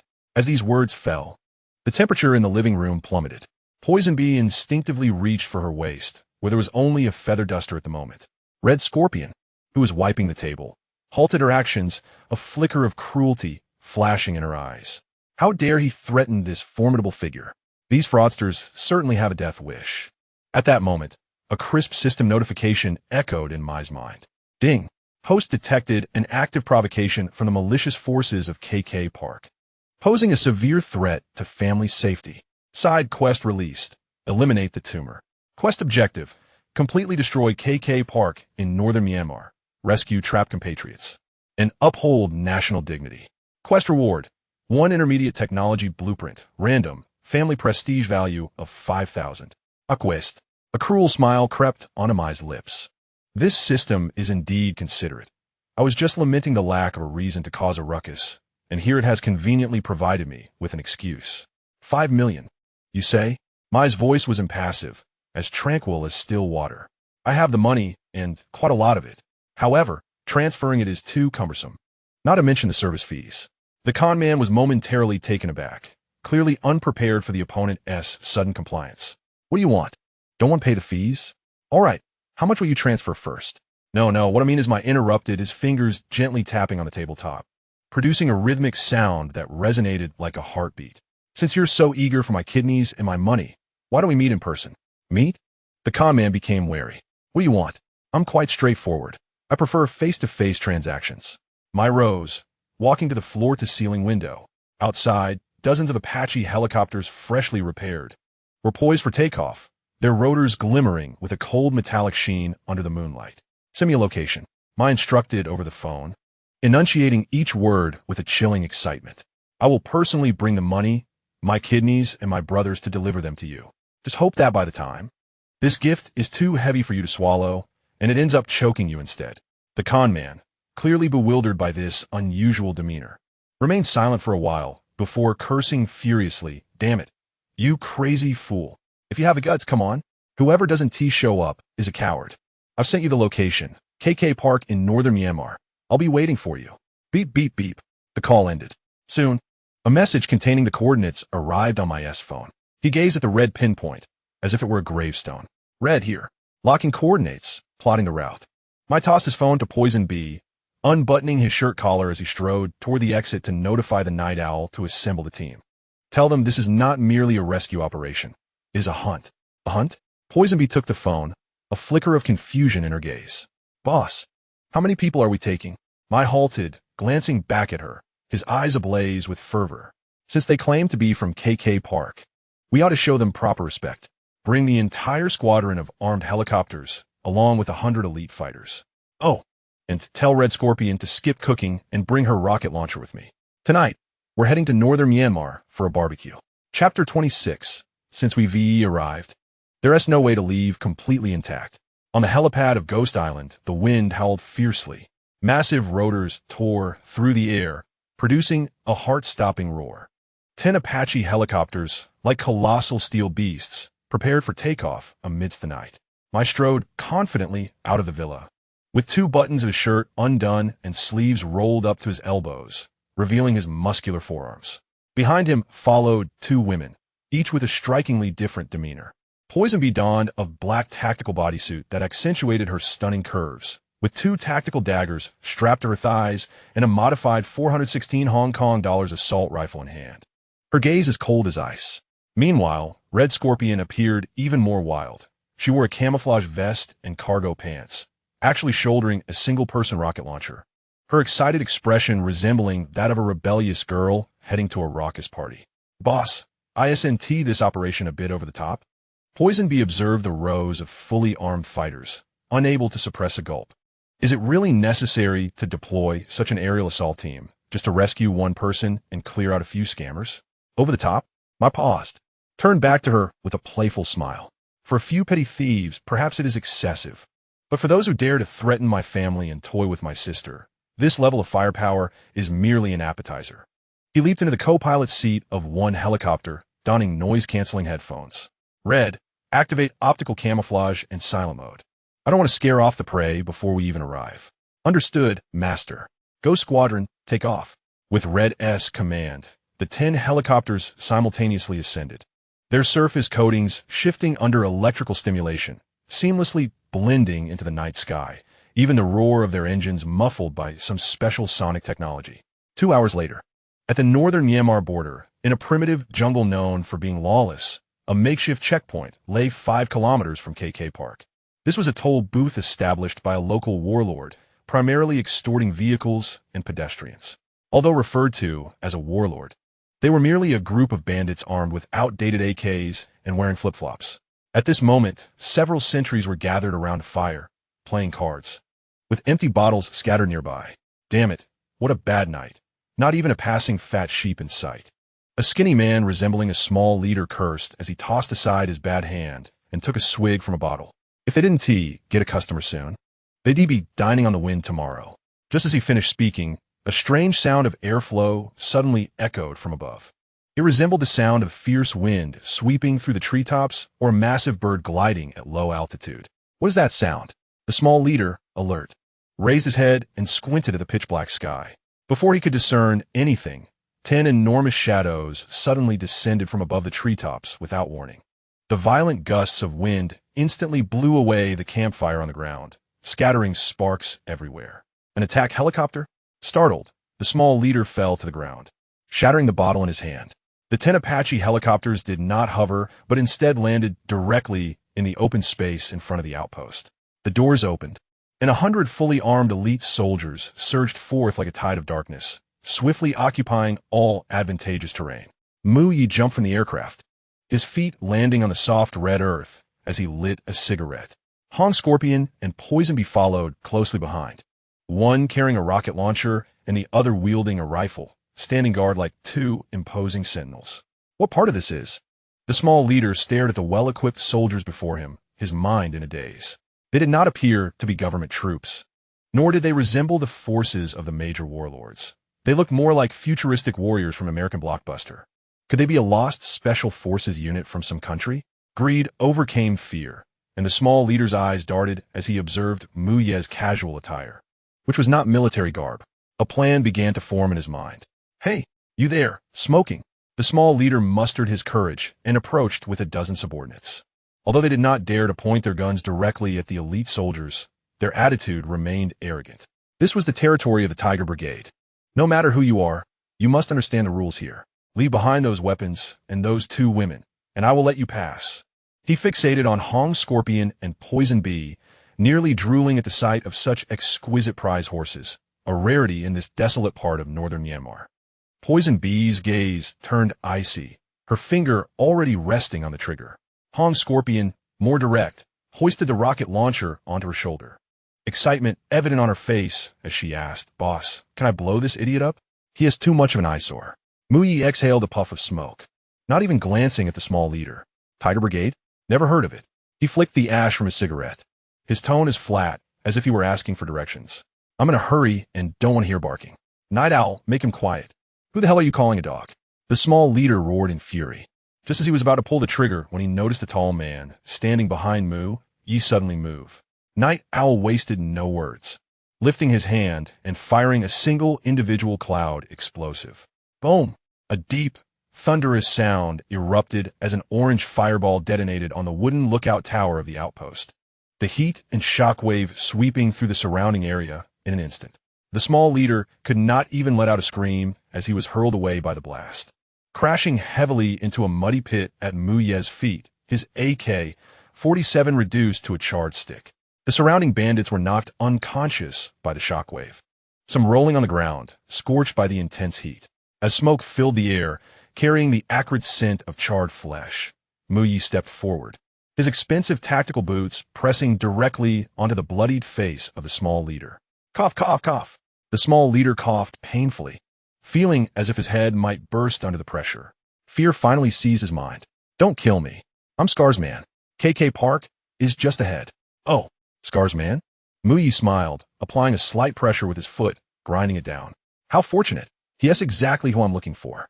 He lifted his gaze, his eyes traversing the burning outpost towards the distant cluster of brightly lit buildings hidden deep within the jungle. That was the infamous KK Park, a nightmare for countless individuals and the source of those scam calls. Faintly, he could hear the raucous sounds from that direction, as if some kind of revelry was underway. It seemed they had yet to realize the gravity of the situation. Mu Yi discarded his cigarette, but a predatory glint flashing in his eyes. "Go! Deliver a message to those inside." He released his foot, kicking the nearly lifeless small leader, instructing him to announce that the delivery of kidneys had arrived and to have his neck cleaned for the exchange. Chapter 27. Bombarding the Scam Park. While setting off fireworks for festivity, the aftershocks of the outpost explosion had yet to dissipate when the bloodied small leader scrambled back towards the park's entrance. Akin to a dog with its tail stepped on, rasping out a cry. "Scar! Trouble! The kidney delivery has arrived." Inside KK Park, Scar, who had been reveling in the wildest moments of the day, holding a glass of red wine, paused momentarily upon hearing this, before erupting in fury and shattering his wine glass. "Kidney delivery? More like a death delivery. Who dares disturb me here? We're the Tiger Brigade. Have they all been wiped out?" Scar kicked over a table, snatching up the intercom and bellowing, "All units assemble. Set up those heavy machine guns. No matter who it is, turn them into Swiss cheese." As the alarm shrieked through the night sky, hundreds of armed men wielding AK-47s and even a few replica M16s poured from various dormitories. They were adept at bullying unarmed innocents, but now faced with an unknown enemy, their faces betrayed a hint of panic. However, before they could organize their ranks, the night sky above suddenly transformed. The previously inky blackness was torn apart by countless blinding tracer rounds. The deafening thrum of massive rotor blades drew closer, akin to the whispers of death, instantly drowning out all noise. 10 Apache helicopters hovered above the park like steel beasts flying from hell, their dark cannon muzzles rotating slowly, locking onto the throng of people below, appearing like ants. An attack helicopter? Scar just burst from the office building when he looked up and felt his legs turn to jelly, his gun clattering to the ground. This was not a delivery of kidneys. It was clearly a funeral procession. Open fire. Seated in the leading helicopter, Mu Yi, with a half-finished cigarette dangling from his mouth, expressionlessly uttered 2 words. "Open fire." Hot, hot, hot, hot. The 30mm cannon beneath the fuselage unleashed a torrent of fire. The large-caliber bullets rained down like a deluge, each one capable of creating a deep crater in the cement, let alone flesh and blood. Those who had just set up the heavy machine guns without even pulling the trigger were instantly transformed into clouds of crimson mist. The walls, the lookout tower, and even the SUVs used for show were as fragile as paper before the metallic storm. This was not a battle. It was a one-sided massacre. The so-called private militia had no right to fight back against an aerial assault of military caliber. Boss, isn't this firepower a bit excessive? Poison Bee, seated in the rear cabin, observed the hellish scene below, her lips twitching involuntarily. There are still thousands of victims down there. Let us not cause any collateral damage. Fear not. Red is locked onto them, targeting only those with guns. Muyi flicked the ash from his cigarette and glanced at the heavy iron door below, still tightly shut despite its damage. Besides, this place was too dark and oppressive. Red Scorpion, light them up. On it, in another helicopter, Red Scorpion could no longer contain herself, shouldering the rocket launcher and firing downwards. Yet that was not enough. Muyi commanded over the intercom, mortar team, listen to my orders. Alternately fire illumination rounds and incendiary rounds. Today is a good day. Since we're here, let us put on a firework display for Scar. Let us not be rude. Boom, boom, boom. With a series of muffled explosions, several illumination rounds detonated above the park, casting a pale light that illuminated KK Park as if it were midday. Following that, incendiary rounds struck the ground. Fierce flames erupted in the arms depot and vehicle parking area on the park's periphery, explosions ringing out in succession, the fires soaring into the sky, resembling a grand fireworks show. Only, the cost of this spectacle was blood. The gate was too conspicuous. Muyi pointed to the massive iron door below that had once locked away countless individuals' freedom and hope. Titan, go knock on the door. On the ground, the heavy armored vehicle, having awaited its moment for far too long, emitted a furious roar. Its engine growling like a rampaging rhinoceros as it charged violently against the massive iron gate, weighing several tons. A thunderous crash resounded, and that door, which had instilled despair in countless souls, twisted and contorted before collapsing under the onslaught of steel. Charge in. Spare those on their knees. Leave no armed individual alive. Night Owl led the charge, accompanied by 100 elite warriors, storming into the compound. Chaos erupted within the grounds. The once fearsome fraudsters and their henchmen, who had terrorized others, were now reduced to a state of panic, fleeing in all directions, discarding their weapons in their haste. Some attempted to escape towards the rear mountains, only to be systematically picked off by snipers who lay in wait. Others tried to blend into the crowd of victims, but were swiftly identified by the facial recognition system of the Red Queen. Meanwhile, those who had been imprisoned in the dormitory, trembling with fear, now pressed against the windows. Astonished by the unfolding scene, they witnessed the descent of divine warriors, witnessing the demons who had once ruled with impunity howl amidst the flames. Are we saved? Is this truly salvation? Some murmured in disbelief, soon overwhelmed by uncontrollable tears and cheers. Muyu leaped from the helicopter, stepping over the scattered shell casings and shards of glass, striding purposefully towards the central opulent office building of the compound. This was the lair of Scarface, the very heart of the criminal empire. Along the way, the Red Scorpion and the Venomous Bee flanked him, dispatching anyone foolish enough to charge at them with ruthless efficiency. Boss, this place reeks, the Red Scorpion remarked disdainfully, pinching her nose as the air was thick with the stench of blood, gunpowder, and an indescribable decay. It is the stench of human malice, Muyu retorted coldly, kicking open the office door. The lobby was desolate, littered with a few computer hard drives that had not yet been destroyed. They fled quite swiftly, Muyu observed, scanning the surroundings until his gaze landed upon what appeared to be an ordinary bookshelf. Red Queen, conduct a scan. Behind the wall lay a hidden chamber, and thermal imaging indicated faint signs of life. Blow it open. Boom. Night Owl expertly affixed directional explosives, and with a muffled explosion, the bookshelf shattered, revealing a dark, gaping hole. A chill, damp odor wafted forth. Muyu switched on his tactical flashlight and led the way inside. This was a passage leading underground, culminating in a dark, damp water prison. Filthy water flowed freely within, illuminated only by a flickering bulb. Help me. A weak voice echoed from the corner. Muyu hurried over, sweeping the beam of his flashlight across the murky water, revealing a girl suspended in the filth, her body marred by wounds. Her once white dress had turned a grimy black. Her long hair clung to her face, and her feet were submerged in the water, appearing on the brink of death. Is she still alive? Muyu furrowed his brow, signaling Night Owl to lower her down. The girl struggled to raise her head, squinting against the harsh light. When she finally discerned Muyu's youthful and clean visage, a glimmer of incredulity ignited in her otherwise lifeless eyes. You are Muyu? Her voice was hoarse, cracked, yet laced with uncertainty. Muyu paused, shifting the flashlight aside to scrutinize her dirt-streaked face. Though obscured by grime, there was a hint of delicate beauty, and she did seem somewhat familiar. Do you know me? Muyu crouched, puzzled. I came to deliver a kidney, but I don't believe we've met.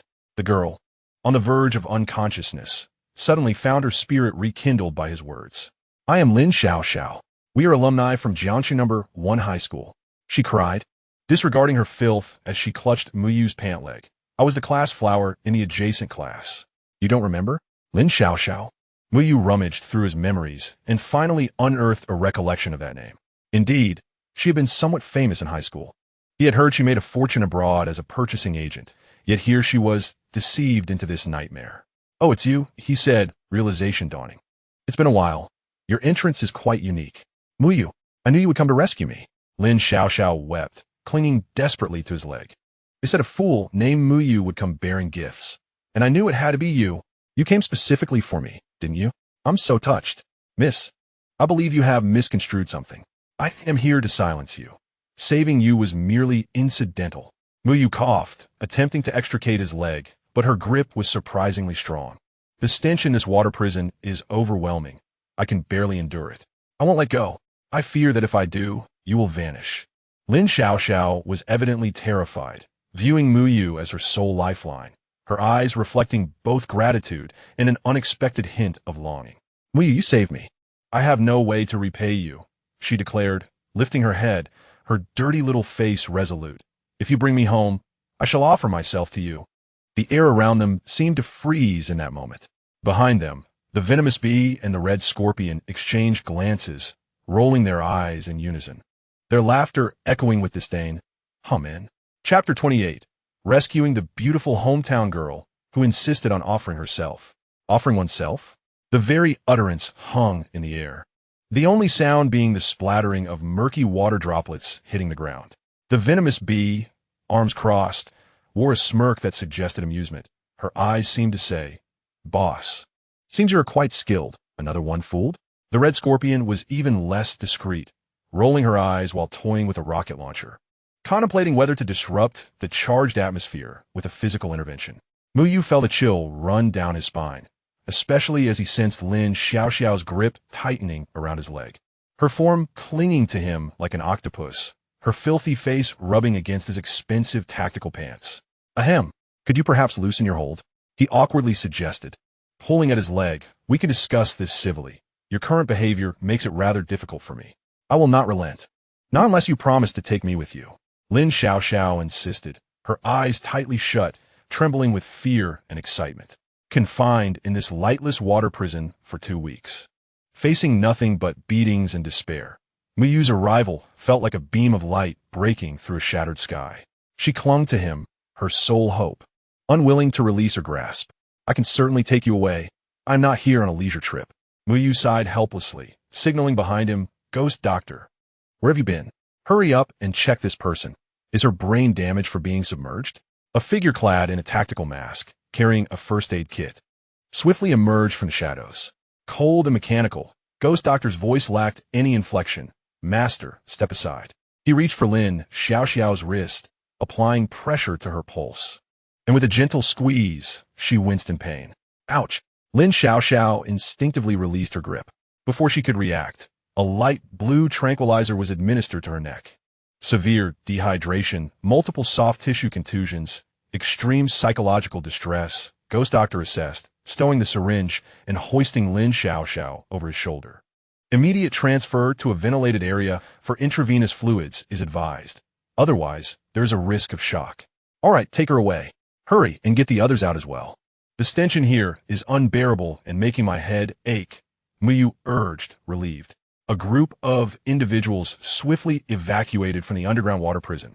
The moment they re-emerged into the open air, the fresh night breeze, though tinged with the scent of gunpowder, was to Lin Xiaoxiao far more delightful than any perfume in the world. She leaned against the ghost doctor's shoulder, drowsily opening her eyes.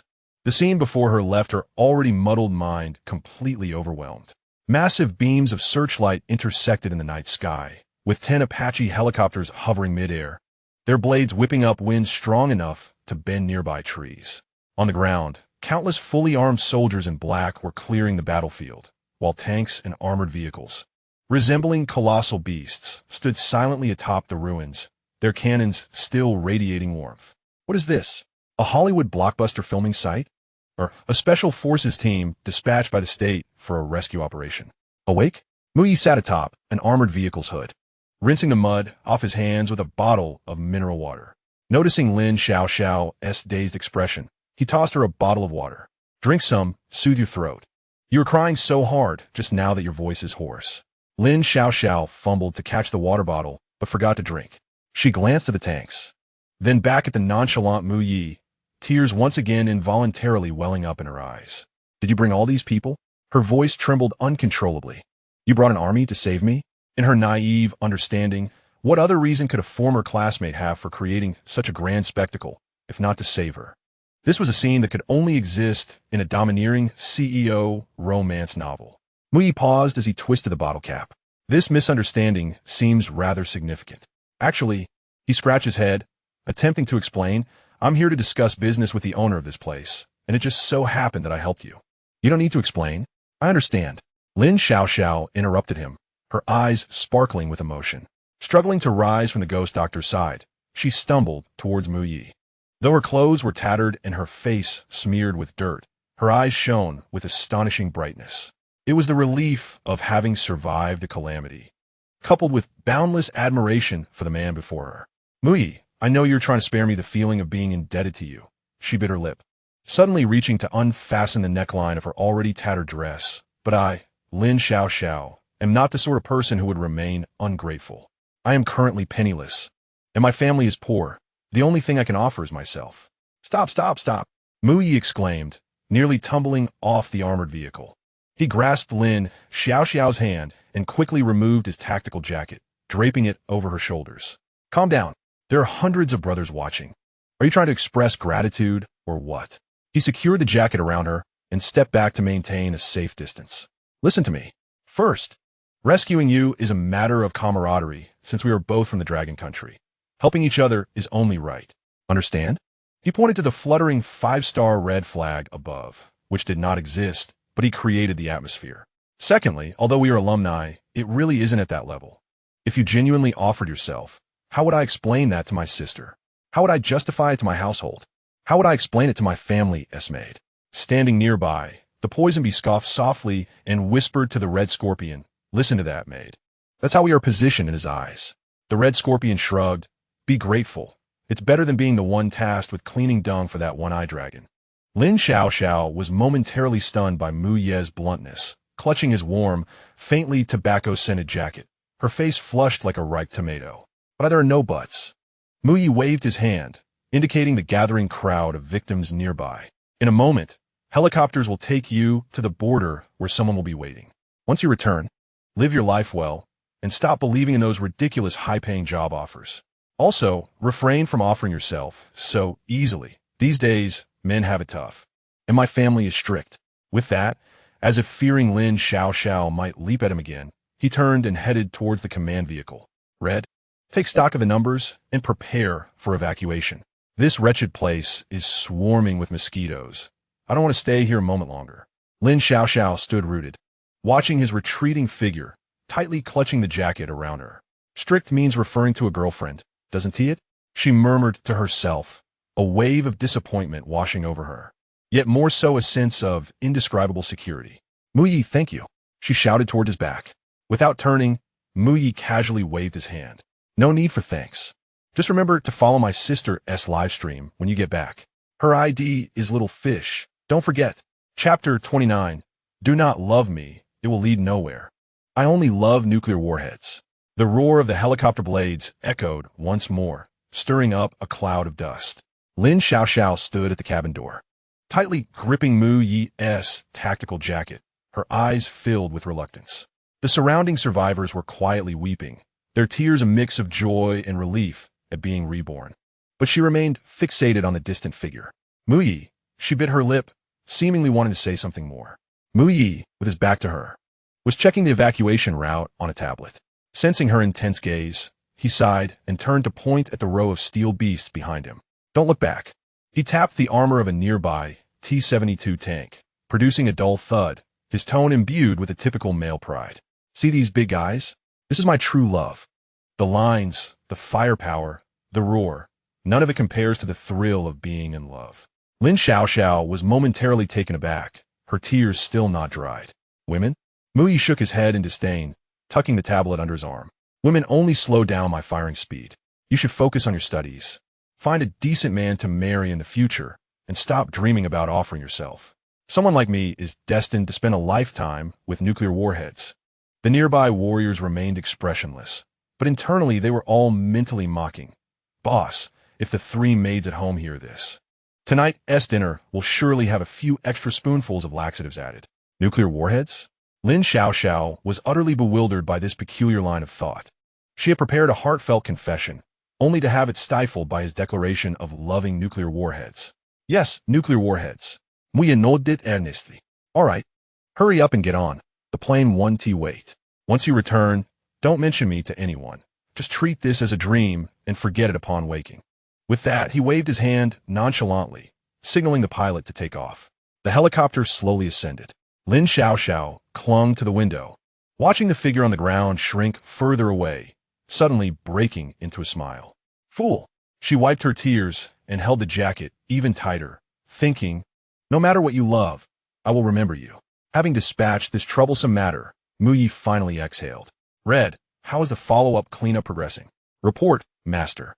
All core leaders' asset accounts in the park have been emptied, totaling $200 million and a substantial amount of Bitcoin.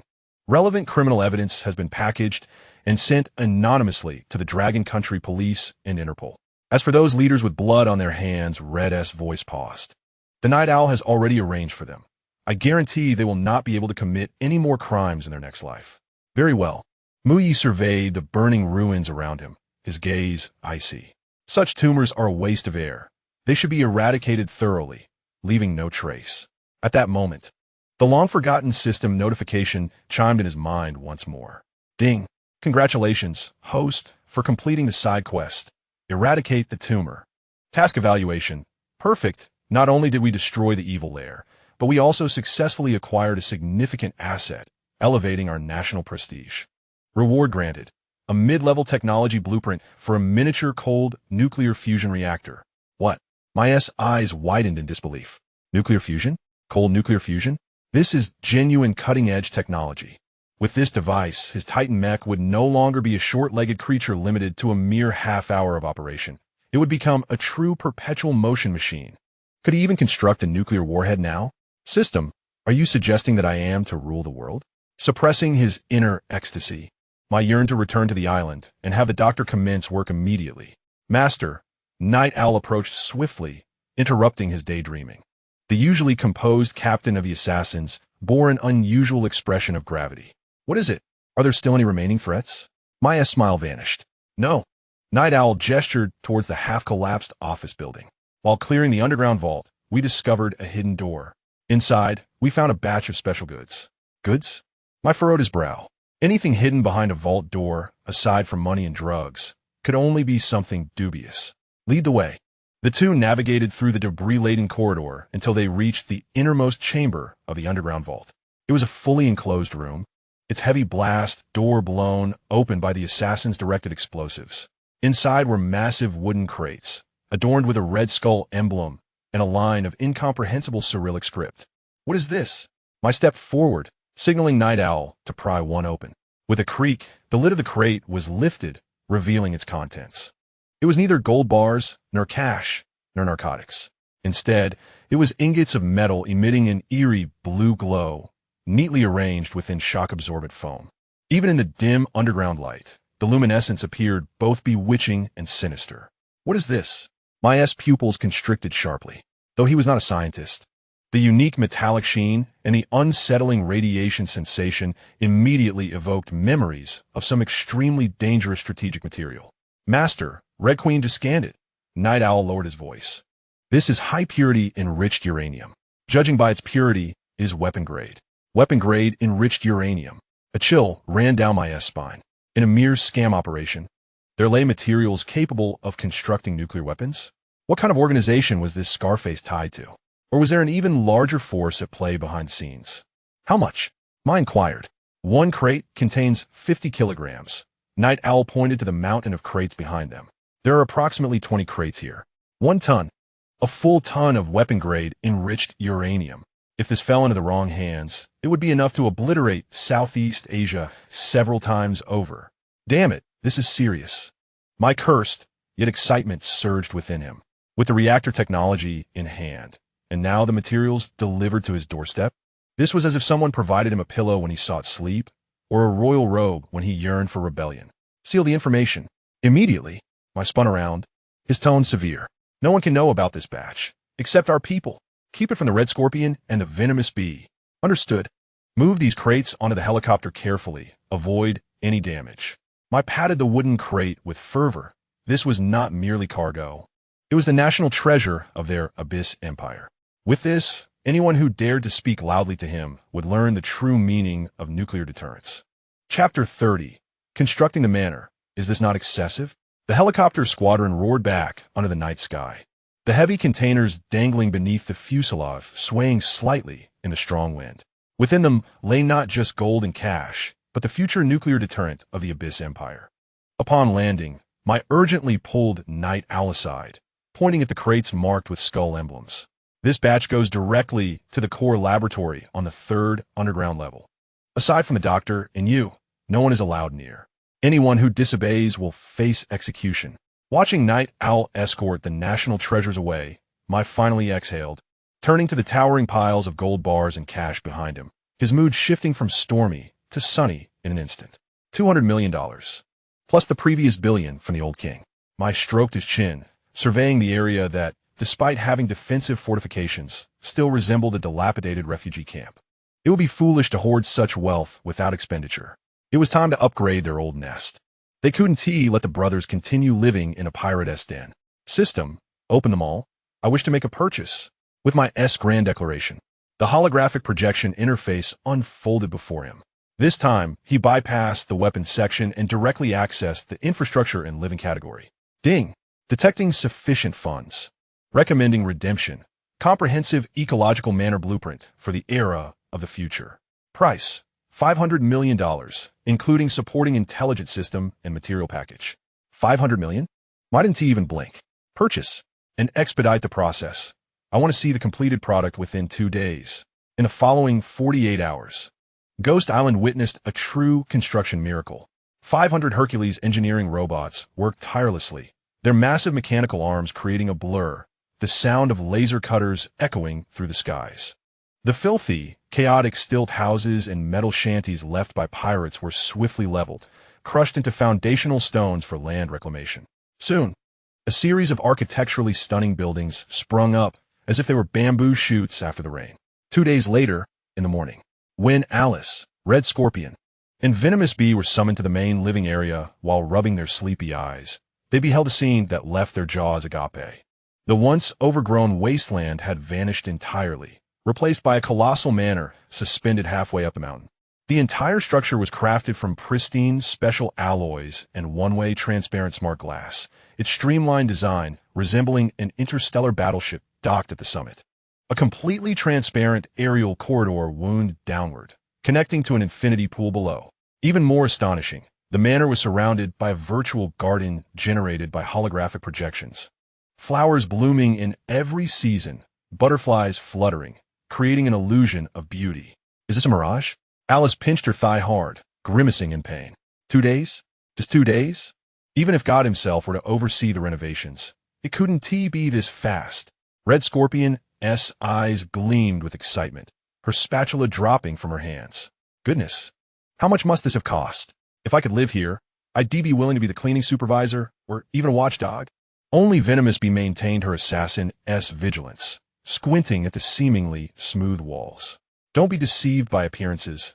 If I'm not mistaken, that glass is aerospace-grade, bulletproof material, impervious even to armor-piercing rounds. This is not merely a manor. It is a fortress clad in the guise of luxury. Good eye. Mai emerged from the automatically opening door, clad in loose casual attire, a cup of freshly brewed coffee in hand. His relaxed demeanor contrasting starkly with the aura of menace he had displayed just days prior. What are you all standing there for? Come in and choose your rooms. Mai waved to them, resembling a real estate agent. The first floor is the public area, featuring a gym, cinema, and holographic gaming room. The second floor contains guest rooms, which will serve as your staff dormitories. The third floor is my private domain. Entry without authorization is prohibited. The three women exchanged glances, cautiously stepping onto the pristine nanofloor as they entered. The moment they stepped into the hall, a gentle electronic female voice resonated. Welcome home. I am the intelligent steward of the manor, Red Queen. The indoor temperature has been adjusted to 24 degrees, and breakfast is prepared. As Alice gazed upon the rows of fully automated smart homes and the spacious, sunlit staff dormitory, complete with private sea-view balconies, she found herself utterly captivated. Was this imprisonment? It felt more like a vacation. In comparison, her previous accommodations at the CIA's safe house resembled a pigsty. The boss, Red Scorpion, looked at Mai with tear-filled eyes, genuinely moved by the house. From now on, I will cook diligently and never spit in the dishes again. I promise to keep everything clean, Alice declared, raising her hand in a solemn vow, assuring that the floors would gleam brighter than her own face. Although Poison Bee remained silent, she quietly wheeled her suitcase into the nearest guest room, closest to Mai's quarters, signifying her stance through action. After settling these troublesome individuals, Mai returned to the luxurious master suite on the third floor, where the opulence was nothing short of staggering. A vast wall of floor-to-ceiling windows faced the majestic Pacific Ocean, while the fully automated bathroom boasted a bathtub large enough for swimming. Mai luxuriated in a refreshing bath, donned a silk robe, and cradled a glass of red wine as he sank into a sofa that felt as soft as a cloud. Now this was living. He swirled the wine in his glass, watching the sun gradually set outside, lamenting, what a tiring life of constant fighting. Just as he prepared to relish this rare moment of tranquility, his phone on the coffee table vibrated unexpectedly. A video call request appeared, labeled, the cutest little sister. Mai's heart raced. Oh no! In his enjoyment, he had forgotten something crucial. His backdrop was a super luxurious mansion. How could he explain this to his sister? Claim it was a 5-star hotel arranged by the film crew? That would be far too implausible. Yet the phone continued to ring, and ignoring it would surely raise more suspicion. Red, hurry, set up a virtual background. Make it look shabby, like something from a film set. I apologize, master. Red replied with a hint of cold rationality. The video call uses end-to-end encryption, and rendering a virtual background in real time may cause delays, making it easier to see through. What should I do? I can't run out now, Mai exclaimed, jumping from the sofa and pacing anxiously. Every ornament in the room was worth a fortune. Even the ashtray was made of crystal. There was nowhere to hide. Ding! The video call automatically connected. Mai had fumbled. On the screen, his sister Mu Xiaoyu's enlarged face came into view, filled with confusion. Brother? Why did it take you so long to answer? Wow, where are you? Mu Xiaoyu's eyes widened as she clearly observed the scene behind Mai. The enormous floor-to-ceiling windows, the sunset painting the sea crimson, the lavish chandelier, and the ridiculously expensive-looking leather sofa. And there was her brother, clad in an obviously high-end robe, half a glass of red wine in hand, his hair damp, resembling a domineering CEO fresh from a bath in a drama. This was not the life of a struggling assistant director. It was that of a tycoon.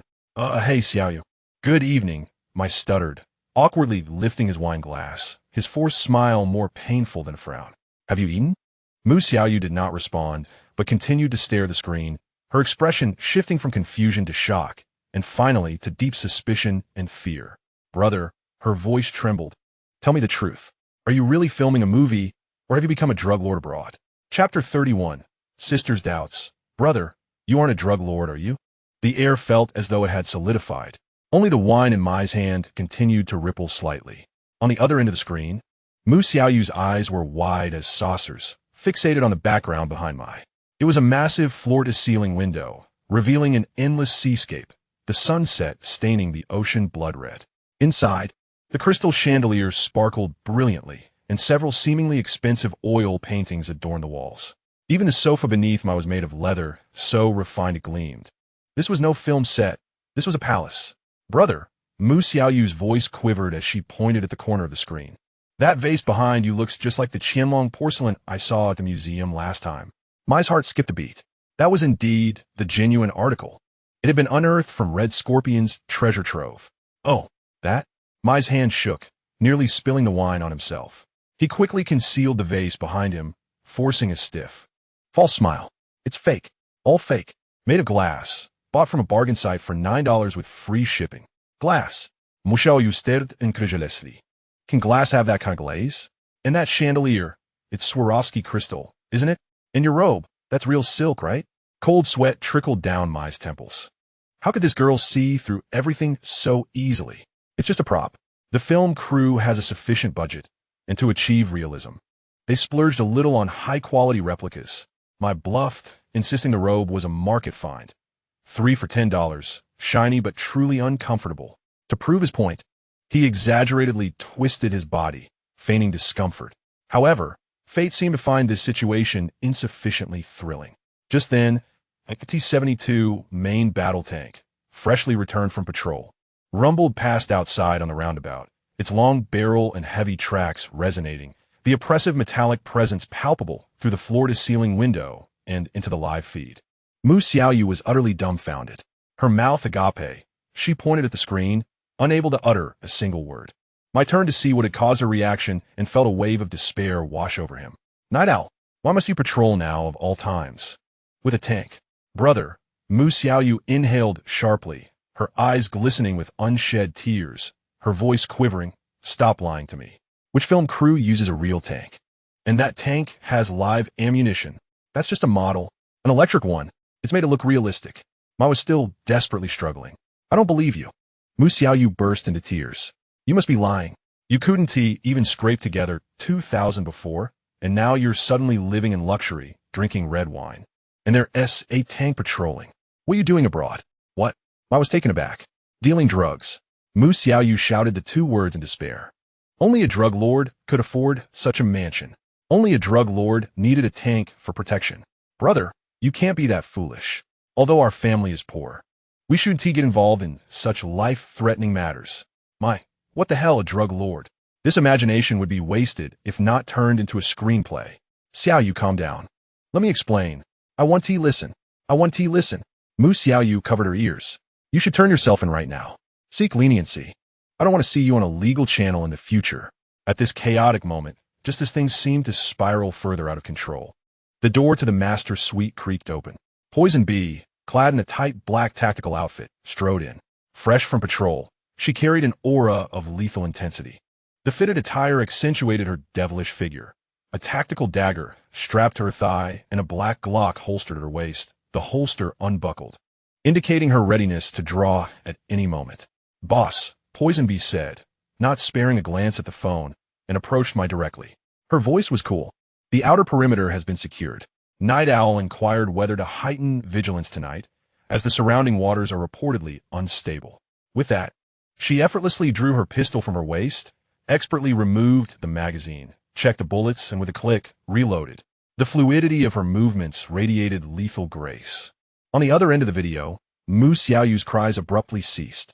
She stared, wide-eyed, at the screen, transfixed by the sudden appearance of this woman. Cold, dangerous, and wielding a real gun. This is hardly a stunt performer. The palpable menace emanating from the screen could render anyone weak at the knees. Brother, Xiaoyu's voice trembled, her face as pale as a sheet. Is that a gun? Who is that woman? Is she a female assassin? It's over. Completely over. Muyi gazed at the bewildered Poison Bee, who was holding a gun, and then glanced at his sister on the screen. Nearly paralyzed with fright and on the verge of calling the police, he felt as though his life was teetering on the brink of collapse. If he were to admit that this was a bodyguard, it would solidify the identity of a drug lord. What legitimate businessman would hire such a menacing female bodyguard? Yet, if he claimed she was an actress, who would believe such a story, given her demeanor and the real gun? Poison Bee seemed to sense something amiss. She glanced at Mu Ye's phone and then at his face, which resembled someone suffering from constipation, tilting her head in confusion. Boss, am I arriving at an opportune moment? Mu Ye took a deep breath, abruptly sprang from the sofa, seized the gun from Poison Bee's hands, and pushed her into the blind spot of the camera. A fabricated story must be concocted, a complete, plausible lie that could explain everything. Otherwise, tomorrow the international police from Long Country would be storming the island.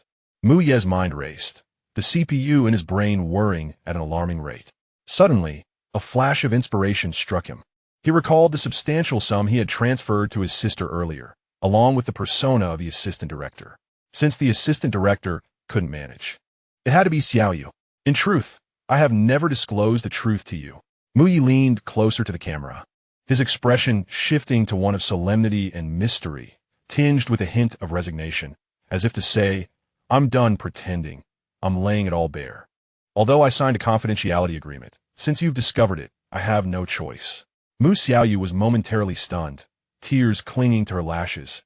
What truth? Mu Ye lowered his voice, gestured towards the displaced Poison Bee, and pointed outside at the tanks. Actually, we are not filming an ordinary movie. We are shooting a reality show. A battlefield reality show. This gun is merely a prop paintball gun. This stunning woman is a retired, Special Forces instructor. She is my partner.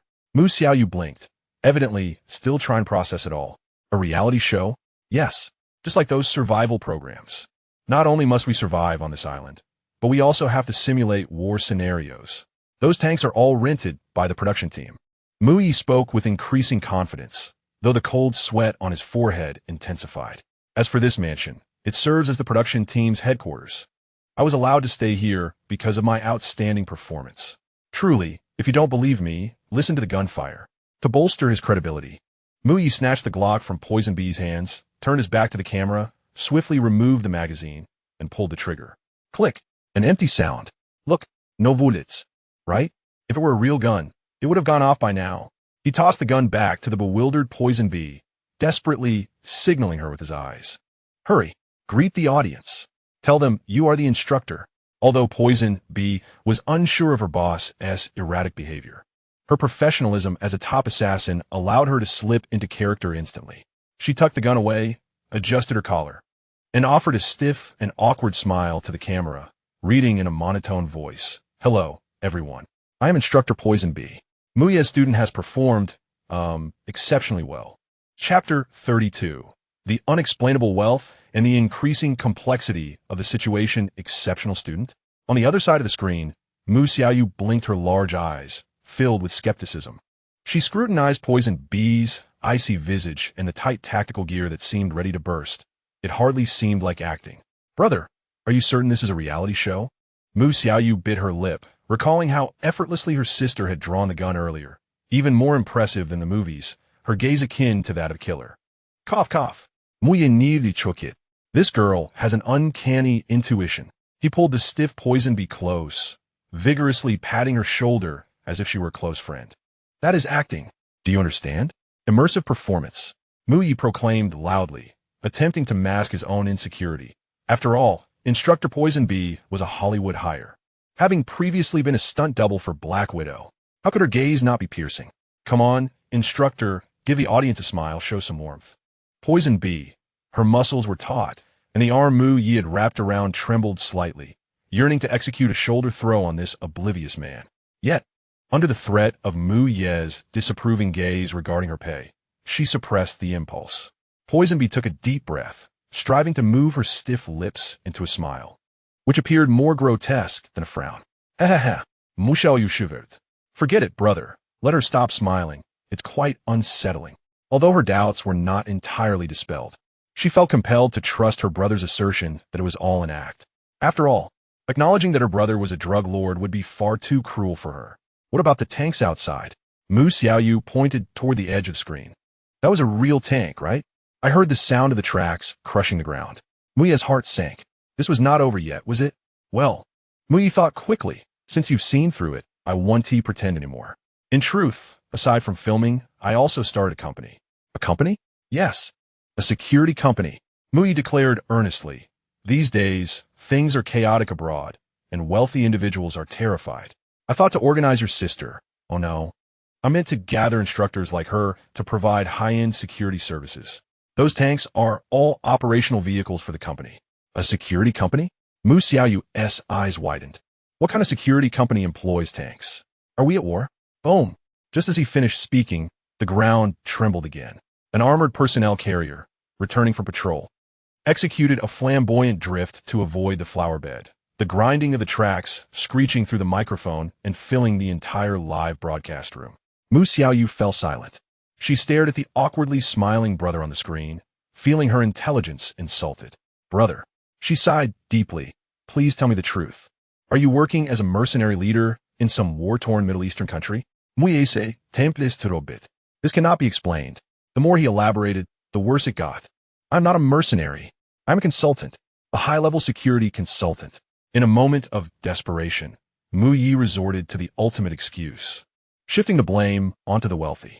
To be honest, this estate, the tanks, and these beautiful bodyguards all belong to a wealthy acquaintance of mine from the Middle East. He is a prince of oil. His family owns mines. Mu Yi adopted an expression of helplessness. I am merely working for him, tasked with safeguarding his estate.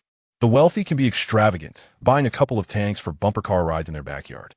Is that unreasonable? The wealthy? Xiaoyu paused. Although this explanation was absurd, it seemed slightly more palatable than her brother being a drug lord. Right? Otherwise, do you think I have so much money? Mu Yi sensed he was gaining ground and quickly pressed on. That was a bonus from the boss. All right, enough of this. The boss is calling me to drive a tank or attend a meeting. To completely silence his sister, Mu Yi opened the system panel again, reluctantly exchanging another 200,000 and transferring the funds. Alipay deposit, 200,000 yuan. Take this money, buy some beautiful clothes, and don't hesitate to spend it. Remember, we are decent people. We earn every penny through hard work. Xiaoyu gazed at the string of zeros, and all her doubts were significantly diminished by the overwhelming force of money. Then you be careful. Xiaoyu bit her lip, finally offering a word of caution. Don't push yourself too hard. If that wealthy boss has a bad temper, just come back. We want to endure that. Rest assured, the boss treats me well. Mu Yi glanced at Poison Bee, who was cleaning her gun, and thought to himself, yes, she treats me well. I still need her to clean up my mess. I'll hang up now. Beep. The screen went black. Mukuya Shiichi collapsed onto the sofa, resembling a heap of mud, and exhaled a long sigh. This is more exhausting than commanding a battle. Du Feng stood by, coldly observing him with a gaze filled with disdain. Boss, your ability to lie surpasses your marksmanship by leaps and bounds. This is merely a benevolent falsehood, Mukuya replied, sitting upright and taking a swig from the now lukewarm red wine on the table. Should I tell you that your brother is the greatest warlord in these waters, wielding a ton of enriched uranium? Du Feng shrugged de non-commitali. Enough of this door, Sentinel Act. Go inform Xiao to keep the patrol vehicles away from the villa. I do not wish for them to rev their engines beneath my window. If it happens again, I'll send him to push a tank. Understood. Du Feng turned to leave, but paused, pointing at the ceiling. Oh, it seems Hong Ho was calling for you just now. Mukuya was taken aback. Hong Ho. The next moment, the room's smart speaker emitted Hong Ho's monotonous electronic voice, delivering content that instantly ignited Mukuya's fury. Master, an intrusion attempt on the manor's main control server has been detected. Intrusion? Mukuya's brows furrowed. Who dares to be so audacious? A hacker from Eagle Sauce country? It is not an external breach. Hong Ho's voice seemed tinged with mockery. It originates from an internal port. The location is in the second-floor guest room, and the user is Miss Alice. She is attempting to crack the underlying code of the Skydome defense system and is trying to replicate a design blueprint for the exoskeleton armor. The weariness on Mukuya's face vanished, replaced by a chilling smile. He stood up, stretched his neck, producing a series of cracking sounds. Ah, her thieving heart is quite persistent. It seems the sweeping was too easy, giving her the energy for such petty antics. Mukuya strode toward the door, casually drawing the Glock pistol from Du Feng's waist as he passed by. Let us go and see our cleaner number one. I wish to ascertain whether her hacking skills are superior or if my firearm is the true authority. Chapter 33.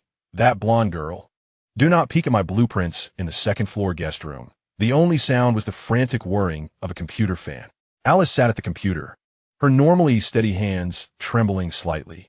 On the screen, a green progress bar crawled slowly akin to a snail's pace. Data decryption 9899 faster. Please, faster. Alice bit her lip, her azure eyes fixed on the door, cold sweat trickling down her golden temples.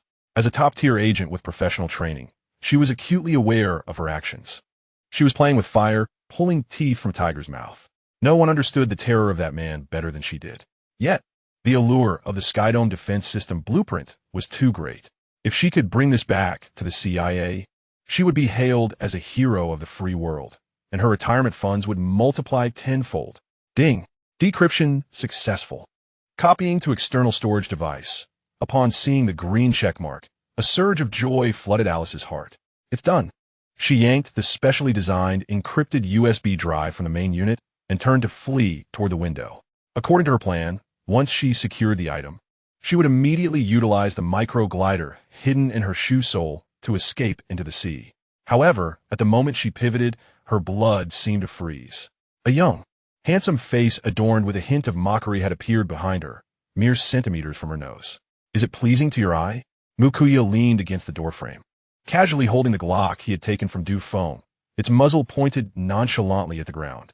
The loose bathrobe he wore emanated an overwhelming aura of oppression. Alice screamed in fright, instinctively retreating, only to collide heavily with the computer desk. When did you get in here? She had undergone counter-surveillance training. She could detect even a cat entering. Yet this man was like a ghost. Just as your progress bar hit 99%. Mukuya shrugged, stepping closer. I originally intended to interrupt you, but seeing your focus, I couldn't bring myself to do so. So, how does the defense blueprint of my manner fare in your eyes? Any suggestions for improvement? I don't understand what you're saying. I was just downloading a movie. Alice's gaze darted nervously, her hands stealthily moving behind her back, attempting to conceal the USB drive within her sleeve. A movie? One of those films for two? Mukuya sneered, suddenly lunging forward.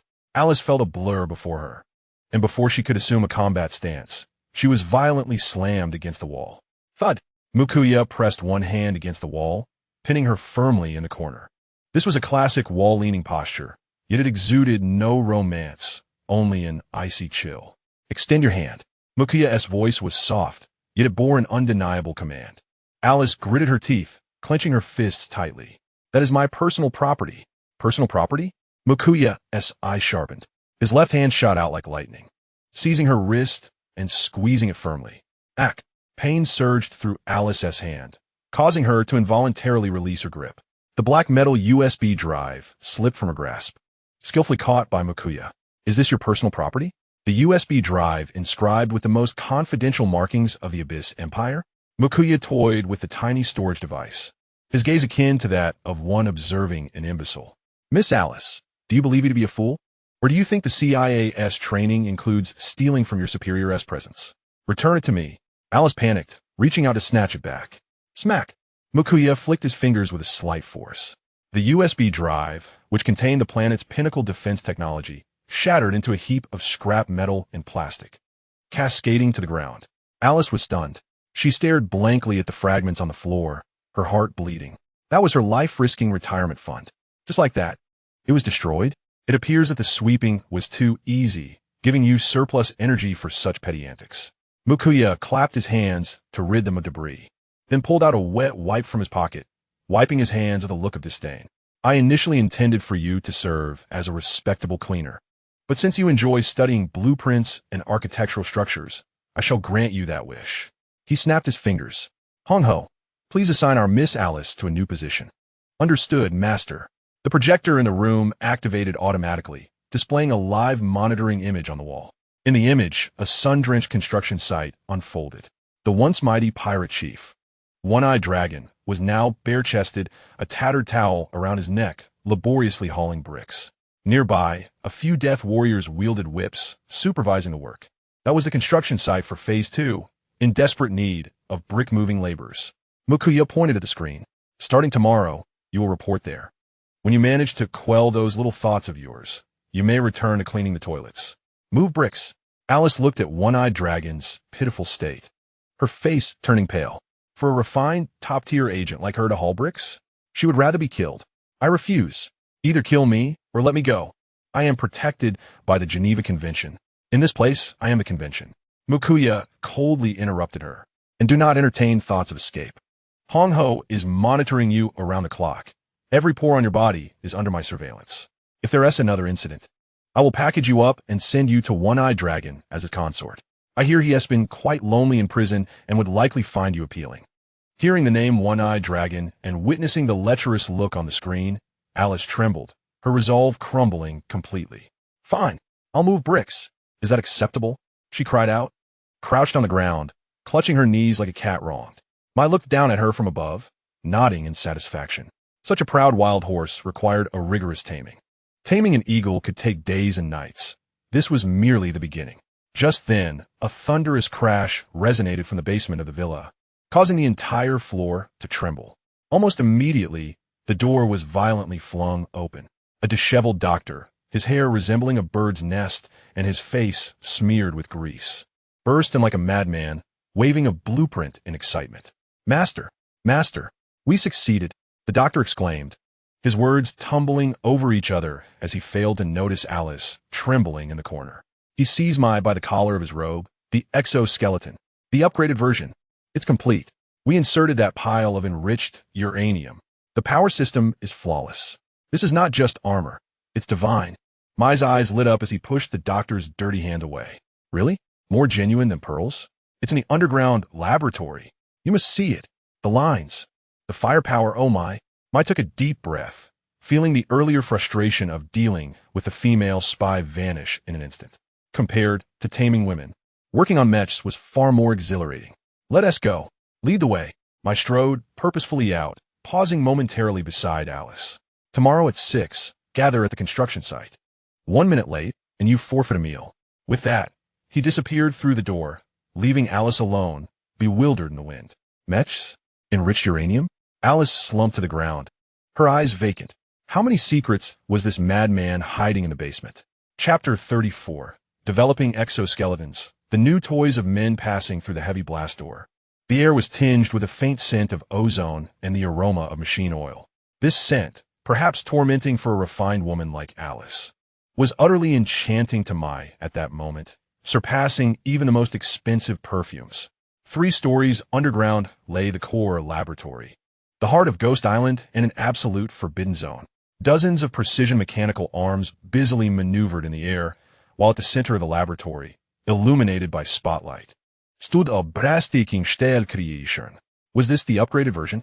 Mai halted, gazing upward, his eyes reflecting the black and red metallic behemoth, his throat involuntarily tightening. It was magnificent, truly magnificent.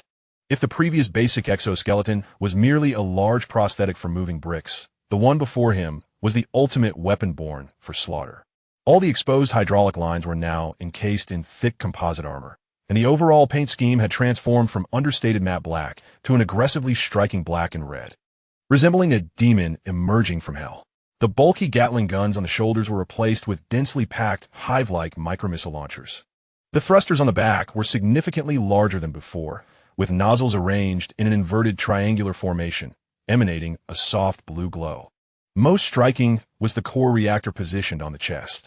Once a mere assembly of high-energy batteries, it was now embedded with a crystal radiating an icy blue aura, signifying the micro-cold fusion reactor was idling. Xing Tian, the doctor, like a child presenting a treasure, approached with a face smeared with grease. Pointing to the Red Seal character on the mech's leg, I named it. Xing Tian dances with the mighty axe, unyielding in spirit. What do you think, Master? Is it imposing enough? Xing Tian? A splendid name. Mai reached out to caress the cold armor's surface, tingling with a metallic texture against his fingertips. Yet, mere aesthetics were insufficient. He desired combat prowess. What's its power like now? Power? The doctor adjusted his glasses, revealing a mouth full of crooked yellow teeth, grinning maniacally. Master, you insult that pile of enriched uranium. With the cold fusion reactor installed, its theoretical endurance is 50 years. 50 years. Mai gasped. Indeed. As long as it isn't destroyed, it's a perpetual motion machine. Moreover, the output power has increased by 800% with its current output. Tearing apart a tank is nothing. Even ripping through an aircraft carrier's deck would only be a slight exertion. The doctor exclaimed while pressing a button on his remote. With a hiss of released air pressure, The heavy armor on the mech's chest slowly slid apart, revealing a sci-fi cockpit within. What are you waiting for? Master, try it out. This is a grand toy custom-made for you. Mike could hardly contain his excitement. He ripped off his robe, exposing his muscular torso, and even without shoes, he jumped on the dressing platform. Initiate the dressing procedure. The mechanical arms deftly extended, precisely fastening the mech-esque components onto Mai. It was not as heavy or oppressive as he had imagined. In that instant when the neural connection helmet clicked into place, Mai felt his senses extend infinitely. Red data streams danced in his vision, and everything around him became strikingly clear. The thrusters behind him emitted a deep rumble, and a surge of nearly overwhelming power coursed through his limbs. He tried to clench his fist. Crack! The massive steel hand crushed a pocket of air, producing a sharp sonic boom. It was incredible. He felt as though he had become a god. With a mere thought, he bent his legs slightly and then exerted force. Boom! The specialized alloy floor beneath him instantly caved in, and the 3-ton Xingtian mech shot upwards like a cannonball, colliding with the 10-meter-high ceiling. Whoa! Slow down! Slow down! The doctor yelped, ducking for cover.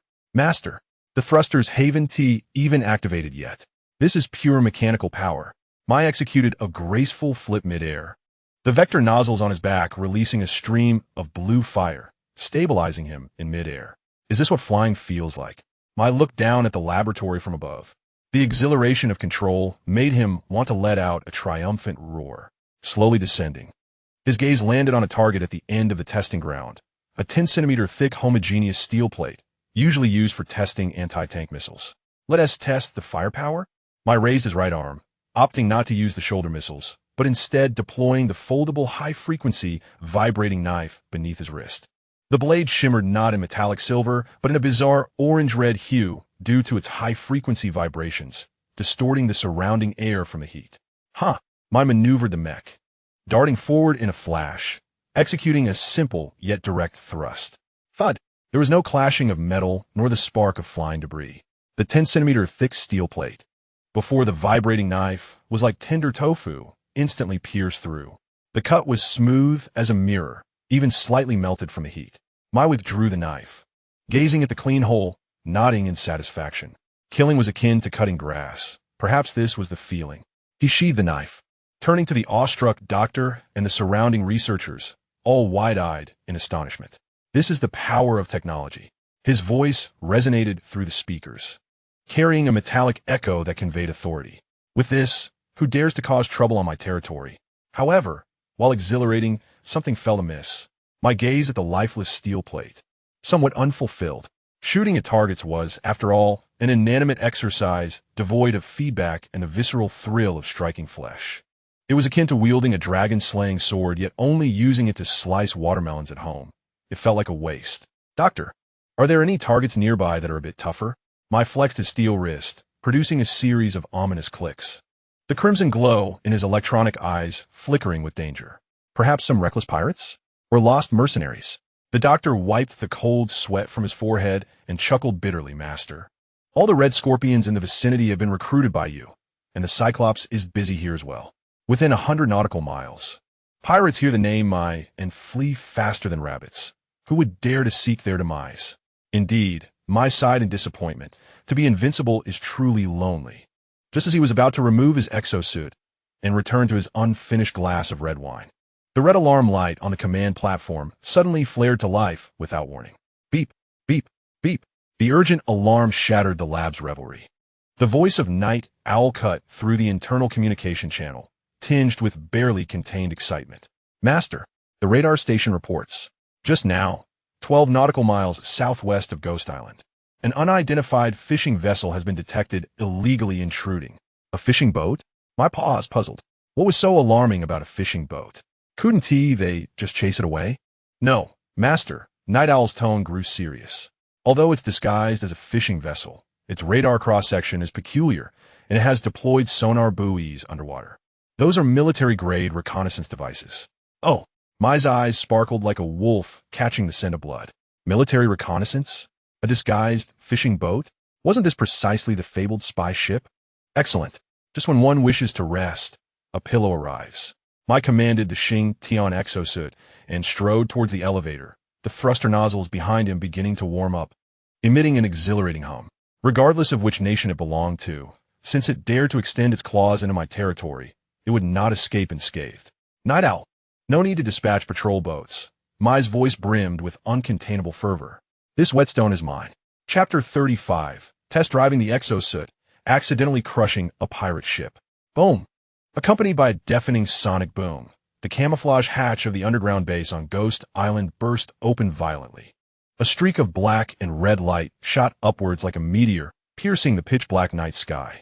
A powerful gust of wind whipped up the surrounding dust, sending several seagulls on the helipad flying over 100 meters away. In midair, Mai felt a sudden pressure in his chest, a sensation brought on by the high overload. But soon the life support system within the exosuit began to automatically adjust the cabin pressure, and that discomfort was swiftly replaced by the exhilarating rush of adrenaline. In his field of vision, red data streams danced wildly. Altitude, 3,000 meters. Speed, 25 Mach. Thruster status, stable. Target locked. Southwest, 12 nautical miles away. This is astonishingly fast. Mai looked down at the rapidly shrinking island and couldn't help but whistle. Watching Iron Man soar was exhilarating. But now that he was donned in the suit, he realized this was not flight. It was akin to riding a rocket at breakneck speed. Red, lock onto that ship. Locked. Calculating the optimal interception path. On the holographic screen, a green box precisely encased the small black dot on the water surface. It was indeed a fishing vessel. Or at least it appeared to be. The dilapidated hull was cluttered with fishing nets, and a few dim fishing lights dangled from the bow. But which legitimate fishing boat would dare to intrude into private waters at such an hour and deploy sonar? Since they came, they shall not leave. A mischievous smile crept across Mai's face as he forcefully pushed the control stick. Xing Tian, let us go down. Give our guests a superhero-style entrance. The thruster nozzles behind him immediately redirected, and a massive steel frame traced a perfect parabolic arc in the air, descending with a piercing wail straight towards the fishing vessel. On the sea, within the fishing boat's cockpit, the Cyclops was sweating profusely, fixated on the radar screen. Ever since being chased away last time, he had grown increasingly resentful. That was his lifetime's worth of treasure on the sea, all swallowed by that man named Mu. He was not one to back down. Believing he had underestimated his opponent last time, this time, he had specifically acquired a rickety fishing vessel, spending a fortune on several sonar buoys, intending to probe the waters and see if there was an opportunity for a surprise attack. Boss, something feels off. A trembling lackey pointed at the sky. Do you hear that? It sounds like thunder. Thunder my foot. It's a bright sunny day. The Cyclops cursed, lifting his head to peer through the cockpit window. The next second, his pupils constricted to the size of pinheads. In the night sky above, a flaming meteor with a long blue tail descended with a cataclysmic force. Heading straight for his head. SHT. Quick! Before he could utter another word, a thunderous crash echoed, akin to a colossal whale striking a reef. There was no graceful hovering, no delicate landing. The 3-ton Xing Tian exosuit, combined with the terrifying kinetic energy from a 3,000-meter dive, smashed onto the deck as if a glowing hammer had struck a decrepit cookie. With splintered, seawater gushed in. The unfortunate wooden fishing vessel didn't even have the chance to scream before being split in two by the horrific impact. A massive wave surged upward, soaring over 10 meters high, engulfing everything in a white foam. Coughing, Mai sat in the cockpit, observing the holographic screen displaying the words landing failure in large letters. Feeling utterly embarrassed. How careless. He scratched his head and quickly adjusted the exosuit's posture. The thrusters expelled 2 jets of water, and the Xing Tian awkwardly lifted its legs from the sea, hovering 2 meters above the surface. Below him, the water was littered with splintered wood and torn fishing nets, while over a dozen individuals, akin to dumplings, splashed into the water, flailing and crying for help. My apologies. Mai activated the external loudspeaker. His voice processed to sound like an emotionless metallic giant echoing in the night. The new vehicle just hit the road. The brake pads are a bit stiff, and I couldn't stop in time. The drenched individuals were left dumbfounded. A new vehicle? Brakes? Dude, you're piloting a Gundam. The Cyclops clutched a broken piece of the ship, trembling all over. The seawater was icy, but the chill in his heart was even greater. He had seen clearly that the descending monster emanated a black-red metallic sheen, its crimson electronic eyes resembling the gaze of a demon in the darkness. Was this the kind of technology humanity possessed? What kind of monster had he provoked? Please don't kill me. I'm an honest citizen. I was just passing by to fish. The Cyclops shouted amidst choking water, his survival instinct surging. Fishing? I maneuvered the exosuit to descend slowly, the massive mechanical hand breaking the water surface, sending up a spray of waves. I don't see you fishing. You look more like you're seeking death. The mechanical arm lunged forward, precisely grasping the Cyclops by the back of his collar, lifting him from the water like a drenched chicken. A powerful spotlight beam instantly illuminated the Cyclops' face, blinding him. Let me see which brave soul dares to be so audacious. With a sound of pressurized air releasing, the thick armor of the exosuit's chest slid open, revealing a young man in a bathrobe with slightly disheveled hair. I looked down, illuminated by the light, at the unfortunate soul he was holding. His face was round and puffy, with a patch over his left eye, even now as a drenched rat.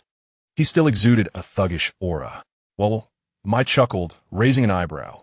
Isn't this a familiar face? The Cyclops? The Cyclops froze upon hearing the voice. With great effort, he opened his eyes, squinting against the blinding light to discern the man seated within the mech. A mocking expression plastered across his face. In that fleeting moment, his heart nearly ceased to beat. It was that Scourge, the very one who had not only seized his island and ship, but had also forced him to bow in apology. Muyi. The Cyclops' teeth chattered. Whether from fear or cold, he could not tell. Why is it you again? I have questions too. Muyi sighed, his expression a blend of disappointment and indignation. I must ask, my friend, do you harbor some inappropriate desire towards me? The last time I spared you, you didn't take the hint to vanish. Instead, you return in the dead of night to deliver your own head? The Cyclops felt a wave of despair wash over him. Had he known that this island was home to such a formidable mech capable of soaring through the skies, he wouldn't have dared return, even with 100 lives. It's a misunderstanding. All a misunderstanding, he lamented, his face a mask of sorrow, tears, and snot mingling with seawater. I merely passed through, intending to return home, but my navigation led me astray. Navigation error? Muyi scoffed, sealing the cockpit. Very well, I shall continue my kindness and escort you. Where to? To my estate. His voice, transmitted through the loudspeaker, was cold and unyielding. Perfect, the soil in my garden is rather hard. I need someone to till it. You seem robust enough for the task. Ignoring the Cyclops' cries of despair, Muyi maneuvered the mech, turning it around as the thrusters ignited with blue flames, carrying the Cyclops towards Ghost Island. As for the remaining minions in the sea, Hong Ho, summon the patrol boat to retrieve them. From now on, someone will be cleaning the toilets on our island. In midair, the Cyclops was buffeted by the biting wind, swaying like a piece of cured meat. His gaze fixed upon the towering, fearsome steel behemoth before him. His spirit shattered completely. What a calamity! Had he foreseen this, he would have opted for surrender and imprisonment. Chapter 36. The Cyclops wept. Is this some kind of fishing vessel? The briny sea breeze lashed against his face like a whip, suspended in midair. Beneath him lay the churning, dark sea, and above loomed the terrifying mech radiating a sinister red glow.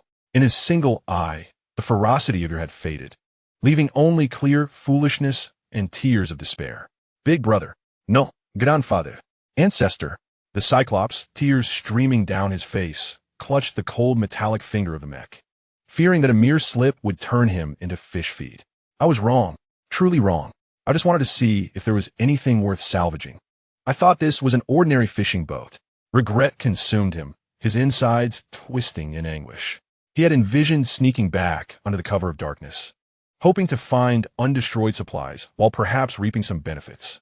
Little did he know, he would instead collide with such supernatural contrivances. Mu-Yi piloted the mech, hovering above the ocean's surface, unable to stifle a laugh at the Cyclops' words. Fishing vessel? Your eyesight is quite keen, mistaking my Titan for a fishing boat? That's just cruel. The Cyclops, in utter dismay, shouted, pointing at the imposing mech, his voice cracking. What fishing boat looks like this? This is clearly a Gundam. A Terminator. You intend to use this to attack my humble wooden ship? Do you have no shame? It was akin to using an intercontinental missile to swat a mosquito. This was not merely a display of overwhelming force. It was a profound insult to his very being. Less chatter. Muyi's fingers tightened on the controls, silencing the Cyclops instantly, who could only emit a strangled sound from his throat. I initially intended to toss you overboard. Muyi stated matter-of-factly, but I suddenly recalled, having roamed these waters for decades, you must be quite the living map, yes? Upon hearing this, the Cyclops' lifeless eyes sparkled with a glimmer of hope. Yes, I'm a living map. I know where the reefs and currents are, even where other pirates hide their treasures.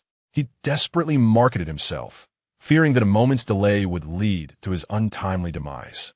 Grandfather, spare me. I still have value. I can guide you. I could be your dog. Being a dog is out of the question. I have no need for one. Muye goody mudget. However, since you are so earnest, I shall grant you an opportunity. Really? Indeed. With a flick of his mind, the thrusters erupted with brilliant blue light. Brace yourself. We're heading home. Boom. The sonic boom erupted across the sea. Oh. The Cyclops' scream was shredded by the fierce winds. He felt as if his very organs were about to burst from the overload, his body resembling a salted fish dangling from a rocket, tracing a sorrowful arc through the night sky. Too fast. Too high. This ISNT flying. It's a death sentence. At Ghost Island, on the lawn before the main villa, Hong Scorpion was fastening her apron, a knife in hand, fiercely attacking a freshly slain hen. Dame mouillé, foule mouillé. How dare he make me, the illustrious Hong Scorpion, butcher a chicken? She muttered angrily as she chopped. Nearby, Poison Bee leaned against a pillar, arms crossed, eyes closed in meditation, her fitted security uniform lending her an air of runway elegance. Enough with the complaints. Save your energy. Instead, consider how to prepare tonight's braised pork. If you burn it again, the boss will dock your pay. He wouldn't dare. Un scorpion retorted. Just as a piercing sound sliced through the air, both women looked up simultaneously. A streak of crimson-black light descended from the heavens, exuding an unmatched aura, crashing heavily onto the lawn. Boom! The ground trembled, grass flying in every direction. The mech, known as Titan, knelt gracefully to absorb the impact. It then rose slowly, flicking its right hand casually. Plop! A wet, limp object landed at Hong Scorpion's feet. Startled, she nearly dropped her knife. As she focused, she recognized the figure sprawled on the ground, retching and reeking of seawater and urine. ISNT that the Cyclops? Hong Scorpion gasped, her eyes widening in shock. How had he ended up like this? Previously a fearsome warlord, he now resembled a drowned rat. The Cyclops, overwhelmed and nauseous, lifted his head with great difficulty upon hearing a familiar voice. Tears flowed unbidden when he saw Hong Scorpion's familiar face and the glint of the knife in her hand. Sister Hong, you're here too? The Cyclops wept miserably, as if encountering a long-lost relative. Have you also been captured to kill chickens? Hong Scorpion glanced between the hen in her hand and the Cyclops on the ground, suddenly finding the prospect of being a cook less objectionable. Oomph. The cockpit of the mech opened, and Muyi hopped down, looking refreshed in his signature bathrobe. His hair tousled by the wind, which only added to his road charm. Oh, you're all here? He approached the Cyclops, giving him a gentle kick in the rear. Stop playing dead. Get up and recognize your company. The Cyclops hurriedly scrambled to his feet, kneeling, not daring to raise his head. Muyi pointed at Hong Scorpion, then at Poison Bee. These two. One was the former pirate queen, now my head chef, the other a former top assassin, now my head of security. The Cyclops was taken aback. Head chef? Head of security? What kind of divine place is Ghost Island, filled with such elite talents? And what about me? The Cyclops cautiously inquired. Sir, could I perhaps serve as a first mate or something? He pondered that as a pirate captain, managing a few ships should not pose a problem, right? I chuckled, a smile that sent shivers down the spine of the one-eyed dragon. Ship's mate? You have quite the imagination. I pointed towards the newly cultivated garden, intended for planting organic vegetables. Do you see that patch of land?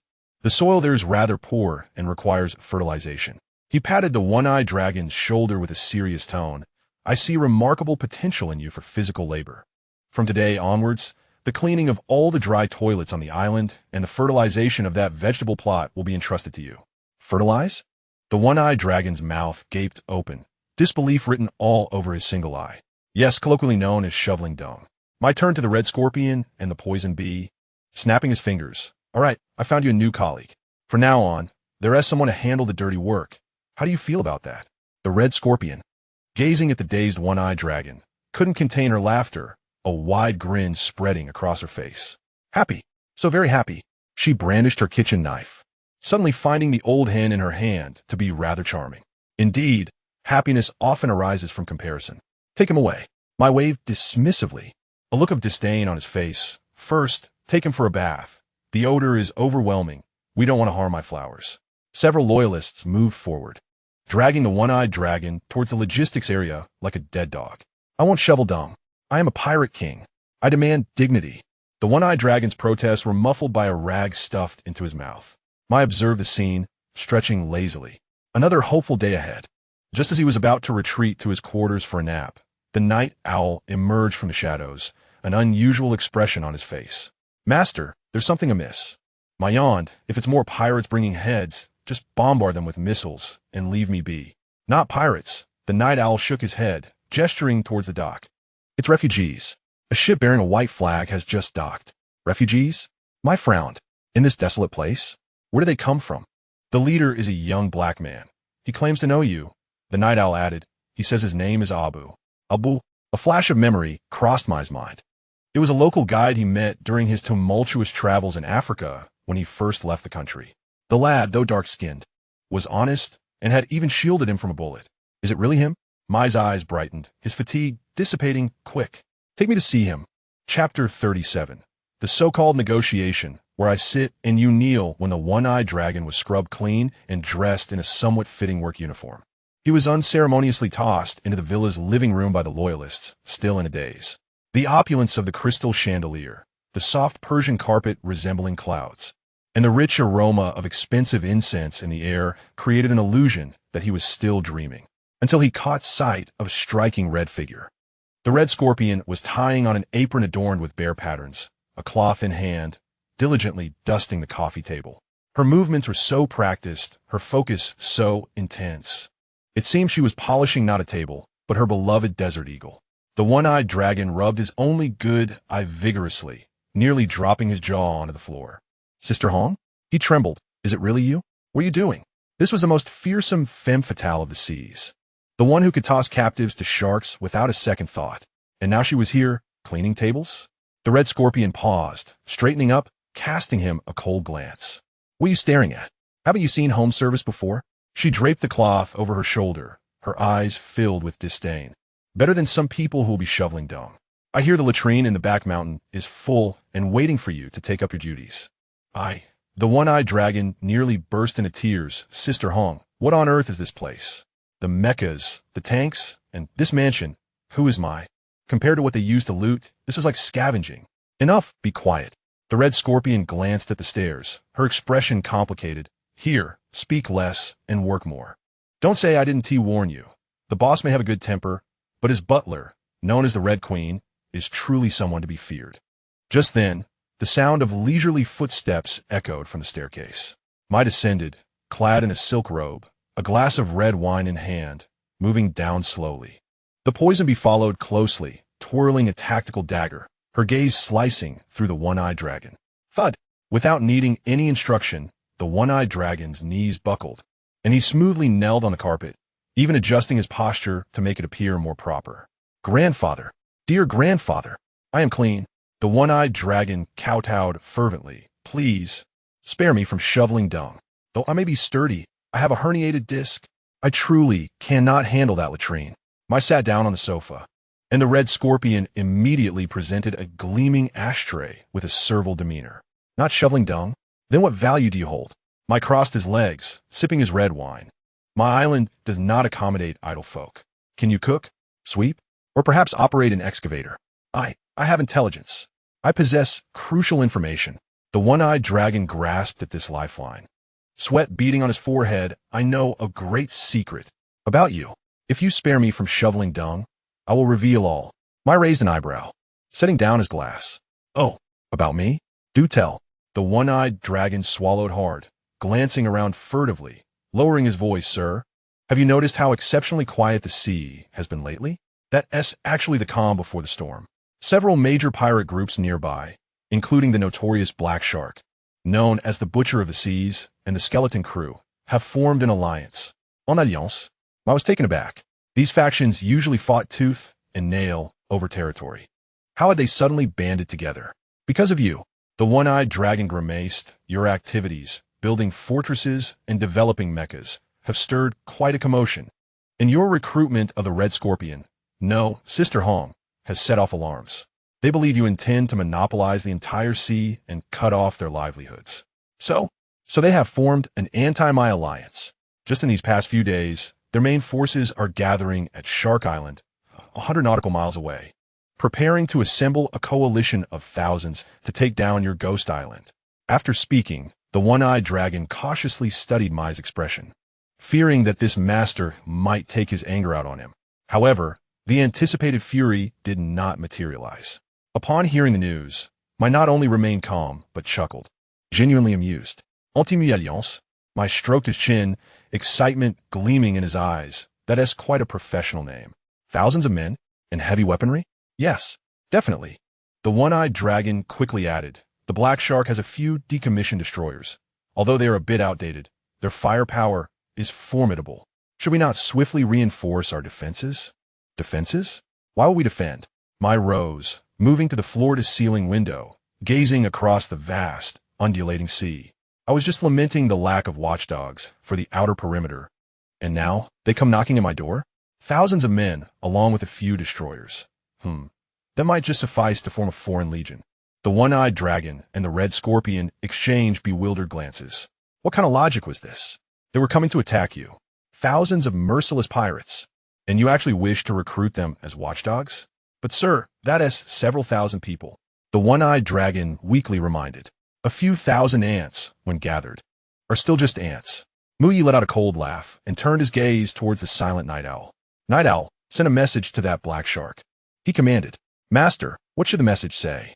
Night Owl asked, pulling out a tablet. Inform them that I have heard they've formed an alliance. And it sounds rather lively. I have a penchant for festivities and wish to invite their leader to Ghost Island for tea, while also discussing the management fees for this maritime territory. The one-eyed dragon's eyes nearly bulged from their sockets. Master, are you planning to negotiate with them? They are currently as fierce as wolves and tigers, and they will undoubtedly demand a lion's share. They might even ask you for land and reparations. Negotiate? Muyi adjusted the collar of his bathrobe, his eyes exuding an imperial disdain, reminiscent of a sovereign ruler. Indeed, it is a negotiation. However, my terms differ significantly from what they might expect. He extended a finger towards the floor beneath him, his tone calm, yet commanding. On this island, the essence of negotiation is that I sit while they kneel. Tell them, at noon tomorrow, I expect to see their presence at the dock. Anyone who dares to be late by even a minute, or who fails to show up. Muyi paused, a bloodthirsty smirk curling his lips. I shall personally deliver them warmth with my Chungtian mecha. At that point, it will not merely be tea we share. Understood. Night Owl snapped to attention. I will issue the announcement immediately. The one-eyed dragon knelt on the ground, gazing at Muyi's youthful yet authoritative visage, suddenly shivering. He realized that those pirates still dreaming of dividing Ghost Island were likely in for a rude awakening. What are you still doing standing there? Muyi glanced down at the one-eyed dragon. Although the intelligence he provided held some value, it did not absolve him of labor. While you may escape the death penalty, you cannot evade the punishment of labor. Go, start weeding the garden. No food until the task is completed. We still have to work? Of course. Do you think I feed you for free? Muyi kicked him in the rear. Get moving. If you keep whining, I'll send you to muck out the stables. I'm going. I'll get right on it. The one-eyed dragon scrambled out, finding weeding a far more pleasant fate than mucking out stalls. Red Scorpion watched the one-eyed dragon's hasty retreat and then turned to the spirited Muyi, unable to contain his curiosity. Boss, are you truly planning to recruit those pirates? They are notoriously difficult to manage, all being desperate rogues. Desperate rogues? Muyi chuckled, gesturing towards the T-72 tank patrolling outside, then pointing to the nearly completed laser defense tower above. In the face of absolute firepower, there are no rogues that cannot be managed. If I wish, they will be more obedient than the most compliant lapdogs. Wouldn't you agree, Chef? Chapter 38, Recruiting Pirates. Henceforth you will be responsible for feeding the sharks. The midday sun blazed fiercely, glistening off the ocean's surface. However, for the newly arrived representatives of the anti-Muyi alliance, This sunlight felt anything but warm. It was rather bone-chilling. Black Shark, known as the Butcher of the Seas, now resembled a startled quail, tucking his chin in as he walked at the forefront, followed closely by 7 or 8 fearsome pirate leaders, now resembling wilted eggplants. There was no choice. They had to be cautious. Before even entering the harbor, they had already been locked onto by 12 fully charged coastal laser cannons. The red laser dots danced upon their foreheads, and any movement would result in an immediate relocation of their heads, not to mention the black mecha hovering above them. The Chantian Mecha's thrusters spat out eerie blue flames, its massive steel body casting a shadow that felt oppressive. It wielded a Gatling gun, the barrel slowly rotating towards the heads of the gathered men. Was this a negotiation? Black Shark felt his calves tighten as he internally screamed. This was nothing short of a one-sided execution scene. Upon entering the villa's living room, a rush of cold air greeted them. Muyi sat on the sofa clad in a bathrobe, holding a glass of ice cola, with Red Scorpion and Poison Bee standing on either side, resembling 2 exquisite deities of death.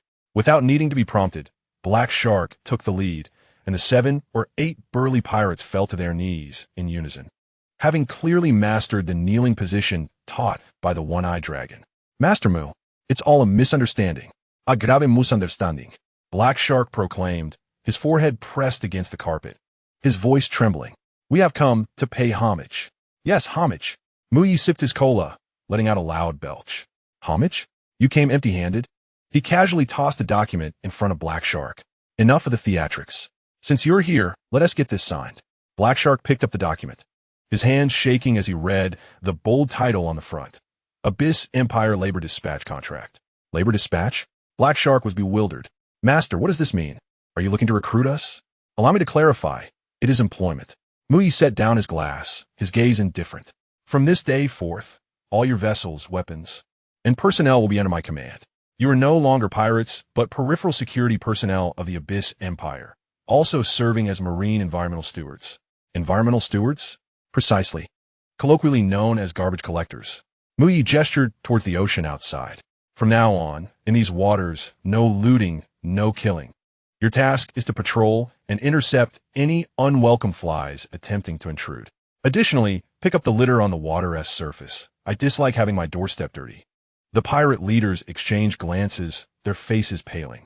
They were to be transformed from ruthless marauders into garbage collectors. How could they continue to operate on the streets after this leaked? Master, this is rather inappropriate. Black Shark spoke up hesitantly. Our brothers need to eat. If we can't loot, we'll be left to starve. I will provide you with salaries. Muy raisid a finger. Each of you will receive $500 a month, with food and lodging included. Those who perform well will receive bonuses at the end of the year. 500? Black Shark nearly choked. In the past, they would easily earn tens of thousands from a single heist. Now, they were being offered a pittance? Think it's too little? Muyi's lips curled into a cruel smirk, leaning forward, his aura becoming oppressive. You can choose not to sign. I am not unreasonable. He pointed to the deep blue sea visible through the floor-to-ceiling windows, his tone deceptively soft, as if whispering sweet nothings. Do you see that ocean? My pet sharks have recently developed quite the appetite and are in need of nourishment. If you refuse to sign the contract, I'm afraid you'll have to be the ones to fill their bellies. As soon as he finished speaking, the Chuntian mecha outside let out a mechanical roar. The sound of the Gatling gun spinning echoed like the grinding of a grim reaper's teeth. Black Shark trembled, cold sweat soaking his back. He realized this young man was serious. If they did not sign today, not just these few, but the thousands of brothers outside would be turned into fish feed. I'll sign. I'll sign. Black Shark snatched the pen, trembling as he scrawled his name on the contract and pressed his handprint beside it. Seeing this, the other leaders dared not hesitate any longer, scrambling to sign in a rush, fearing that a moment's delay would result in being thrown to the sharks. That is more like it. Muyi collected the contract with satisfaction and turned to Night Owl, who stood in the shadows. Night Owl, these individuals will now be your responsibility. Form them into the Abyss Foreign Legion, and you will serve as the commander. From now on, let them handle the dirty work. Anyone who dares to harbor ill intentions will be dealt with directly, without the need for my report. Yes, master. Night Owl stepped forward, his emotionless gaze sweeping over the kneeling pirates, sending shivers down their spines. Take them away and reorganize. Paint their dilapidated ships in uniform black and hoist the flag of the Abyss Empire. Muyi waved his hand as if swatting away flies, feeling irritated. Once the living room returned to silence, he stretched, feeling that the day's events were more captivating than any performance. Not only did he recruit thousands of free laborers, but he also acquired several warships to serve as a facade. This venture certainly proves profitable. Boss, your calculations resonate even from the kitchen. Hong Xiezi approached with a platter of freshly cut fruit, her eyes brimming with admiration. Did you really manage to placate thousands of pirates with a mere 500 in wages? You are even more merciless than a capitalist. This is what we call the rational utilization of resources. I took a bite of watermelon, considering that they had shed so much blood. Sparing their lives was already the greatest act of mercy. Do you understand the concept of reform through labor? Just as he spoke, Night Owl returned hastily. Master, there's a situation. What now? I frowned. Did those pirates turn against us? Then we should eliminate them. They're not pirates. Night Owl shook his head with a peculiar expression. The radar station reported that a dilapidated fishing boat just washed ashore on the southern sandbank. It appears to be a refugee vessel. Refugees? I was taken aback. This place is isolated. Where would refugees come from? Are they spies trying to use this as an excuse to infiltrate? My subordinates thought the same and were preparing to drive them away. Night Owl paused and continued, however. A few people disembarked, led by a young black man. He is waving a white flag, kneeling on the beach, shouting your name, claiming he has come to seek your refuge. Shouting my name? I was even more puzzled. Since when did I have acquaintances in Africa? He claims his name is Abu. Abu? I rummaged through his memories, and suddenly the floodgates opened. A year ago, when he had just gone abroad to escape debts. He had worked in Africa for a few days, mining. In unfamiliar territory, he nearly fell into the hands of local armed forces. But a local guide named Abu helped him escape through the jungle.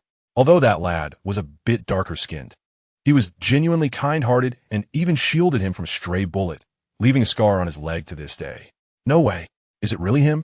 Mai leapt to his feet, discarding the watermelon rind in his hand. Quick, take me to see him. If it's true, this is a bond of life and death. He strode outside, pondering how this lad had left Africa and ended up in the Pacific, looking like a refugee. Come on, Hong Xiezi, you should come with me. Mai beckoned, knowing that if it was indeed an acquaintance, he would need to prepare a more lavish feast tonight. Understood, boss. Hong Xiezi untied her apron and followed him. The jeep sped along, swiftly arriving at the southern sandbank. From a distance, Mai spotted a decrepit wooden boat stranded on the shore.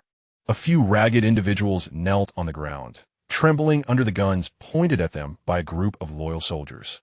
The leading young black man, emaciated yet with remarkably bright eyes, quaked with excitement upon seeing Mai disembark from the vehicle. He dashed forward, disregarding the guns, and shouted in broken Chinese, Brother Mu. Brother Mu, it's me. I am Abu. Chapter 39. Another peach blossom? Why is it a dark-skinned beauty? The sea breeze carried fine sand, striking his face with a salty tang. As Mai jumped down from the jeep, still regaining his balance, a dark figure canonied into his arms like a projectile. Brother Mu, I thought I would never see you again. Abu wept, his face, already dark, now smeared with dirt, resembling someone who had just crawled out of a coal heap. He was thin, with pronounced ribs, yet his grip on Mai was astonishingly strong, a desperate clinging to life. Mai staggered back 2 steps. Had this been before, the impact would have knocked him down. However, now, with his genetically enhanced body, he stood firm as a rock. He patted Abu's hair, sharp as iron wire, feeling a surge of emotion. All right, enough of this. Why are you crying? Wipe your nose. You're smearing it all over my clothes. I pushed Abu away, pulling out an unopened pack of cigarettes from his pocket, handing it to him. Same brand. Have one to calm your nerves. Abu, trembling, tore open the packaging, lit a cigarette, and inhaled deeply, his expression one of sheer ecstasy. I'm alive. I'm really alive. Abu wiped his face, tears leaving 2 white streaks. Brother Mu, you don't know, there's been war back home. Our village was burned down, and we seized a boat, drifting at sea for half a month. I thought we would feed the fish. Now that you're here, you're safe.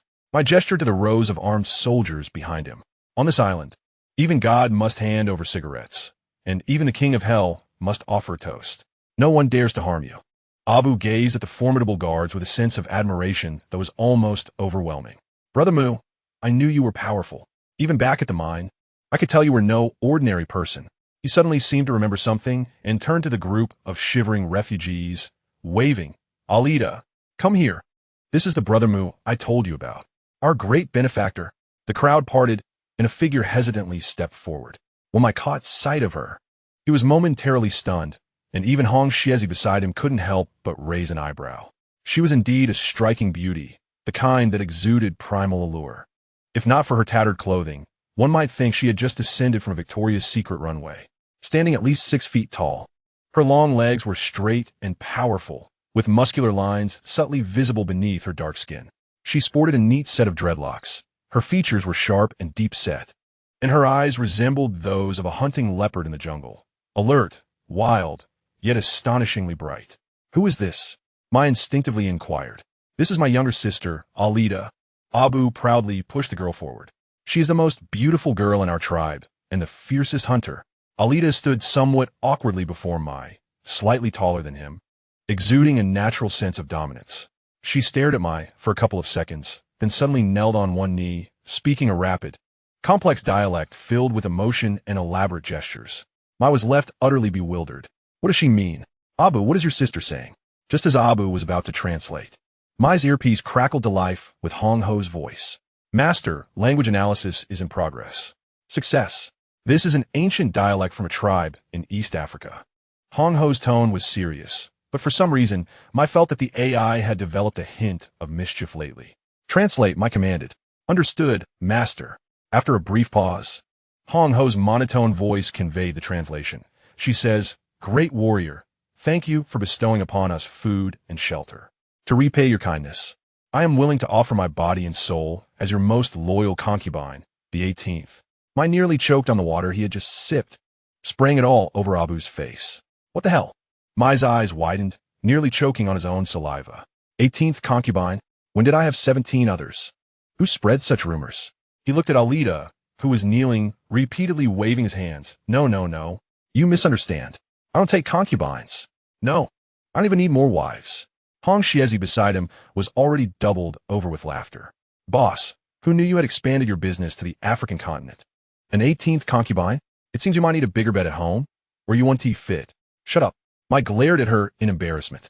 Hong Ho definitely mistranslated. This AI must have caught a virus. "Master, my translation system is founded on a global linguistic database, boasting an accuracy rate of up to 99.9. Hong Ho, with a serious demeanor, added a sharp remark, suggesting that the remaining confusion and logic might stem from your overwhelming charm. Mai expressed his frustration, declaring the system inadequate and contemplating its reformatting. "Abu, what on earth does that mean?" Mai sought clarification from the involved party, dismissing any notions of concubines, as such customs were not entertained here. Abu, puzzled, wiped the water from his face. "Brother Mai, what are you saying? Alita mentioned she wishes to be your guard." Abu scratched his head, smiling innocently. "In our tribe, the strongest warriors follow an even mightier leader. She perceives your aura as formidable and desires to fight alongside you." I was taken aback. "A guard?" He pointed to the earphones, recalling Hong Ho's previous translation. "Ah, that term in our native tongue has dual meanings. It can imply a personal bodyguard or something more intimate." Abu sheepishly clarified, "But Alida definitely means the former. She has no interest in men, just in combat."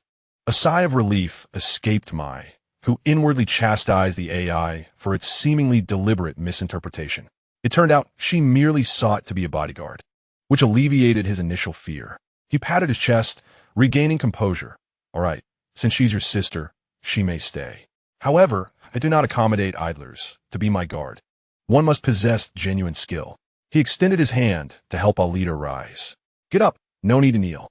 Alida lifted her gaze, her beast-like eyes fixated on Mai's outstretched hand. In an instant, she grasped his wrist with an astonishing swiftness, creating a gust of air. Mai raised an eyebrow, surprised by her speed. At that moment, the relaxed expression on his face vanished as he felt a tremendous force gripping his wrist. This was no ordinary woman's hand. It felt like a hydraulic clamp. Even with a fraction of his strength, he couldn't free himself.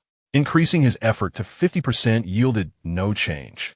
Alida's fingers, as unyielding as steel, encircled his wrist, and he could hear the faint protest of his bones. Good heavens! My thought alarmed. He had undergone gene enhancement. While he had not activated his exoskeleton, his physical prowess was at humanity's peak. What had this dark-skinned girl consumed to grow so strong? Chapter 40. Abu's Sister. The misunderstanding deepens. I felt his wrist nearing the brink of fracture. Alita's seemingly slender hand now felt like a vice. Her dark eyes remained locked on him, void of any intent to relent, radiating a predatory focus reminiscent of a lioness eyeing her prey. The surrounding warriors sensed the tension.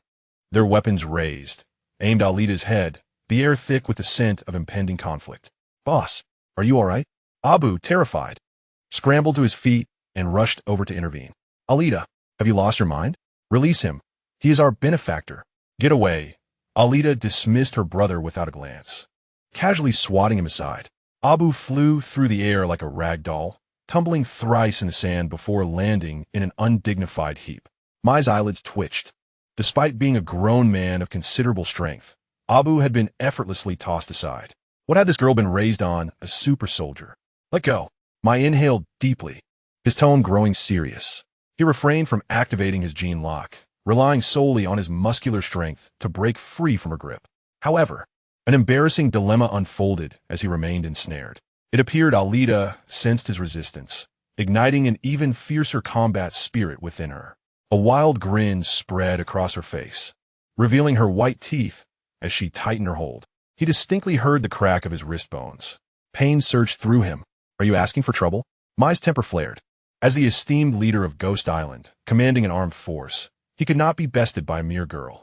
Such a failure would surely invite mockery from his rivals. "Gene lock, activate."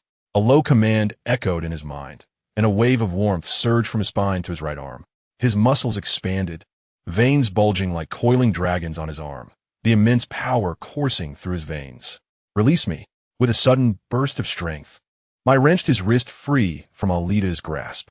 Without retreating, he advanced, seizing her wrist and executing a shoulder throw. "Go!" A resounding thud echoed as Alita's athletic form soared through the air, landing heavily on the sand, stirring a cloud of dust. Silence enveloped the area. The warriors lowered their weapons, respect flickering in their eyes. Indeed, the boss was formidable. That explosive power was beyond human capability. Hongxie let out a whistle, clearly entertained. Meanwhile, Abu lay on the ground, covering his eyes in dread, muttering, "We're doomed. This time, we'll truly be fed to the sharks." Coughing, Mai rubbed his aching wrist, glancing at the bewildered Alita on the ground.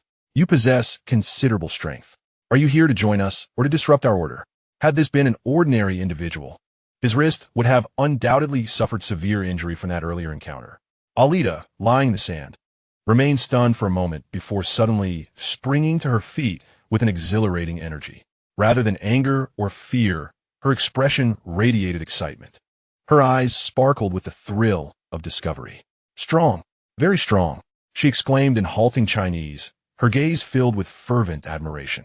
"Only the strong deserve my loyalty. I wish to be your guard. Anyone who dares to harm you shall face my wrath." With that declaration, she tore her already tattered top apart. The fabric ripped, unveiling her toned bronze skin and impressively defined muscles.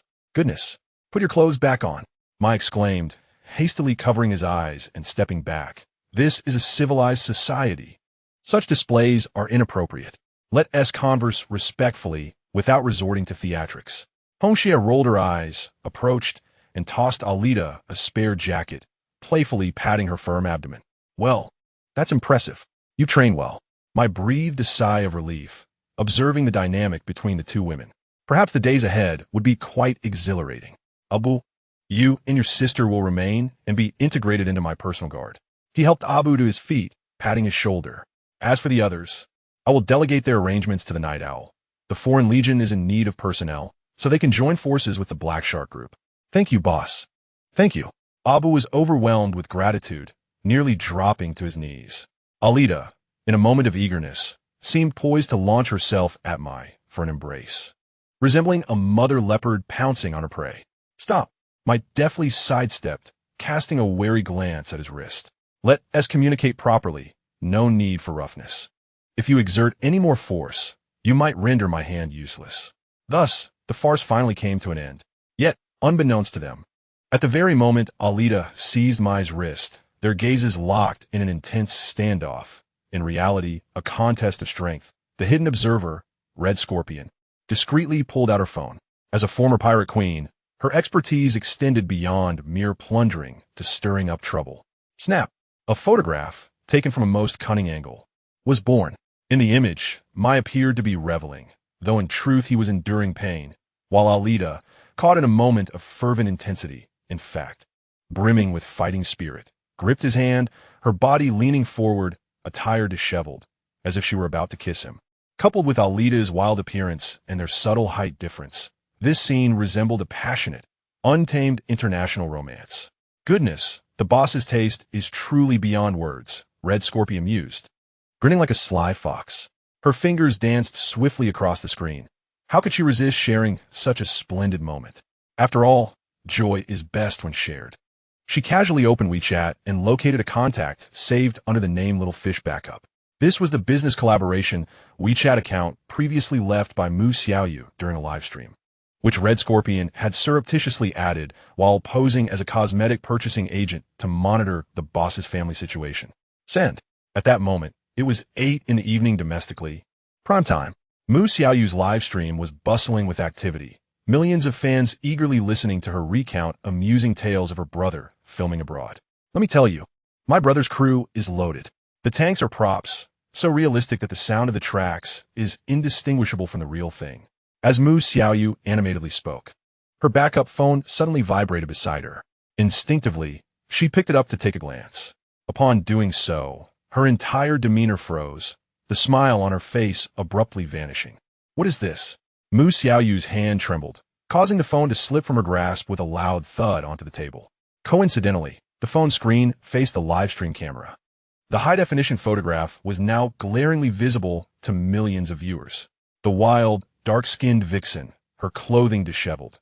The hesitant Mai, his gaze dazed, the imminent collision of their faces, and their intertwined hands. The livestream erupted into chaos, comments refreshing like a flurry of snowflakes. What the heck? Is that God? That has quite the taste. Black Pearl? Who does claim God is a straight man? Clearly, he has wild a heart. Look at that physique, the muscles. He is definitely formidable. Host, is your brother's crew hiring? I'd love to act. I could definitely play a role in this kind of film. Case solved. No wonder God hasn't returned home. He has been ensnared by a wild beauty. Xiaoyu, witnessing the barrage of teasing comments, felt her face flush with a mix of anger and embarrassment. Grabbing her phone, she faced the camera and exclaimed in exasperation, "Brother, you've gone too far. Is this what you call filming? Is this what you call legitimate business? You actually enjoy this sort of thing? Mom. I'll have her send you some brain tonic. Have you lost your mind?" Meanwhile, on Phantom Island, Mai was preparing to wash up when he suddenly sneezed without warning. Achoo! The sneeze reverberated, startling leaves from nearby trees. Rubbing his nose, he gazed at the magnificent sunset, utterly bewildered. Who is cursing me? Could it be that one-eyed dragon is plotting mischief again? Chapter 41. A mother-in-law can become a fan if the money is right in Jiancheng at the Happiness Home community. The Mu family's living room was engulfed in an unprecedented familial tempest. Xiaoyu sat fuming on the sofa, holding a tablet aloft, the screen prominently displaying the high-definition image captured by Red Scorpion. "Dad, Mom, look." Xiaoyu pointed at the wild, dark-skinned vixen in the photo and her brother's indecisive expression, her voice trembling with emotion. "I told you he wasn't behaving abroad. This is just too wild. If he brings her home, our family will be torn apart." Jiangwo, peering through his reading glasses, squinted at the image for a prolonged moment, his brow furrowed in concern. This girl looks like quite the fighter. Can Xiaoyu handle that? His father's focus was always rather peculiar, primarily concerned with his son's safety. After all, in the photo, Alida's muscular arms surpassed even his own. "Oh, you don't understand anything." Lu Tsulan, who had been silent until now, suddenly slapped her thigh, her eyes gleaming with an unusual light. She snatched the tablet, zooming in on Alida's physique, growing increasingly pleased, her smile stretching from ear to ear. "This girl is fantastic. Look at those long legs, that solid build." Lu Tsulan praised, completely disregarding Xiaoyu's horrified expression. "I was worried Xiaoyu would find a delicate little doll abroad, all looks and no substance. But this girl is different. She looks like a capable worker, and with those hips, she is bound to be fertile." Mom, Mu Xiaoyu nearly choked. That is not about fertility. She is a wild woman. Look at her clothes. They're torn. So what if they're torn? That is called passion. Lu Salon rolled her eyes at her daughter, adopting the tone of a seasoned veteran. In this day and age, honest girls like her are rare. As long as she treats your brother well. What does it matter if she is dark or light-skinned? Besides, I find her face quite pleasing. She seems auspicious. Mu Xiaoyu was utterly speechless. Is this how mothers-in-law view their daughters-in-law? Growing increasingly fond with every glance. Just as the family was embroiled in heated debate over the photograph, Mu Xiaoyu's phone vibrated unexpectedly. A particularly alert notification sound. It was a message from Mai. Mu Xiaoyu quickly opened it, revealing a lengthy explanation that appeared to be well thought out. In fact, ghost written by Red Scorpion. Mai, ahem, is the whole family there? Allow me to explain. This photo is a misunderstanding. It's purely a matter of perspective. Mai, this girl is named Alida, the daughter of a local tribal chief. Our film crew, our company, recently entered into a security collaboration with their tribe. According to local customs, a successful partnership requires a blood brotherhood, and that was her way of sealing the pact with me. Mai, this is called folklore. Do you understand? Don't misconstrue it. Am I the sort of person who engages in reckless behavior? Reading this explanation, Mu Xiaoyu felt ambivalent. Blood brotherhood? Does it really require hand-holding and kissing? She was just about to type a rebuttal when suddenly, a glaring orange transfer notification took over her phone screen. Following swiftly was a series of overwhelming vibration alerts. Buzz. Mu Xiaoyu nearly dropped her phone in shock. She focused her gaze, her breath catching. Alipay transfer received. 500,000 yuan. 500 million. Before she could process the magnitude, a voice message from Mai followed, brimming with the confidence of someone who had just struck it rich. Xiaoyu, tell Mom and Dad not to worry unnecessarily. Mai's tone was languid. The collaboration with the tribe was highly successful, and my boss, in a generous mood, awarded me a substantial bonus. This 5 million is for you to spend. Buy Mom some of that bird's nest and ginseng. Help her recuperate. I noticed her recent posts about those dubious remedies for her old ailments. To replace the old, decrepit Santana with a new Benz for my father is long overdue. It would surely enhance our family's prestige. The remaining funds will be saved as your dowry. Should anyone dare to bully you at school in the future, simply throw money at them, and if that falls short, I shall provide more. The voice message concluded, leaving the living room in an eerie silence. The advertisements blaring from the television felt jarring. Lu Salon dropped her tablet, which thudded against the sofa. Her mouth fell agape as she stared at the long string of numbers on Mu Xiaoyu's phone, her entire being struck as if by lightning. She counted, trembling 110, 100,000, 10,000, 100,000, million, over and over again, terrified that she had miscounted an extra zero. Old man, come pinch me. Lu Salon's voice quivered. Am I dreaming? 5 million? Our family has never seen such wealth. At that moment, Mu Jiangwo, holding a teacup, sought to calm his nerves with a sip of water. Hearing his wife's words, he instinctively leaned forward to glance at the screen. The vivid red numbers struck him like a hammer to the heart. 5 million. That was an amount he would toil for 500 years in the factory to amass. Now, it lay so carelessly in his daughter's phone. His hands began to tremble violently. The enamel teacup he had used for over a decade danced in his grip. This. His lips quivered as he attempted to articulate something, but found his throat constricted, unable to utter a single word. Panic engulfed him. Instead of the anticipated elation, a profound dread settled deep within. The last time it was merely hundreds of thousands, labeled as salary, which he could somewhat accept. But now, a staggering 5 million? What employer would bestow such a bonus? What kind of job could yield such riches? Unless, his mind raced through a myriad of legal dramas, transnational drug trafficking, money laundering, arms smuggling, even treason. With a sharp crack, the enamel teacup slipped from his grasp, shattering on the floor, tea splattering everywhere, steam rising in wisps. It's all over. Mu Jiangwo's face turned as pale as a sheet. His body slumped into the sofa, his gaze vacant and hopeless. His child was risking everything. Chapter 42. Another transfer. Father fears reporting to the police the tea seeped into the floorboards, emitting a gentle steam. Mu Jiangwo fixated on the puddle, as if it were his son's spilled blood. Old man, what is wrong? Don't frighten me. Lu Tsulan was alarmed by her husband's demeanor, reaching out to support him, but feeling only a cold sweat. Quick, Get the bank book and the household registration. Mu Jiangwo abruptly snapped back to reality, pushing his wife away, his voice trembling like a leaf in the wind. Get dressed. We need to go to the police station. Why to the police station? Lu Tsuelon was bewildered. To confess. Mu Jiangwo shouted, tears streaming down his face. 5 million. That's 5 million. What legitimate job pays that kind of bonus? Unless he is dealing drugs. Unless he is robbing a bank. My child is in dire trouble. As he spoke, he fumbled to put on his well-worn jacket, even misbuttoning it. If Xiaoyu has done something illegal, we cannot hide it. Concealing it would endanger him. If we confess now and return the money, perhaps we could secure leniency. I want to go. Lu Tsuelon collapsed onto the floor, beating her thighs and crying. My son hasn't broken the law. I refuse to believe it. Are you out of your mind? Mu Jiangwo, his eyes wild with desperation, moved to grab her. Do you want to see him shot in the future?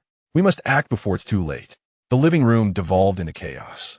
Cries, shouts, and tugging voices intertwined.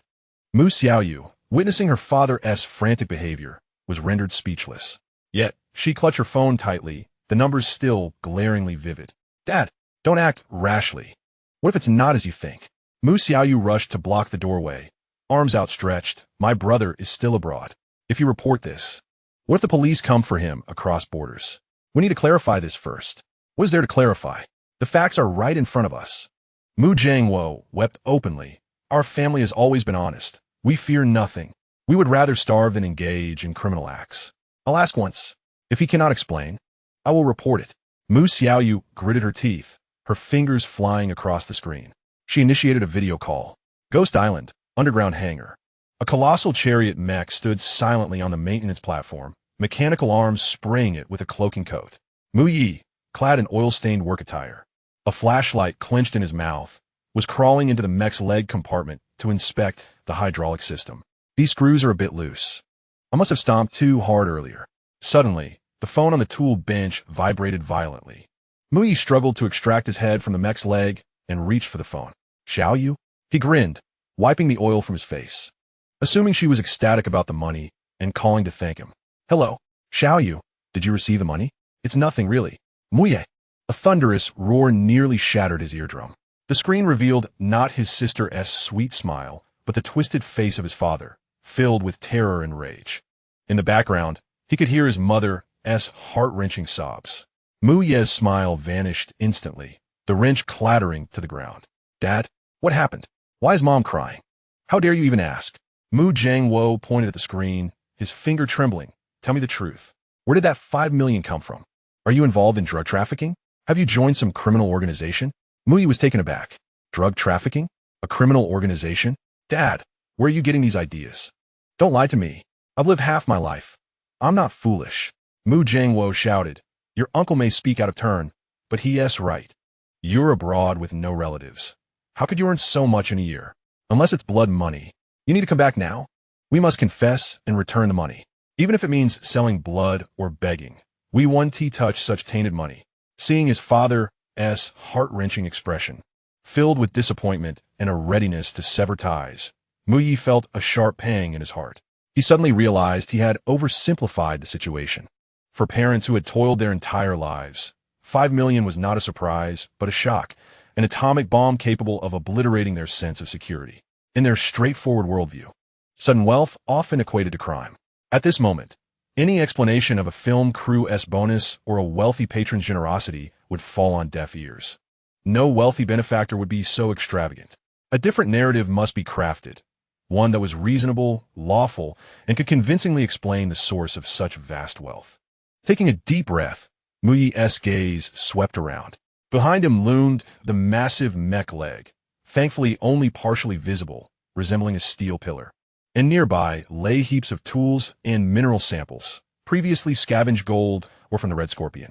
An idea struck. The panic on Mu Yi's face vanished, replaced by an unprecedented seriousness. He faced the camera and spoke solemnly. Dad, don't get agitated. Take off your clothes and sit down. I want to sit. I'm going to the police station right now. Dad.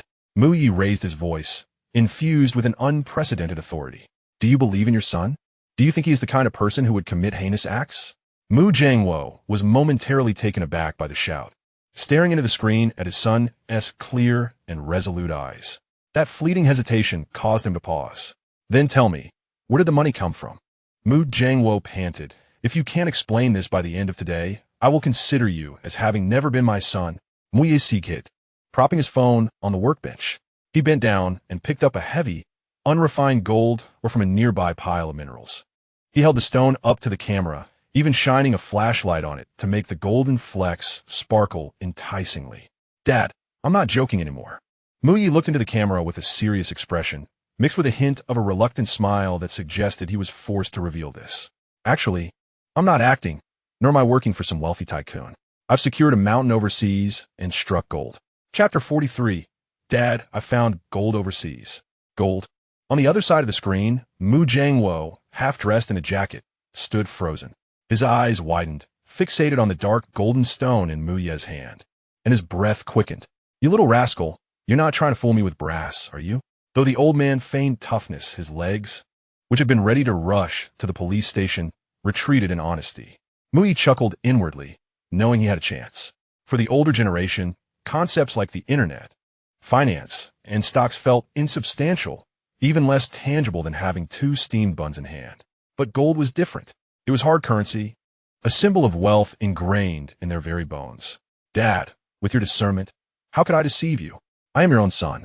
He turned the ore to show the cut surface, illuminated by the flashlight, revealing its dazzling gold content. Look at the quality. This is a rich vein, high gold content. To bolster his credibility, he pulled out a refined gold bar from a nearby, dilapidated wooden box, which was actually a pirate's loot. With a resounding thud, the gold bar hit the iron table, producing a deep yet pleasant sound. See this? It's just been refined, not even stamped yet. The boss said that this mine has just been opened. My investment is both technical and managerial, and that 5 million is just the first quarter's dividend. Lu Tsulan leaned in, her eyes wide with astonishment. Goodness, how much rice can this hefty chunk buy? Mu Xiaoyu stifled a laugh nearby. Though she thought her brother's mining persona was a bit far-fetched, it was certainly better than being a drug lord. Just having gold isn't enough. I need to see the mine. Mu Jiangwo remained cautious. Nowadays, people abroad use gold bars to swindle others. Don't tell me you've been tricked into some industrial park. All right, you want to see the mine? Mu Yi had anticipated this. He took his phone and hurried out of the underground hangar to the surface. At that moment, the second phase of Ghost Island's project was in full swing. In the distance, hundreds of workers in tattered uniforms were sweating profusely under the blazing sun, digging and hauling bricks. The leader was the unfortunate one-eyed dragon, struggling under a bag of cement, looking utterly exhausted, with a foreman whipping him beside. Dad, look. Mu Yi pointed the camera towards the laborers, identifying them as miners working diligently. The armed guards were there to protect the gold mine. After all, the camera panned, and the one-eyed dragon happened to lift his head, his weary and despairing expression utterly genuine, something that could not be feigned. Mu Jiangwo felt the pride of labor from across the screen. Oh dear, what happened to that young man's eye? Lu Tsulan expressed sympathy. Injured on the job, during an explosion while mining. Mu Yi casually fabricated, but he's resilient. He's our labor model. Seeing the bustling mining scene and the line of armed guards protecting the resources, Mu Jiangwo finally felt reassured. Although the environment looked harsh and the miners seemed somewhat unruly, as long as they were working and digging for gold, that was the righteous path. All right then. Mu Jiangwo settled back onto the sofa, removing his old jacket, the creases on his face finally smoothing out. Though mining was tiring, it was a legitimate business. A proper avenue, far better than engaging in frivolous ventures. After a pause, he resumed with a serious tone. However, since you've taken on a leadership role, you must treat the workers well. Don't be like those unscrupulous landlords. Wages must be paid, and safety measures must be enforced. Rest assured, Dad, we provide meals and housing. The benefits are excellent. Mu Yi glanced at the one-eyed dragon, currently being berated by the red scorpion, silently adding, if one disregards the unpaid wages, then can we spend that 5 million? Lu Tsulan asked cautiously. Of course, that's money earned through hard work. Why shouldn't we spend it? Mu Jiangwo waved his hand, instantly straightening his back.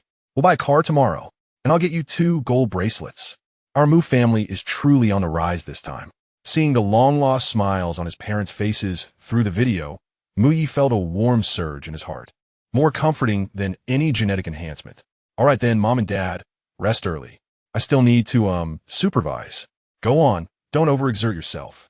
After hanging up the video call, Muyi's innocent smile vanished, replaced by a weariness akin to a sigh of relief. Every day is more exhausting than acting in infernal affairs.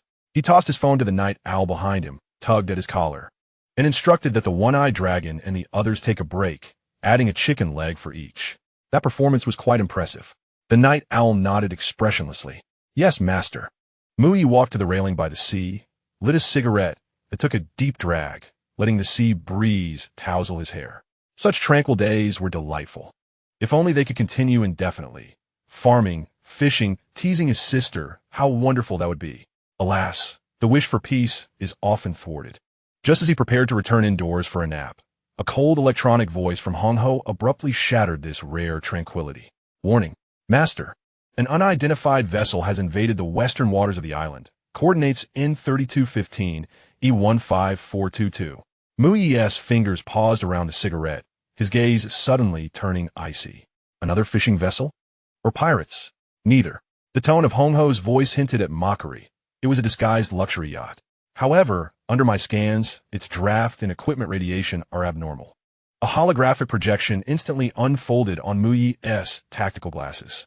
The image revealed a white yacht bobbing with the waves, resembling a toy taken out to sea by a rich heir for a party. However, there were no bikini-clad beauties on deck. Only a woman clad in sun protection gear and wearing a baseball cap. She was furtively snapping photos of the grove on the northern side of the island with a massive telephoto camera. Beneath that grove lay the intercontinental missile silos that Muyi had just completed, still in the process of being camouflaged. A reporter? Muyi squinted at the press badge hanging from the woman's neck, a dangerous smile curving his lips. Are paparazzi this daring these days? Instead of catching celebrities cheating, they come to the high seas to photograph my missiles? He discarded the cigarette, but crushing it underfoot. Since you're here, don't be in a hurry to leave. Perfect timing. My promotional video is still missing a photographer. Chapter 44. A benevolent lie for the sake of better pretense. Muyi casually tossed his phone onto the leather sofa. The screen gradually dimmed, along with the innocent smile of a dutiful son that had adorned his face. In its place emerged a chilling indifference. He approached the grand holographic projection platform, his fingers gliding gently across its surface. The image magnified, revealing a reconnaissance vessel disguised as a yacht in sharp clarity. On the deck, a blonde woman lay concealed beneath a camouflage net. The long focus lens in her hand resembled a voyeuristic eye, greedily capturing every detail of the island. Ah, Catherine. The Red Queen had swiftly identified the target. A war correspondent for the Global Times, a Pulitzer Prize laureate, renowned for her reckless audacity. As I perused the information, a smirk of amusement tugged at the corners of his mouth.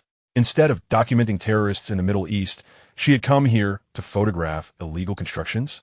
Master, shall we sink it? The Red Queen's voice remained devoid of inflection. The coastal defense torpedo had locked on with a 100 hit rate. Sink it?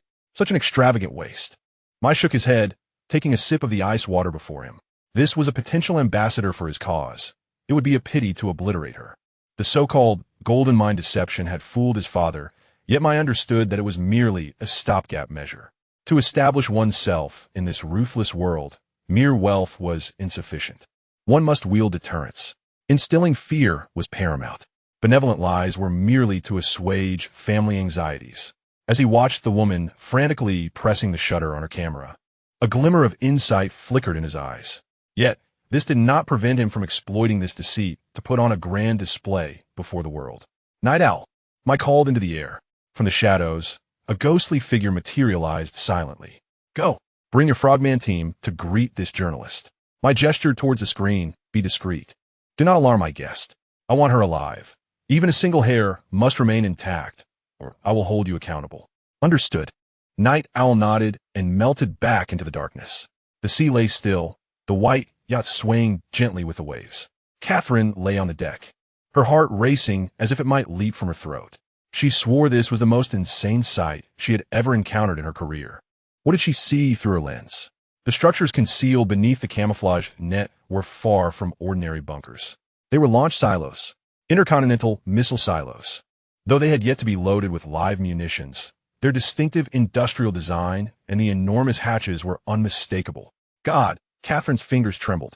Had this band of pirates gone mad? What were they planning? To instigate a third world war? This was a monumental exclusive, a super headline capable of shaking the world. If she could release these photographs, Catherine's name would once again resonate throughout the journalistic realm. Hurry, hurry. She connected her camera to the satellite terminal. Watching the progress bar on the screen, cold sweat trickling down her forehead. Connecting to satellite. Signal strength, weak. Uploading. Image 01. JPG. The sea breeze remained gentle, and the seagulls continued to circle above. Everything appeared so tranquil. Yet, Catherine's instincts as a war correspondent suddenly surged with intense unease. It was too quiet. Unsettlingly quiet. Glug. A faint muffled sound reverberated beneath the boat, akin to a large fish striking the hull. Catherine froze, instinctively reaching to stow her equipment. However, it was too late. Splash. The water on either side of the hull erupted violently. Several dark figures, resembling legendary water ghosts, surged onto the deck, splashing water everywhere. There were no extraneous movements, no superfluous words. Before Catherine could scream, several icy tactical daggers pressed against her throat and back. Simultaneously, a damp hand mercilessly clamped down on her camera. Click! The sound of a chamber being readied echoed. Catherine stood frozen, slowly raising her hands. She glimpsed the leader, clad entirely in a black wetsuit, revealing only a pair of lifeless, fish-like eyes, devoid of any human emotion. Night Owl. He cast a glance at the still, flickering satellite terminal, making no effort to halt the upload.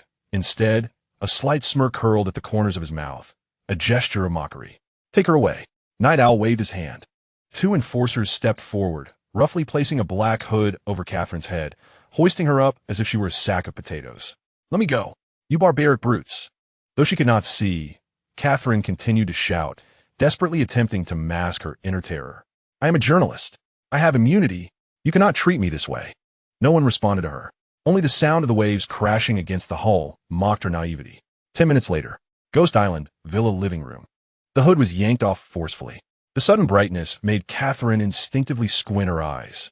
Once she adjusted to the light and comprehended her surroundings, she was utterly astonished. It was neither a dark, damp dungeon nor a torture-filled interrogation room. Instead, it was an exquisitely luxurious living room, adorned with a massive crystal chandelier, opulent leather sofas, and a young man in a bathrobe holding a goblet. Mai lounged on the sofa, leisurely observing the disheveled journalist before him. Miss Catherine, welcome to the Empire of the Abyss. He swirled the wine in his glass, his tone akin to that of a host welcoming an old friend. No need to be so tense. We are a legitimate company, not engaged in any unlawful activities. A legitimate company? Catherine glanced around at the armed enforcers, her anger morphing into incredulous laughter. She suddenly broke free from the grip of the enforcer behind her, stepped forward, and raised her press badge high. Her exquisitely crafted face bore no trace of fear, only the arrogance and fervor characteristic of a Western journalist. Cut the nonsense. I don't care who you are, she shouted, fixing her gaze fiercely on Mai. I have freedom of the press. I am a war correspondent protected by international law. You have no right to detain me, and certainly no right to confiscate my equipment. Mai raised an eyebrow, seemingly intrigued by her reaction. Oh, freedom of the press? Indeed.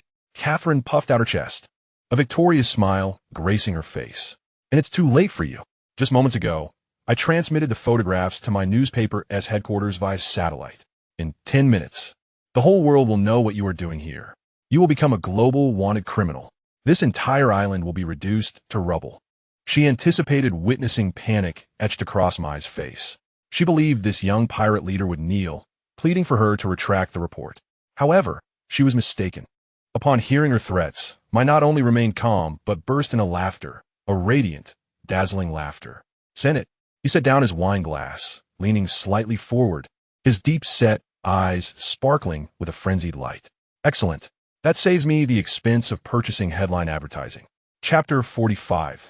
That female journalists do not recklessly photograph my missile silos. Good, very good. Mai placed his glass down, his smile growing ever brighter. He even leaned closer to Catherine, extending his hand to gently pat her flushed face, which had reddened with excitement. Miss Catherine, thank you for your free publicity. In this day and age, securing a headline on the international stage comes at an astronomical cost. Catherine was taken aback. She had imagined I would be furious, terrified, or even begging for mercy. The last thing she anticipated was for this pirate leader to wear a look of triumph. What do you mean? An ominous premonition surged within Catherine. Are you not afraid of Interpol? Not afraid of the United Fleet? Afraid? Why should I be afraid? Mai stood tall, his gaze condescending. If I dare to build, why would I fear being seen? Moreover, he gestured towards the miniature earpiece nestled in his ear. Do you truly believe your photographs have been transmitted? No sooner had he spoken than the unflinching electronic voice of the AI, referred to as Red, resonated ominously in the quiet living room, cutting through the stillness. Master, the interception report has been generated.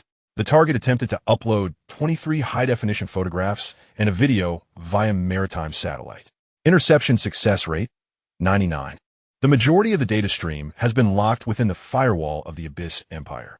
However, Red paused momentarily due to the instantaneous burst of the satellite signal. A compressed, low-resolution thumbnail inadvertently leaked into the dark web's mercenary forums. The dark web? Mai raised an eyebrow. Isn't that even more advantageous? It precisely targets potential clients. Though Catherine could not hear Red's voice, witnessing Mai's self-assured demeanor caused her heart to sink. You intercepted the signal. She clutched her camera tightly, her knuckles turning white. This is impossible. This is a military-grade satellite terminal. Nothing is impossible. Mai reached out and snatched the DSLR camera from her grasp. Click. He casually twisted off the expensive telephoto lens and discarded it like refuse to a nearby night owl. Extract the storage card and destroy it. As for the camera body, Mai tossed it back to Catherine. Keep it as a memento. After all, you may very well be the last journalist on this planet to challenge artificial intelligence with a film era mindset. You thief. Return the card to me. Catherine lunged desperately, but was firmly restrained by 2 guards. Take her away. Mai waved dismissively, his expression one of disdain. Send her to the small black room on the 3rd floor. Are you going to imprison me? Catherine screamed in protest, struggling against her captors. This is illegal detention. I will sue you. I'm a Pulitzer Prize winner. Shut your mouth, Mai interrupted impatiently. You will be accommodated in a sea view room with a private bathroom and a comfortable mattress. The only drawback is the lack of internet. The walls are embedded with a Faraday cage. Not only satellite signals, but even a fly's brainwaves cannot escape. Just stay inside and write your memoirs. For a war correspondent whose livelihood depended on information, being cut off from the internet was a fate far more terrifying than a lack of water or food. It was a mental torture. No, you cannot treat me this way. I need internet access. I must tweet. I want. Catherine's voice gradually faded, finally disappearing around the stairwell. The living room fell silent at last. Mai rubbed his temples and settled back onto the sofa. Red, pull up that leaked photo for me to examine. Understood. The holographic screen unfurled, revealing a blurred image resembling a pixelated photograph suspended in midair. The angle of the photo was cunningly taken, capturing a corner of the camouflage net. Although the entirety was obscured, the substantial structure of the manhole cover and the construction vehicle still present were glaringly obvious to those in the know, akin to a thief shouting in a silent room. Interesting artistry, Mai mused, stroking his chin. It resembles a colossal chimney or an unfinished underground bunker. Master, the dark web is in an uproar. Red displayed several screenshots from various forums. On a dark forum named War Hyenas, this photo had been pinned and highlighted, eliciting thousands of responses below. Hunter A. Wow, where are these coordinates? In the Pacific Ocean? This looks like a launch silo. Venom, don't be ridiculous. Can pirates construct a launch silo? I see it as merely an oil storage tank.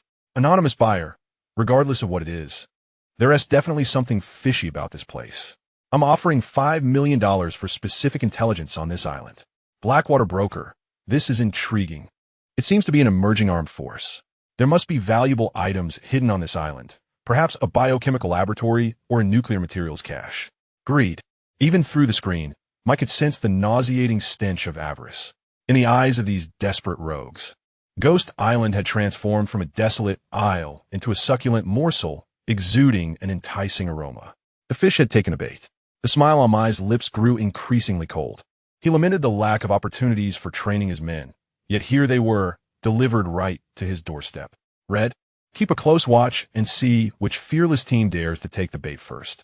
Meanwhile, in South Africa, at a clandestine military base, in a dimly lit bar, smoke swirled as heavy metal music blared. A group of muscular men, adorned with various menacing tattoos, gathered around, drinking, boasting, or cleaning their firearms. In a corner booth, a man with a golden buzz cut and a prominent scar across his face reclined, casually toying with a tactical tablet. He was the leader of the Wild Wolf mercenary group, codenamed Jack. In the mercenary world, the name Wild Wolf was synonymous with notoriety. They were well-equipped and ruthless. For the right price, they would dare to assassinate even a president. Boss, what is so captivating? A burly black man leaned in, glancing at the screen. Isn't that the photo causing a stir on the dark web? What is so special about a broken island? Broken island? Jack scoffed, tapping the blurred image of the manhole cover on the screen. This is no mere broken island. It's a gold mine. Someone is offering $20 million for control of this island or samples of its secret weaponry. $20 million. The black man's eyes lit up. How many jobs would it take to earn that back? But what exactly is on the island? Surely, there can't be missiles? Missiles? Jack dismissed the thought with a sneer, downing his whiskey in one gulp. Just a bunch of pirate wannabes. What heavy weaponry could they possibly possess? At most, a few outdated World War II cannons or some obsolete parts stolen from a poor country. Standing up, he tossed the tablet onto the table, his eyes glinting with a predatory gleam akin to that of a wolf. This money is practically a gift. Send my orders. Assemble the entire team. Jack adjusted his tactical vest, seizing the Desert Eagle that had been his companion for years, his tone dripping with arrogance. Bring your gear. We set off tonight. Just a bunch of pirates. Let's go flatten that island and take the head of that so-called island lord as a trophy. Chapter 46, Exposure Crisis? No. This is promotional material Ghost Island, Underground Command Center. The massive holographic screen displayed the blurred image of the missile silo, now magnified at its center. The bounty on the dark web forums had skyrocketed to $30 million, with mercenary organizations clamoring to get a piece of the action like sharks sensing blood. Master, should we physically sever the dark web server? Red's voice remained calm, despite the intercepted data stream. The photo's popularity continued to rise. If it continued to escalate, it could attract the attention of official entities worldwide. Sever? That's a narrow-minded approach. Mai sat in the command chair, twirling a pen in his hand, his expression devoid of any tension that would suggest an impending crisis. The sly smile, curling his lips, made the nearby night owl feel a chill. Since they wish to see it, let them feast their eyes. Mai snapped his fingers. Red, utilize your expertise. Enhance this photo for me. Enhance? Red's extensive database seemed to stutter for a mere millisecond. Yes, make it sci-fi level. Maximize the light and shadow effects. Add a few filters with the caption Abyss Security. Safeguarding your future beside it. Mai rose, assuming the stance of a commanding figure, then instructed, upload this image to our newly registered Front Company's website as the inaugural promotional poster. Night Owl, Red, this operation is audacious. What was originally undeniable evidence of illegal possession of heavy weaponry, under Mai's manipulation, had instantly transformed into a high-end security company's conceptual promotional image. Reality blurred with illusion. Truth intertwined with deception. By the time those individuals come to their senses, they will likely assume this is merely a CG trailer from some gaming company. Understandably, the rendering has been successfully completed. On the screen, what was once a sinister photograph has instantaneously transformed into a cinematic masterpiece imbued with cyberpunk aesthetics. Who would ever suspect that this is, in fact, a genuine intercontinental missile silo? Well, the public relations crisis has been averted. Miyuki stretched languidly, his gaze sharpening abruptly. It was time to prepare for our client's arrival. Notify all core members. An emergency meeting of the highest priority is to commence immediately. 5 minutes later, in the tactical conference room on the first floor of the villa, the atmosphere was austere, yet oddly infused with a familial warmth. Red Scorpion donned an apron, wielding a dripping kitchen knife, evidently having just been preparing fish. Venom, dressed in yoga attire with a towel draped around her neck, had just emerged from the gym. Alita was the most extravagant, shouldering a steel beam meant for use as a dumbbell. The floor trembled with each step she took. Boss, holding a meeting at this hour without dinner? What are you thinking? Red Scorpion slammed the knife onto the table. My braised pork is still simmering. If it burns, don't blame me. Always thinking about food. Miyuki shot her a disdainful glance, gesturing toward the continuously scrolling dark web post on the screen. Look, someone thinks our island is too desolate and intends to deliver us a surprise. Venom leaned closer to examine it, her brows arching. The wolf mercenary group? Leader Jack? She scoffed, a glimmer of disdain flickering in her eyes. This was an old acquaintance. Back in the Middle East, this guy claimed my bounty. Not particularly skilled, yet audacious enough to take on this contract. Is he formidable? Alida inquired, her voice deep as she planted the steel beam into the ground, creating a dent.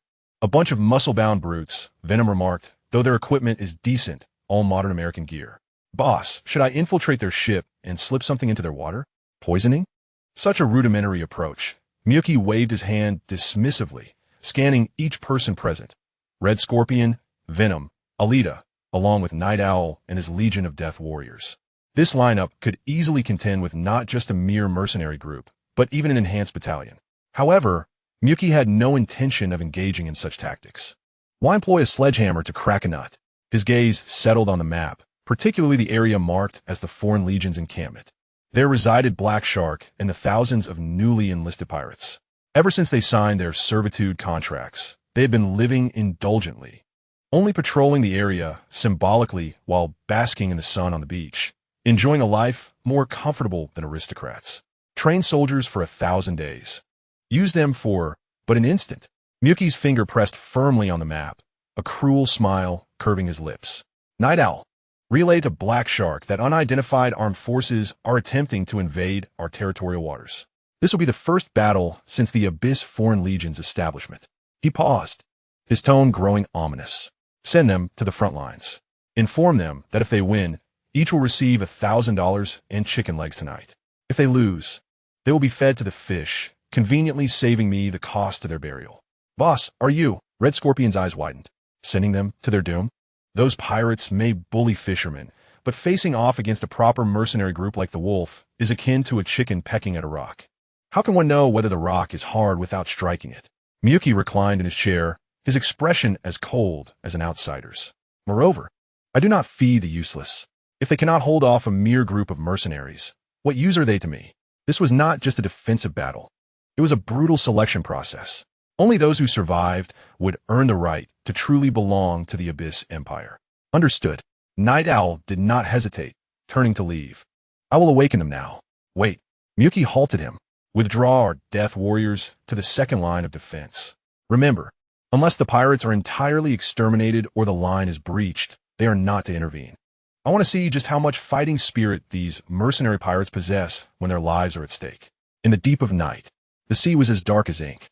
Only the distant lighthouse's spotlight occasionally swept across the tumultuous waves. Several specially modified high-speed assault boats glided silently through the water, their lights extinguished, resembling specters on the surface, slicing through the waves as they approached the southern shore of Ghost Island. On board, Jack clenched a thick cigar between his teeth, the red tip flickering ominously in the darkness. He held a modified Scar assault rifle, the tactical scope gleaming with a green nocturnal glow. Boss, we are 3 nautical miles from the target. His subordinate's report crackled through the earpiece.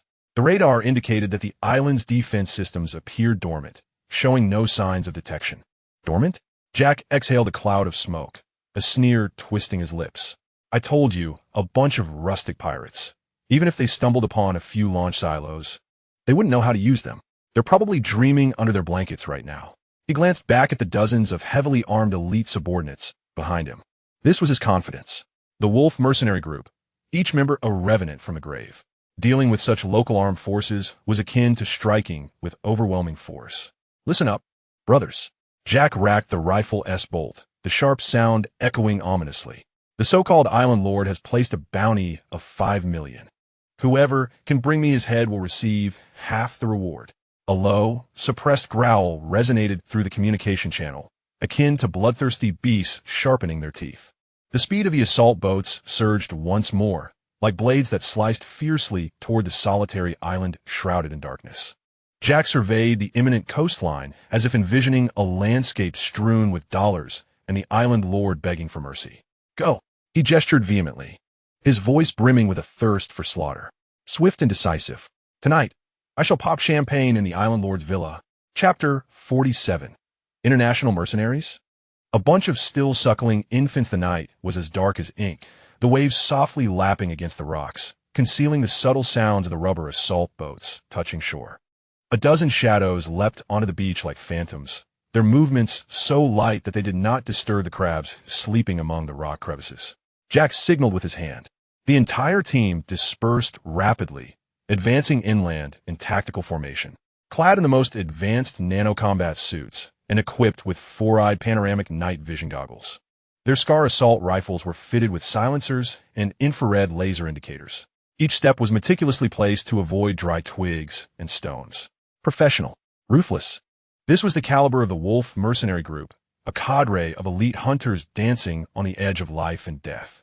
However, unbeknownst to them, as they believed themselves to be phantoms of the night, several kilometers away, in the underground command center, they were being observed as the stars of a reality show. On the colossal holographic screen, dozens of red thermal outlines were distinctly visible. Even the unlit cigar in Jack's mouth was circled in red on the display. Is this what the so-called top mercenaries look like? Miyuki sat in the command chair, cradling a steaming cup of latte, blowing gently on the froth. Their infiltration route is rather straightforward. ISNT it? No feints whatsoever. Do they underestimate my radar or my Red's computational power? Master, according to data analysis, they are employing a direct assault tactic. Red's voice carried a hint of electronic derision, a strategy typically reserved for indigenous tribes lacking any capacity for resistance. Indigenous tribes? Miyuki chuckled, a glint of mockery in his eyes. Very well, let's play the part of these so-called natives. The camera shifted to the first line of defense. Show me what that waste black shark is up to. The scene transitioned. A haphazard group of figures materialized on the screen, a ragtag assembly of the Abyss Foreign Legion. Coerced into action, Black Shark, accompanied by dozens of subordinates, squatted amidst the grass, feeding mosquitoes. Clad in ill-fitting uniforms, they cradled rusted AK-47s. Some dozed off while others secretly smoked, with two even engrossed in a game of landlord on their phones. Damn it, what a miserable job. Black Shark swatted a flower-footed mosquito with a slap, cursing under his breath, reminiscing about his days as a pirate king, drinking heartily and feasting liberally. And now, reduced to a security guard for someone surnamed Mu. A mere 500 a month. 500. Not even enough for mosquito repellent. Boss, just endure. A nearby lackey chimed in, his face a mask of despair. It's better than being squashed by that mech, right? I heard the one-eyed dragon is still mucking about. At least we can still handle our guns. Handle my ass. This piece of junk has a barrel smoother than a baby's bottom. Black Shark spat, disbelief coursing through him. I refuse to believe anyone would dare come here to die. This island is teeming with monsters. Anyone who comes will. A faint thud interrupted Black Shark's rant. The lackey attempting to console him suddenly had his head burst open like a rotten watermelon, a spray of blood misting the air as his body fell stiffly backward. Warm liquid splattered across Black Shark's face. He stood frozen, dazed as he touched the blood on his cheek, his mind momentarily blank. Thud, thud, thud. The nearby pirates, once drowsy, now sported blood holes in their foreheads, collapsing like cut wheat. Only then did Black Shark realize they were under attack. He let out a piercing scream, abandoning all tactical thoughts, curling into a ball and rolling into a nearby ditch. There's a ghost. Someone shooting. Save me. The pirates erupted into chaos. They couldn't TC the enemy, merely relying on instinct to unleash a torrent of fire from their AKs into the dark woods. The flames that belched from their gun barrels illuminated the night ominously, but it also betrayed their positions. For the well-trained mercenaries, they were nothing short of living targets. In the depths of the jungle, Jack observed the frenzied pirates with a disdainful smirk. A bunch of trash, he commanded through his earpiece. Fire at will, clear them out. And don't waste ammunition. Acknowledged. The harvest began. Members of the Wild Wolves team, like ruthless reapers, took advantage of their night vision goggles and pulled the triggers with chilling precision. Each squeeze of the trigger claimed another life. The wails of the pirates echoed in the night. I can't see them. Where are they? My leg. Help me. Don't kill me. I only make 500 a month. Cowering in a dry ditch, Black Shark trembled as he watched his comrades fall one by one. The sensation of helplessness in the face of a professional killing machine nearly shattered him. This was combat. It was a one-sided massacre. Hold the line. Everyone, hold the line. Black Shark shouted, though his body instinctively recoiled. Anyone who dared to flee would face the wrath of Lord Mu, who would feed them to the sharks. Yet, fear overwhelmed all. Faced with unseen foes and terrifyingly accurate bullets, this ragtag group finally crumbled. I quit. Mommy, I want to go home. The remaining pirates tossed their weapons aside, fleeing in tears. Jack emerged from the shadows of the trees, crushing the ribcage of an injured pirate beneath his boot. The crisp sound of breaking bones sending shivers down the spine. He surveyed the scene, corpses strewn about and cowards kneeling in supplication. And he felt a wave of ennui wash over him. Is this it? Jack removed his tactical goggles, revealing eyes filled with contempt, turning to his team with a shrug. Is this the caliber of soldiers under the 30 million bounty of the Island Lord? A Haven tea even warmed up, and it's already over? Boss, perhaps they're just the cannon fodder at the periphery. A team member chuckled as he reloaded, adding, but judging by their quality, the core forces likely aren't much better. Earning this 30 million will be a cinch. True. Jack stepped over the corpses, his gaze drifting towards the brightly lit villa district in the distance, a cruel smile curling his lips. Let us go meet the Island Lord. I hope his bones are a bit tougher than these worthless scum. In the underground command center, Muyi gazed at the appalling casualty figures on the screen, shaking his head in resignation. I knew it. He set down his coffee cup with a sigh, realizing that relying on this band of pirates to defend their home was as futile as expecting Alice to clean the floors thoroughly. On the screen, the Foreign Legion had been utterly routed, their defenses torn asunder. The Wild Wolves mercenary group advanced, now less than a kilometer from the core living area. Master, pirate casualties exceed 60. The defense line has collapsed. Red Queen reported. Shall we activate the automated defense towers to clean up? No need. Muyi rose, adjusting his collar, his deep-set eyes glimmering with the excitement of a hunter spotting its prey. Automated defense towers are too mundane. They're meant for the deceased. To deal with these self-important soldiers, we need a more exhilarating approach to instill a sense of reverence. He seized the intercom, pressing the talk button. His voice was calm, yet carried an undeniable authority. Enough. Don't let those useless fools die. They're still labor. If they're all dead, who will move the bricks for me? Night Owl. Yes, master. The communication channel crackled with Night Owl's deep, almost hellish response. Take your death squad and go greet the guests. Muyi watched Jack, who was laughing maniacally while stepping on corpses, a cold smile gracing his lips. These international mercenaries think they are wolves? Go. Teach these still wet behind the ears children a lesson. Let them understand that on this island, dragons coil and tigers lie low. As for wolves, they can only become dead dogs. Chapter 48, Jack's Provocation. You must be tired of living deep within the jungle. The one-sided slaughter suddenly collided with an invisible wall. A row of black figures stood silently in the darkness, like a congregation of grim reapers awaiting the harvest of souls. They breathed not, had no heartbeat, and exhibited not a single superfluous movement, standing ominously in the path of the Wild Wolves mercenary group. Who are they? Playing tricks. The leading mercenary scout sneered, raising his silenced rifle for a precise shot. Bang! Bang! 2 bullets struck the chest of the shadow across the way. The scout whistled, ready to step over the corpse and advance. Yet the next moment his smile froze on his face. The shadow that had been hit did not fall. It didn't even sway. It merely glanced down at the white smoke emanating from its bulletproof vest, then slowly lifted its head to reveal a pair of emotionless, dead fish eyes. It was Night Owl, clearing out the trash. Night Owl's voice was hoarse and deep, akin to 2 rusted iron plates grinding against each other. No sooner had he spoken than dozens of T-800 death soldiers behind him sprang into action. It was as though a pack of famished tigers had suddenly charged into a flock of sheep. The night shattered with the deafening sound of gunfire. The firepower wielded by the death soldiers surpassed that of the mercenaries, both in ferocity and accuracy. Even more terrifying, they didn't seek cover, charging headlong into the hail of bullets. Fuck, have these people gone mad? A mercenary screamed in terror, witnessing his bullets strike one of the death soldiers squarely in the shoulder, exploding into a spray of blood.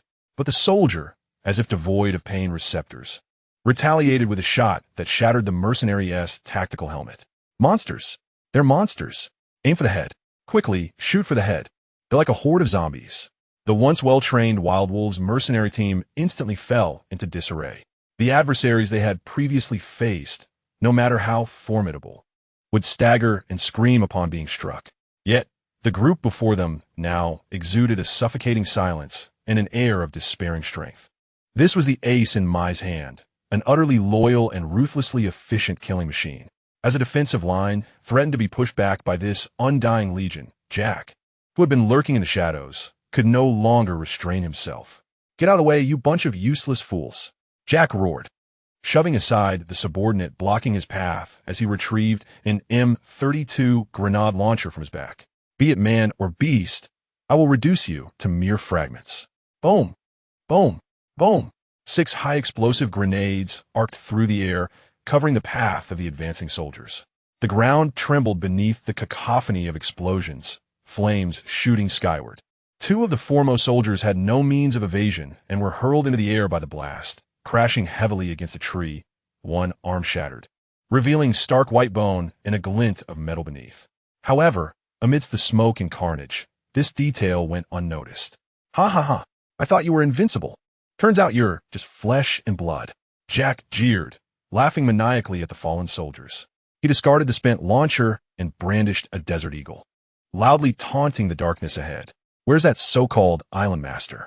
Hiding behind these expendable pawns like a turtle?" He activated a tactical loudspeaker, his voice echoing through the jungle, dripping with mockery and disdain. "Come out.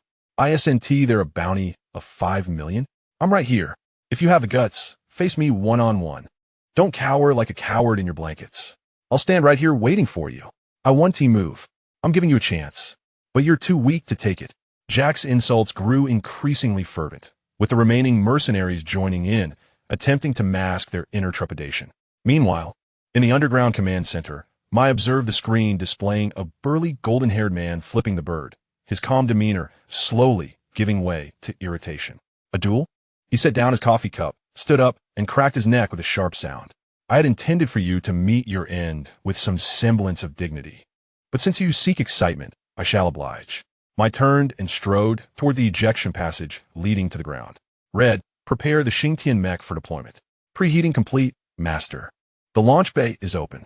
The passage is clear." Mai leaped into the cockpit, and, as the heavy armor sealed around him, his vision transformed into a crimson stream of data, the sensation of omnipotence flooding his being once more. "The taunt would not work on me." Gripping the controls, a cruel smile crept onto his lips, "But I do have a flaw. I cannot abide barking. It's too noisy." Boom! At the center of Phantom Island, the ejection port, disguised as a fountain, suddenly erupted. A black-red metallic giant, propelled by an overwhelming force, shot skyward. At the jungle's edge, Jack continued his tirade, even urinating towards the fallen soldiers. "What's wrong? Still nursing? Do you want Uncle to bring you some diapers?" Just as he relished his mockery, he suddenly noticed a chilling silence enveloping his surroundings. The soldiers, who had been firing back, abruptly ceased fire and retreated in unison, melting into the shadows. "They're running? Ha ha ha! Cowards!" Jack laughed triumphantly, about to signal for pursuit when he felt the light above him dim ominously. A sense of dread, akin to a mountain pressing down, descended upon him, and the air seemed to congeal, the wind stilled. "Huh!" Jack instinctively looked up. In that fleeting moment, the arrogance on his face froze, replaced by sheer terror and disbelief. Above him, in the night sky, a 3-meter-tall, black-red steel giant, silhouetted against the moonlight, expelled a ghostly blue flame and descended like a meteor. Its colossal form obscured the stars, its crimson electronic eyes coldly assessing him as if he were a mere insignificant insect, and that enormous metallic foot, gleaming with a chilling light, was rapidly enlarging in his vision. "Fuck!" Jack's last syllable was cut short. Boom! The earth trembled violently, and soil flew into the air. The terrifying shockwave sent several nearby mercenaries hurtling away. As the dust settled, Mai, controlling the Xingtian mech, rose slowly from a kneeling position. He looked down at the soldier, now half buried in the ground, with only a twitching hand remaining visible, and activated the external loudspeaker. "A duel, is it?" The metallic, synthesized voice echoed through the silent jungle. Cold, domineering, and unreasonable. "Now, I have arrived. Do make a move." Chapter 49. Closing the door on the dogs, this operation is quite detail-oriented. Soil flew and dust billowed. Though Jack was arrogant, his instincts as a top-tier mercenary saved his life. At the critical moment when Xingtian landed, he rolled sideways like a startled lizard, escaping the fate of being crushed to a pulp.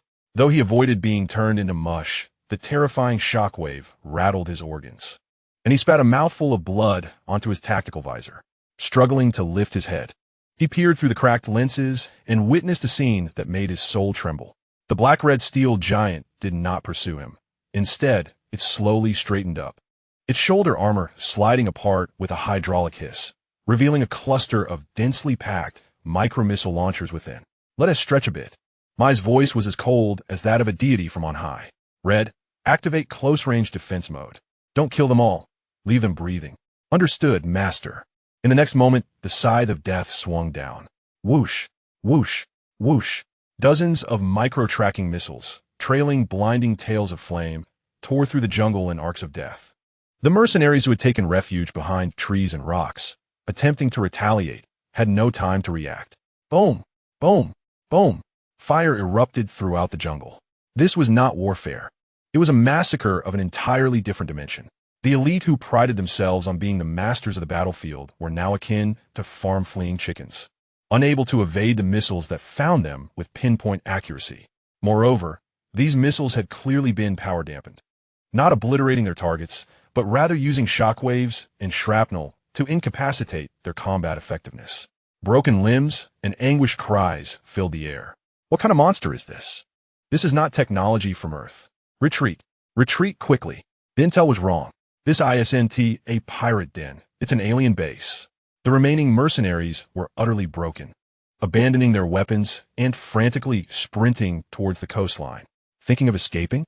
Mai, seated in the cockpit, watched the red dots of those fleeing frantically on the holographic map, a sly smile curling at the corners of his mouth. Once on my hunting ground, how could the prey be allowed to escape? Red closed the door, executing tactical lockdown. As a command was issued, high-voltage electric fences suddenly sprang up around the previously silent jungle. Simultaneously, the squad of soldiers led by Night Owl did not charge directly, but acted like sheepdogs, employing precise shots and directed explosions to continually constrict the mercenaries' operational space. With mines on the left, snipers on the right, and that terrifying mech behind, the once arrogant wolves were now herded like sheep, unwittingly converging into a natural hollow, surrounded by mountains. Their escape route seemingly the only option. Jack, clutching his broken ribs, staggered at the back, helplessly watching as his comrades fell one by one or were forced into what appeared to be the only escape route. As a battle-hardened veteran, he instantly realized the situation. This was a trap, a classic tactic of encircling and isolating one. The enemy had no intention of exterminating them. They aimed to capture them alive. How dare they toy with him like a monkey? Jack's eyes blazed with fury, a sense of humiliation clouding his judgment. He gazed at the relentless steel giant advancing towards him, and a fierce determination within him erupted entirely. Since escape was not an option, he resolved to go down fighting. He abruptly halted, tearing open his tactical vest to reveal the C4 explosives strapped to his chest. "Come on, if you dare, approach me." Jack's face contorted with rage, his finger pressing firmly on the detonator. He roared at Mukuya. Even in death, he would shatter a few of his teeth. "Even if you were made of iron, I would make you stagger." With the mech closing in within 10 meters, the C4's explosion would be enough to tear apart its leg armor. However, Mukuya showed no signs of stopping, nor did his speed diminish. Self-detonation? A derisive laugh crackled through the loudspeaker. "You overestimate yourself. In my presence, you lack even the qualification to end your own life." Before the words faded, the left arm of the Xingtian mech suddenly raised, the auxiliary laser gun at its wrist locking onto Jack. The red targeting beam flickered across Jack's wrist, where he gripped the detonator. Bang! A dull yet precise gunshot rang out. Jack felt a chill in his wrist, followed by an excruciating pain.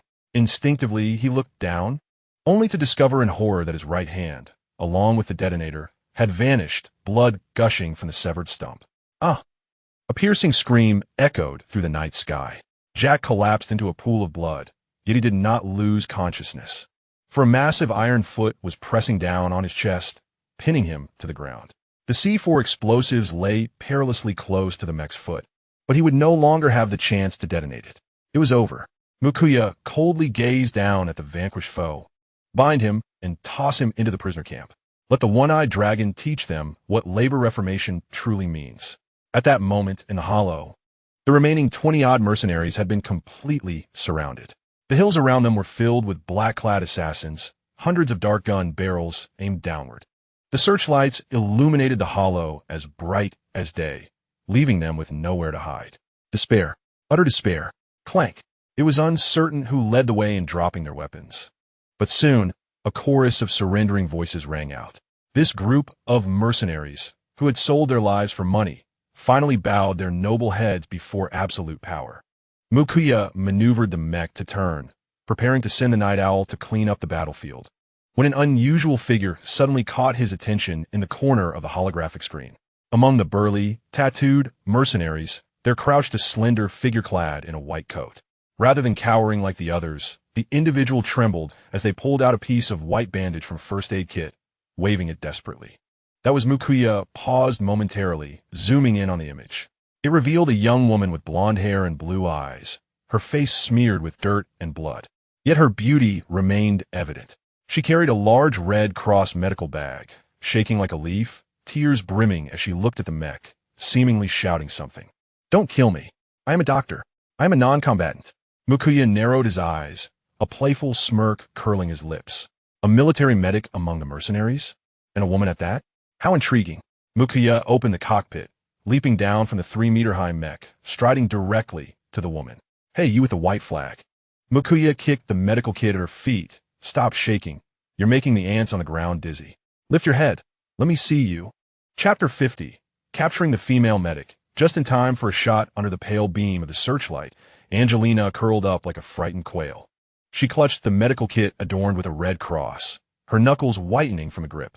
The tactical camouflage on her face had long since run, revealing skin that was almost sickly pale. Mukuya squatted before her, the hands that had just been controlling the mech slaughter now casually resting on his knees. "Remove your hands." Mukuya pointed at her face. "Let me see what kind of doctor dares to accompany this band of mercenaries." Trembling, Angelina lowered her hands, revealing a classic Western visage. Blonde hair, blue eyes, and defined features, although muddied and smoky, could not conceal her scholarly aura. At that moment, a crisp system notification echoed in Mukuya's mind. Ding. Rare talent detected. Name, Angelina. Occupation, Surgeon, Docteur. Qualification evaluation, S grade. Possesses exceptional battlefield, emergency medical skills, and surgical capabilities. Recommendation. Capture for employment. Huh. Mukuya's eyes lit up. Although the previous ghost doctor was formidable, he was a madman focused on biochemical research. Asking him to treat a cold was a gross misallocation of talent. And the mere thought of him wanting to dissect a living person made the pirates on the island wet their pants. Now, however, a normal doctor was precisely what he needed. "Now, tell me about yourself." Mukuya casually plucked a blade of grass from the ground and placed it in his mouth. Observing her delicate skin, which did not seem to belong to someone accustomed to a life of violence. "I graduated from Harvard Medical School," Angelina stammered, struggling to maintain her dignity. "I am a doctorate in thoracic surgery." "Harvard doctorate?" Mukuya raised an eyebrow, scrutinizing her. "A graduate from a prestigious university turned mercenary? Has academia become so cutthroat that one must venture onto the battlefield for inspiration?" "No." Angelina bit her lip, tears welling in her eyes. "I am in debt. I took out a $300,000 student loan to pay for my tuition. After graduating, I joined a private hospital and was harassed by my superior. When I fought back, I was fired. With no income, the interest kept piling up. Jack promised to help me pay off my debt if I joined this mission." Mukuya chuckled. So she was yet another victim of life's harsh realities. However, pity or not, in his territory, she would become his possession, his prize. Enough of the sob story. Mukuya stood, dusting off his hands as he looked down at her. "Since you're in debt, let us discuss business." He extended 2 fingers. "2 options. The first, I bury you along with Jack and his crew. Don't worry, I'll have a gravestone made that reads, Harvard doctor who died for tuition fees." Angelina trembled, shaking her head in panic. "Second," Mukuya smirked, resembling a heartless capitalist. "You work for me. I will help you pay off your debt, providing food and shelter. But there will be no salary until you repay my ransom." "I choose the second. I choose the second." Angelina nearly shouted, her survival instincts surging. Yet, as if recalling something, her face suddenly paled, and she clutched her collar, eyeing Mukuya warily. But I have my limits. She took a deep breath, summoning her last vestige of courage. I am a doctor. I have taken the Hippocratic Oath. I will only save lives and never harm anyone. If you want me to help you manufacture biochemical weapons or conduct inhumane experiments on living subjects, I would rather die. In her mind, a group with such terrifying mechs and a private army must be a nefarious organization seeking to dominate the world. And this young man before her was the twisted mastermind. Mukuya paused, then burst into laughter. Biochemical weapons? Inhumane. He pointed to himself. Do I look like that kind of person? I am merely a legitimate security company owner. Angelina cast a glance at the distant mech still emitting smoke, then surveyed the ground littered with the corpses of mercenaries. Her eyes unmistakably conveying 3 words. I do not believe. All right, you possess courage. Mai offered no explanation, turning instead to point nearby. There, a one-eyed leader was directing a group of pirates, those who had been injured in battle or had soiled themselves in fright, as they tidied the battlefield. Each of them appeared disheveled. Some had dislocated arms, while others winced in pain from shrapnel wounds. Do you see those people? Mai inquired. Yes, Angelina replied, her head nodding in bewilderment. They are my employees. Though they may not be aesthetically pleasing, they still possess rights. Mai spoke with earnest absurdity, detailing their long-standing maritime existence and poor hygiene, noting that many suffered from severe athlete's foot and other afflictions. Angelina responded with incredulity. A Harvard medical doctor treating athlete's foot? Since you are a top-tier physician, this matter is now entrusted to you, Mai remarked, patting her shoulder with a gravity akin to delegating a national affair. From today onward, you shall serve as the Deputy Minister of Health for the Abyss Empire. Your first task is to cure their athlete's foot and dermatitis. Remember, if I catch even one person publicly picking at their feet, I shall throw you into the sea to feed the fish. Angelina was utterly dumbfounded. She gazed at the rough men in the distance, scratching their feet, and caught a whiff of the faintly unpleasant odor in the air, causing her stomach to churn violently. This was more unbearable than death. What's the matter? Unwilling? Mai's gaze turned icy. Then perhaps burial is the better option. Of course not. Angelina, with tears welling in her eyes, hoisted the medical kit. I will treat them. I will. Is that not sufficient? Observing the humiliated posture of the medical doctor, Mai nodded in satisfaction. That's the spirit. A doctor must not only wield a scalpel, but also remain grounded. At that moment, Night Owl approached, whispering a report. Master, the mercenaries have been bound. How shall we proceed? Send them off for mining. Mai waved his hand dismissively. As for that Jack, his arm is broken, yes? Have Angelina bandage him up. I still have use for him. Understood. Mai stretched lazily, gazing at the pale light of dawn breaking in the east. The night had indeed been fulfilling. Not only had he obliterated a mercenary group, but he had also acquired a Harvard doctor for free. Let us return and catch up on sleep. As he yawned and turned, he unexpectedly discovered the eccentric old doctor had emerged from the basement, his eyes gleaming with fervor as he fixated on Angelina's retreating figure, as if he had encountered a rare treasure. Master! Master! The doctor exclaimed, rubbing his hands together in excitement. That woman has steady hands. I reviewed her credentials. She has performed nerve suturing surgeries at her school with a success rate of 100%. And so, Mai regarded him with caution. My super soldier program is in dire need of a suturing assistant. Let her assist me. I shall train her well. The doctor grinned widely, revealing a set of unsettlingly large yellow teeth.